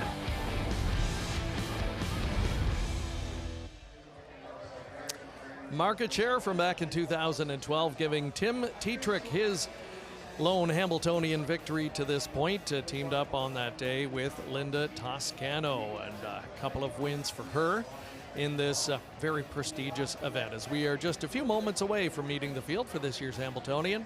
And in fact, Market Share will be with us today. He's going to be the parade marshal. He will. And we saw Muscle Hill was actually on property as well earlier, Greg. He did a meet and greet with the fans and drivers, trainers, and then we also brought Muscle Hill as well. So, you know, we talk about the Hambletonian and what it means to win this. It makes you a household name around here. Market Share, Muscle Hill, you know who you're talking about when you talk about these Hambletonian winners. And interesting to see those horses put their stamp on the next generation. And today, a number of former Hambletonian winners and Hambletonian competitors represented by youngsters in the field. Going back to 2019, Melander had Green Shoe, Chimpanzee, Green Manalishi going postward that day. Green Shoe has 3 offspring this year in the final. Chimpanzee with 1.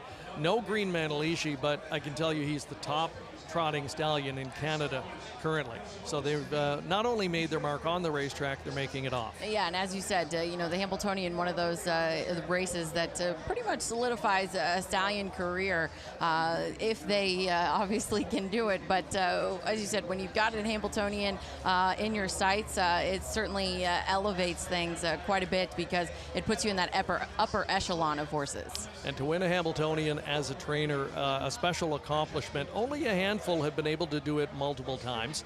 And among the recent generation, Åke Svanstedt, he's won it twice. He'll look for another one today. Earlier this week, we caught up with him for his thoughts coming into this year's final. Hello, my name is Åke Svanstedt.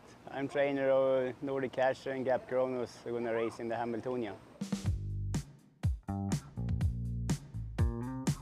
Nordic Catcher all the way. Maryland is closing. Nordic Catcher and Maryland hit the line together. It was a little different to buy a pacing mare to Sweden. They don't have pacer races in Sweden. And of course I was interested of a 6-pack, and then there was some beach somewhere mother, and she was trained by Henrik Lundell, neighbor to us here. And she was an okay open mare. And then I have 2 sons in Sweden, and they look at the horse and they said that I'm gonna like him if I saw him, they said. So yeah, then we bought him. It was the first time I drove tough with him this year. He feels good in the front and come home fast. Yeah, I had high expectations, of course, because he feels so good last year. But he trained back good the whole spring and early this summer, and raced 1 second faster for every time. So yeah, that's I'm happy with that. Gap Kronos in front by 2. It's Gap Kronos, a convincing winner over Nordic Catcher. He is a big horse also, maybe a little late, but he raced 51-4 last year and won at that. And in the elimination, they come home very fast and he couldn't keep up. But if you go fast the whole mile, then it's better for him. Captain Corey Åke Svanstedt is Captain Hamiltonian. Captain Corey. Yeah, it's a wide open race. It's a lot of good horses, so it's tough.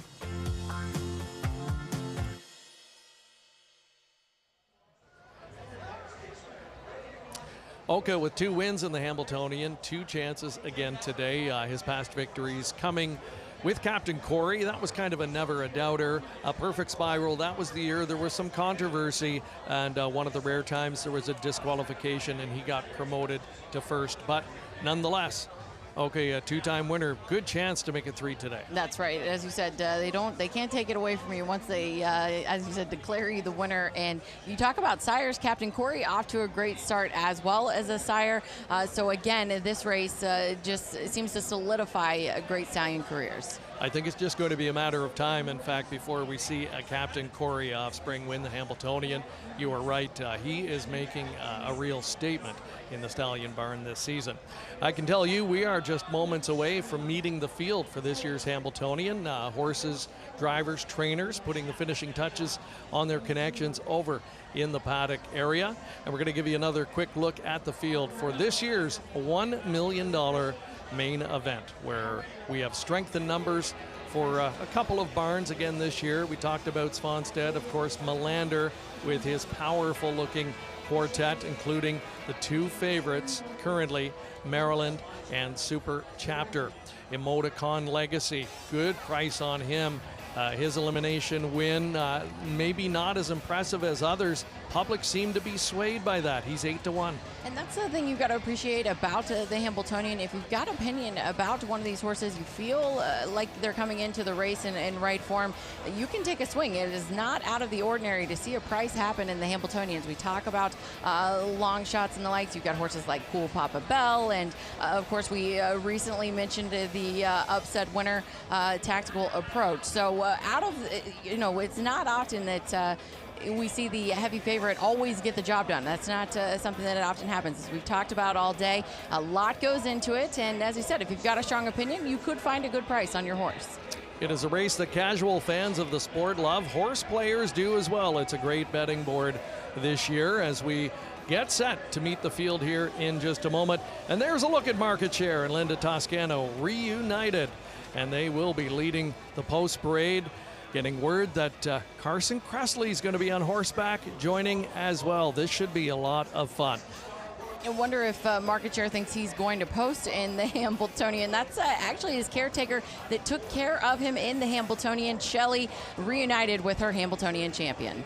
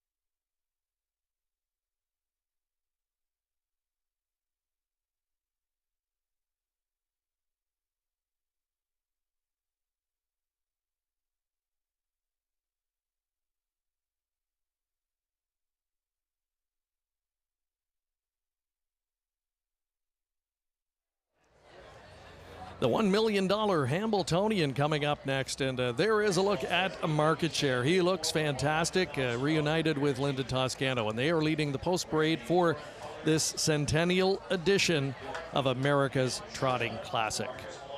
Outstanding field of 10 getting set to assemble. And one gentleman coming in from Sweden, especially to drive today, Bjorn Goop, making his second Hamiltonian appearance. And Mark McKelvey caught up with him moments ago. All right, standing by with driver Bjorn Goop, who's driving Meshuggah as we step out onto the track for the post parade. Bjorn, welcome back to the Meadowlands. Talk about getting another chance to come over for the Hamiltonian. Well, it's a great, big pleasure to come over here to drive such a big race. So, yeah, it's a big honor. The Melander stable has 4 horses in here. What do you know about Meshuggah? Meshuggah is a good horse. He was locked up with a little gas left the last time. But we just have to trail by the rail and see, you know, what happens. He's broke 2 times by the rail, so we just have to try to take him away, and then, yeah, we're going to trail and see. All right, best of luck. Bjorn Goop sitting behind Meshuggah in the Hamiltonian.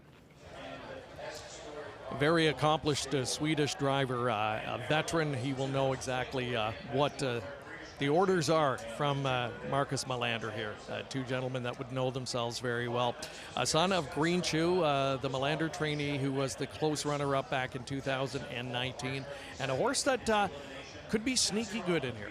You know, Marcus Melander saying that he's made $418,000 and no one's talking about him. So a horse that has the resume, he draws favorably, and just like we saw in the Oaks, James McDonald picks up the drive for the first time. Could Bjorn Goop make it the same in the Hambletonian as well? So nice to see Market Share leading the post parade. We were remarking he looks like he could go out there and compete with them today. He does, and he looks like he wants to as well. He has to know where he's at. It was great to hear, you talk about the Hambletonian and the atmosphere, fans clapping and lining up along the fence just to see a horse like Market Share. But as you said, he looks like he could go to the gate today and get the job done. All right, let's quickly reacquaint you with the field for this year's Hambletonian. 10 of the very best in North America squaring off. There we get a look again at 2 elimination winners, Super Chapter and Emoticon Legacy. Both perfect this season. Coming into today, something has to give unless we see a dead heat like we did back in 1989. Meshuggah, Maryland, Maximus, Miras complete the inside 5. And then it's the other elimination winner, Nordic Catcher. Good starting spot for him just outside of the main rivals. As you said, just outside of his main rivals. Will be interesting to see how Team Svanstedt tries to race him here. Obviously, as we've talked all day, a lot of decisions to be made when that gate folds from post 6. Greenma, Go Dog Go, outside starting spots as we get a look at the massive crowd, the largest we have seen in a number of years. Reminds us of old times here at the Hambletonian. Wonderful to see. We have got the perfect weather, not expecting the skies to open up as they did just before post time last year. No indication of that whatsoever. And you can feel the excitement and the anticipation in the air. As you said, you can certainly feel it, and the folks lining up and coming out. And we thought it was crowded earlier. It's getting even more crowded as folks. This is one of those events, Greg, that I feel like we'll be talking about for a long time. Were you at the 100th Hambletonian? I know I was. And again, as we talk about memories and things like that, this is one of those races that folks don't soon forget. Yeah, it's a day that people want to be here. You want to be a part of it and celebrate such a special milestone. It's an honor for us. I know it's an honor for the participants as well. All right, let's meet the field on post parade for this year's $1 million Hambletonian. There's Meshuggah, one of the quartet from the Marcus Melander barn. Bjorn Goop made the trip over to drive this guy. 1 for 6 this year. Almost $500,000 though in career earnings. Post 2 will be the undefeated Super Chapter for trainer Marcus Melander. He was bred by Hanover Shoe Farms. Hanover Shoe Farms, the winningest breeder, the leading breeder of Hambletonian winners with 11 champions. Yannick Gingras, of course, victorious in last year's edition behind Carl. Trainer Luc Blais and owner Determination of Montreal, Quebec won in 2019 with Forbidden Trade.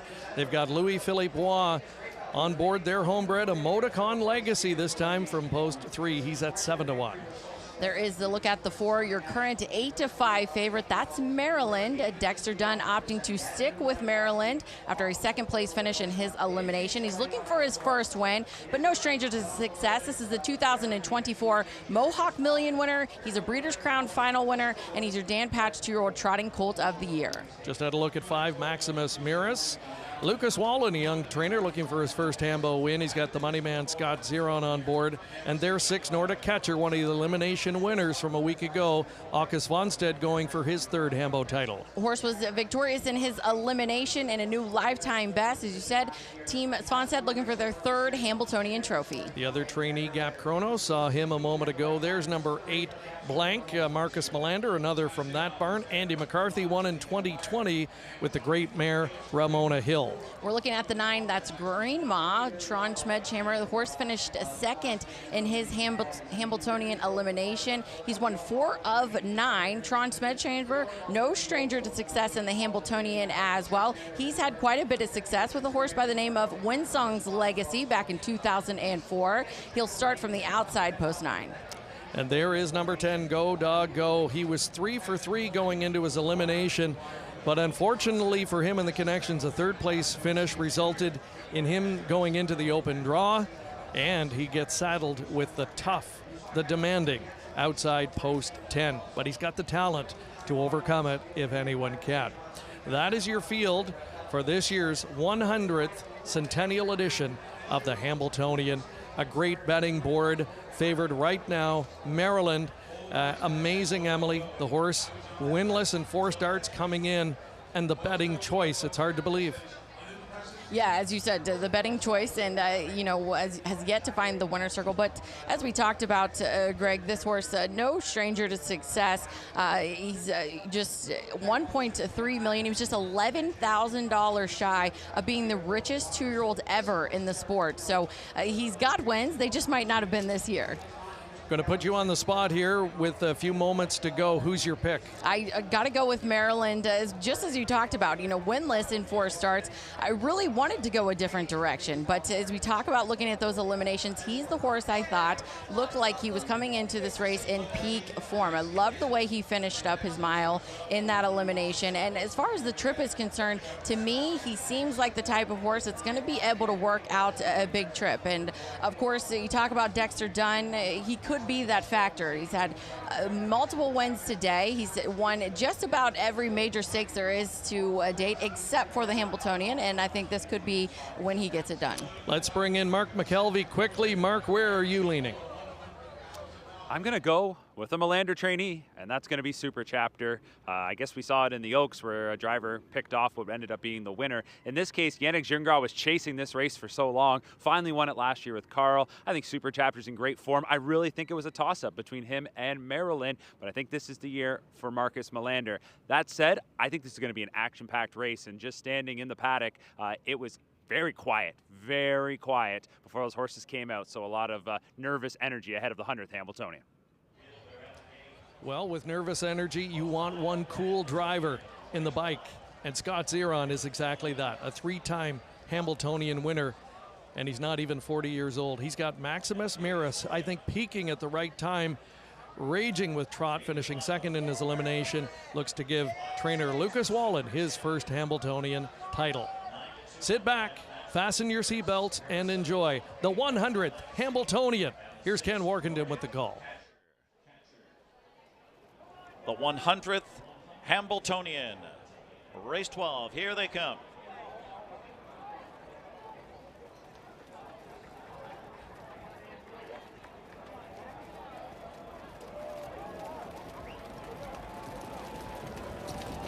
And they're off, and Nordic Catcher shoots out. Go Duck, go on the outside. Super Chapter with early speed. Meshuggah from the inside into the top 4, and put in play is Maryland on the outside, 5th. Emoticon Legacy just floated away in 6th. Then it's Maximus Miras at the rear of the field, followed by Gap, Chronos, and Blank. In the early trailer is Green Maw. From post 10, Go Dog Go at 12-1 with Todd McCarthy. Open length leader by 2. 26-1. A torrid opening fraction for Go Dog Go across the backstretch. Super Chapter in for that 2-hole ride. Titans in for Gingras under a tight rein. Nordic Catcher is 3rd at this point. A gap of 3-4 to Meshuggah 4th and staying in. Maryland gets underway uncovered on the outside. Emoticon Legacy to follow him past the half. And then it's Maximus Miras at the rear of the field with Gap Chronos. Gap Chronos is followed by Green Maw and Blank stride for stride with that one. The half 54-2. So they try to close in on Go Dog Go, dictating his terms here. Nordic Catcher from off the pace for Åke Svanstedt on the outside, first over and challenging. As they head to 3/4, Go Dog Go, and Nordic Catcher applying serious pressure on the outside. It's Super Chapter who's locked in the box for now. Well positioned, Maryland 2nd over and 4th. Meshuggah on the inside 5th. Emoticon Legacy on the outside 6th. They take them by 3/4, and it's Go Dog Go in front. Nordic Catcher is relentless on the outside. Super Chapter needs racing room, had a perfect trip. 1:22-4 for 3/4 in the stretch of the Hamiltonian. Nordic Catcher steamrolls first over, takes the lead. Super Chapter shakes loose late on the outside into 2nd. Late trot from Maryland, but it's Nordic Catcher. Åke Svanstedt wins one for the boss. Nordic Catcher, then Super Chapter, then close Maryland. Or Gap Chronos 150 flat. A stakes record in the Hamiltonian.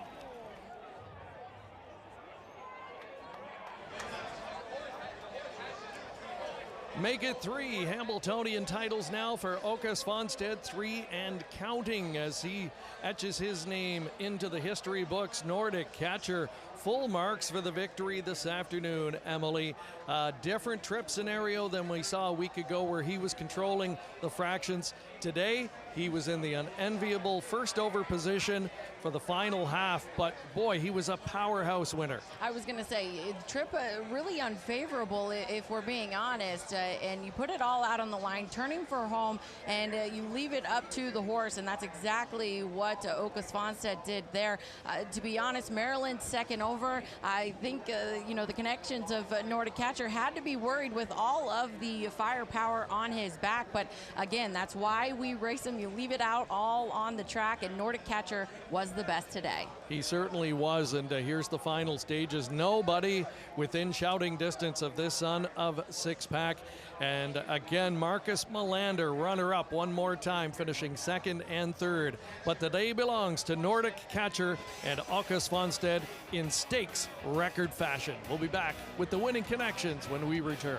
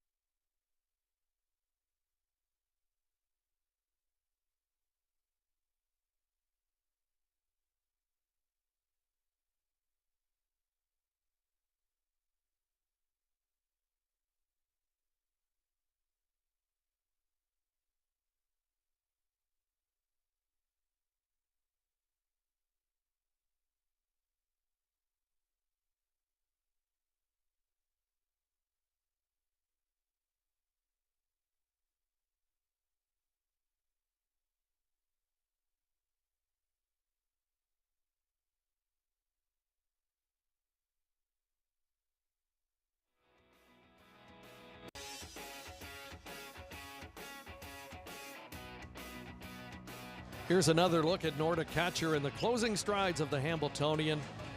The fastest edition ever, 150, and a third Hamiltonian title for Svanstedt. He co-owns this guy with Jeff Corral, the owner of the Meadowlands Racing and Entertainment. And Nordic catcher now with his third win of the season. We said before the post parade, expect the unexpected. I guess it only makes sense that the winner of America's Trotting Classic has pacing breeding in his lineage. Exactly, Greg, as you said. I guess I should have heeded my own advice and expected, as you said, the unexpected, and that's a pacing bred mare. All right, it looks like Mark McKelvey is trackside, going to catch up with the winning driver. Åke Svanstedt, congratulations, Nordic catcher. How does this Hamiltonian feel? You've been here before. Yes, but this is especially the 100th Hambletonian, so of course especially what's to say, historical win. Absolutely, the 100th Hambletonian. Take us through the race. Is that kind of how you envisioned things were going to go? Was that your plan all along? No, my plan was to try for the front, but it was 2 horses who was faster than him. So, but I got a good trip, but then first over after the half. But he's strong, and I didn't pick up the speed so much when I pulled him out. So I pick up the speed when it comes to the stretch. Congratulations, you're back in the winner's circle. This time Hamiltonian 100. Congrats. Thank you. All right, there you go. As Nordic catcher has won the 100th Hambletonian. Thank you very much, Mark. And the significance on Åke not lost of the 100th Centennial edition of the Hamiltonian. So many great champions, and a Nordic catcher now going to add his name to the list. Getting the blanket presentation adorned with the flower bouquet as well. And this is another thing that impresses me with these great horses, Emily, how well behaved, how cool they are after doing what they just did. Yeah, he performed the race of a lifetime, and he is cool, calm, and collected, and getting his blanket on and allowing folks to, you know, kind of make over him as well, and just speaks to the depth of the talent that we see. Talked to driver Scott Zeron, and he said that's what separates these great horses is their intelligence and their ability to act and take in all that is around them. Super chapter, Yannick Gingras finishing second. Yannick was trying for back-to-back Hambo wins. Maryland, who was the race favorite, ends up third. So a 2-3 finish for Marcus Melander. But he said earlier in the week, he said if it doesn't happen this year, he'll be back again next season. We have no doubt about that. Åke Svanstedt, Trainee Gap Kronos rounding out the top 4. And there a look at the payouts. A generous $11.20 win ticket on a horse that was ultra impressive in winning his elimination. There's the boss, affectionately known as the boss here, Jeff Garrell. Jason Settlemore in the winner's circle as well. You see at the horse's head, Sarah Svanstedt, Åke's wife, and such an important part of their operation. Yeah, as you said, and she's one of those that is day in and day out hands-on with these horses, and it speaks to, you know, just the team effort that it takes, Greg, as we talk about, you know, the grooms and the caretakers, and Sarah, an integral part of Team Svanstedt, and she right there with him enjoying this as they should. 100th Hambletonian, and you talk about Jeff Garrell, owner of the Meadowlands, a historic event, and again, this is one of those races you won't soon forget. The entire family is there celebrating as well. You have to wonder, will we one day see one of those youngsters here training their own Hamiltonian winner at some point in time? This is a generational family type business, and I would expect that we probably will see that. Åke Svanstedt now with a 3rd Hamiltonian title. I mean, he's creeping in on the likes of Jimmy Takter and Chuck Sylvester. They have 4 and only 3 trainers to win 5 Hambos, and I don't think it's his last.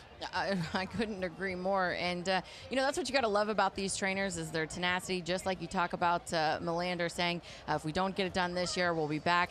Similar story for Team Svanstedt. They had several fillies that looked like they were primed for a Hamiltonian Oaks, and the eliminations were not kind. The fillies didn't show up maybe as they expected, and so there were a lot of question marks, and of course it didn't get it done in the Hamiltonian Oaks, but they're going to turn around and do it in the Hamiltonian, which is probably a little sweeter.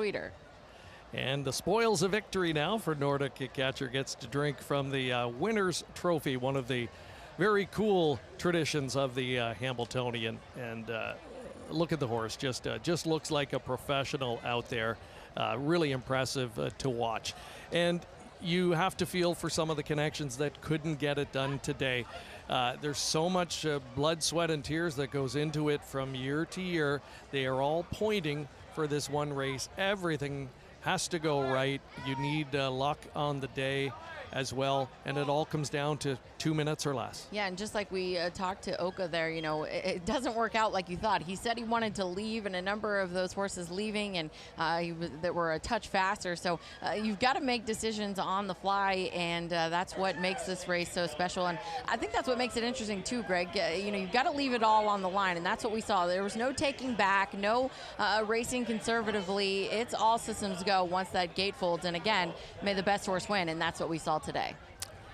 Carson Kressley on hand for the winner's presentation. We see him in that winner's enclosure. John Campbell, Mr. Hambletonian, right beside Oka, and congratulating him. He knows that feeling well. He's been in the winner's circle 6 times over the course of his Hall of Fame career. And again, look at the Svanstead children, the next generation that we will very likely see in a Hamiltonian winner's circle again for many years to come. Nordic Catcher getting it done in stakes record time. August Svanstead, he's been in North America now for just around 10 years, maybe a little bit more. What an impact he has made. What is it about him that you think makes him so good? You know, we talk about these races and these specific races, and I think that's maybe what sets him apart is, you know, his ability to peak a horse at the right time. Nordic Catcher, a horse with just 9 lifetime starts, and really you look at his resume, he's been no worse than 3rd in 9 lifetime starts. Maybe you haven't heard a lot from him, but this is a race that you circle on the calendar, and that's exactly what he did with this horse here. All right, back over to Mark McKelvey in the winner's circle, catching up with some of the happy connections. Thank you, Greg. Yes, in the winner's circle after Nordic Catcher's win in the Hambletonian, and owner Jeff Gural. Talk about your emotions right now here at a place and a sport that you've put so much into to win the 100th Hambletonian. I give all the credit to Oki and Sarah, really. They're such great trainers. I just along for the ride, but I've been giving this trophy out since I bought the place, and it'd be nice to give the trophy out to myself. Last year I won the Oaks, so Sarah said, I've got one last thing, I got to get you a Hamiltonian. And here we are. So, and the thing that he won easy. I mean, it was like a tough race, and it wasn't a tough race. I mean, he literally won easy, you know. He didn't get a good trip, you know, he's first over and drew off. So I'm thrilled. And it's a great crowd today. The weather, everything, I don't know what I did right, but the weather's usually terrible. Hot, raining, thunderstorm. Today is a gorgeous day, and we have a big crowd, so everything's going my way. Absolutely, checking a lot of boxes. Big time thrill, congratulations. Thank you very much. All right, there you go, Jeff Gural, one of the owners of Nordic Catcher, who wins the 100th Hambletonian. To Jeff Gural, a very important win for him, certainly. And he has put so much blood, sweat, and tears and money, of course, into the operation here at the Meadowlands Racing and Entertainment, the mecca of harness racing. And today he gets to celebrate a victory in the 100th Hambletonian with his Nordic Catcher. Again, as we take another look at the closing strides. We'll be back with more winning words when we return.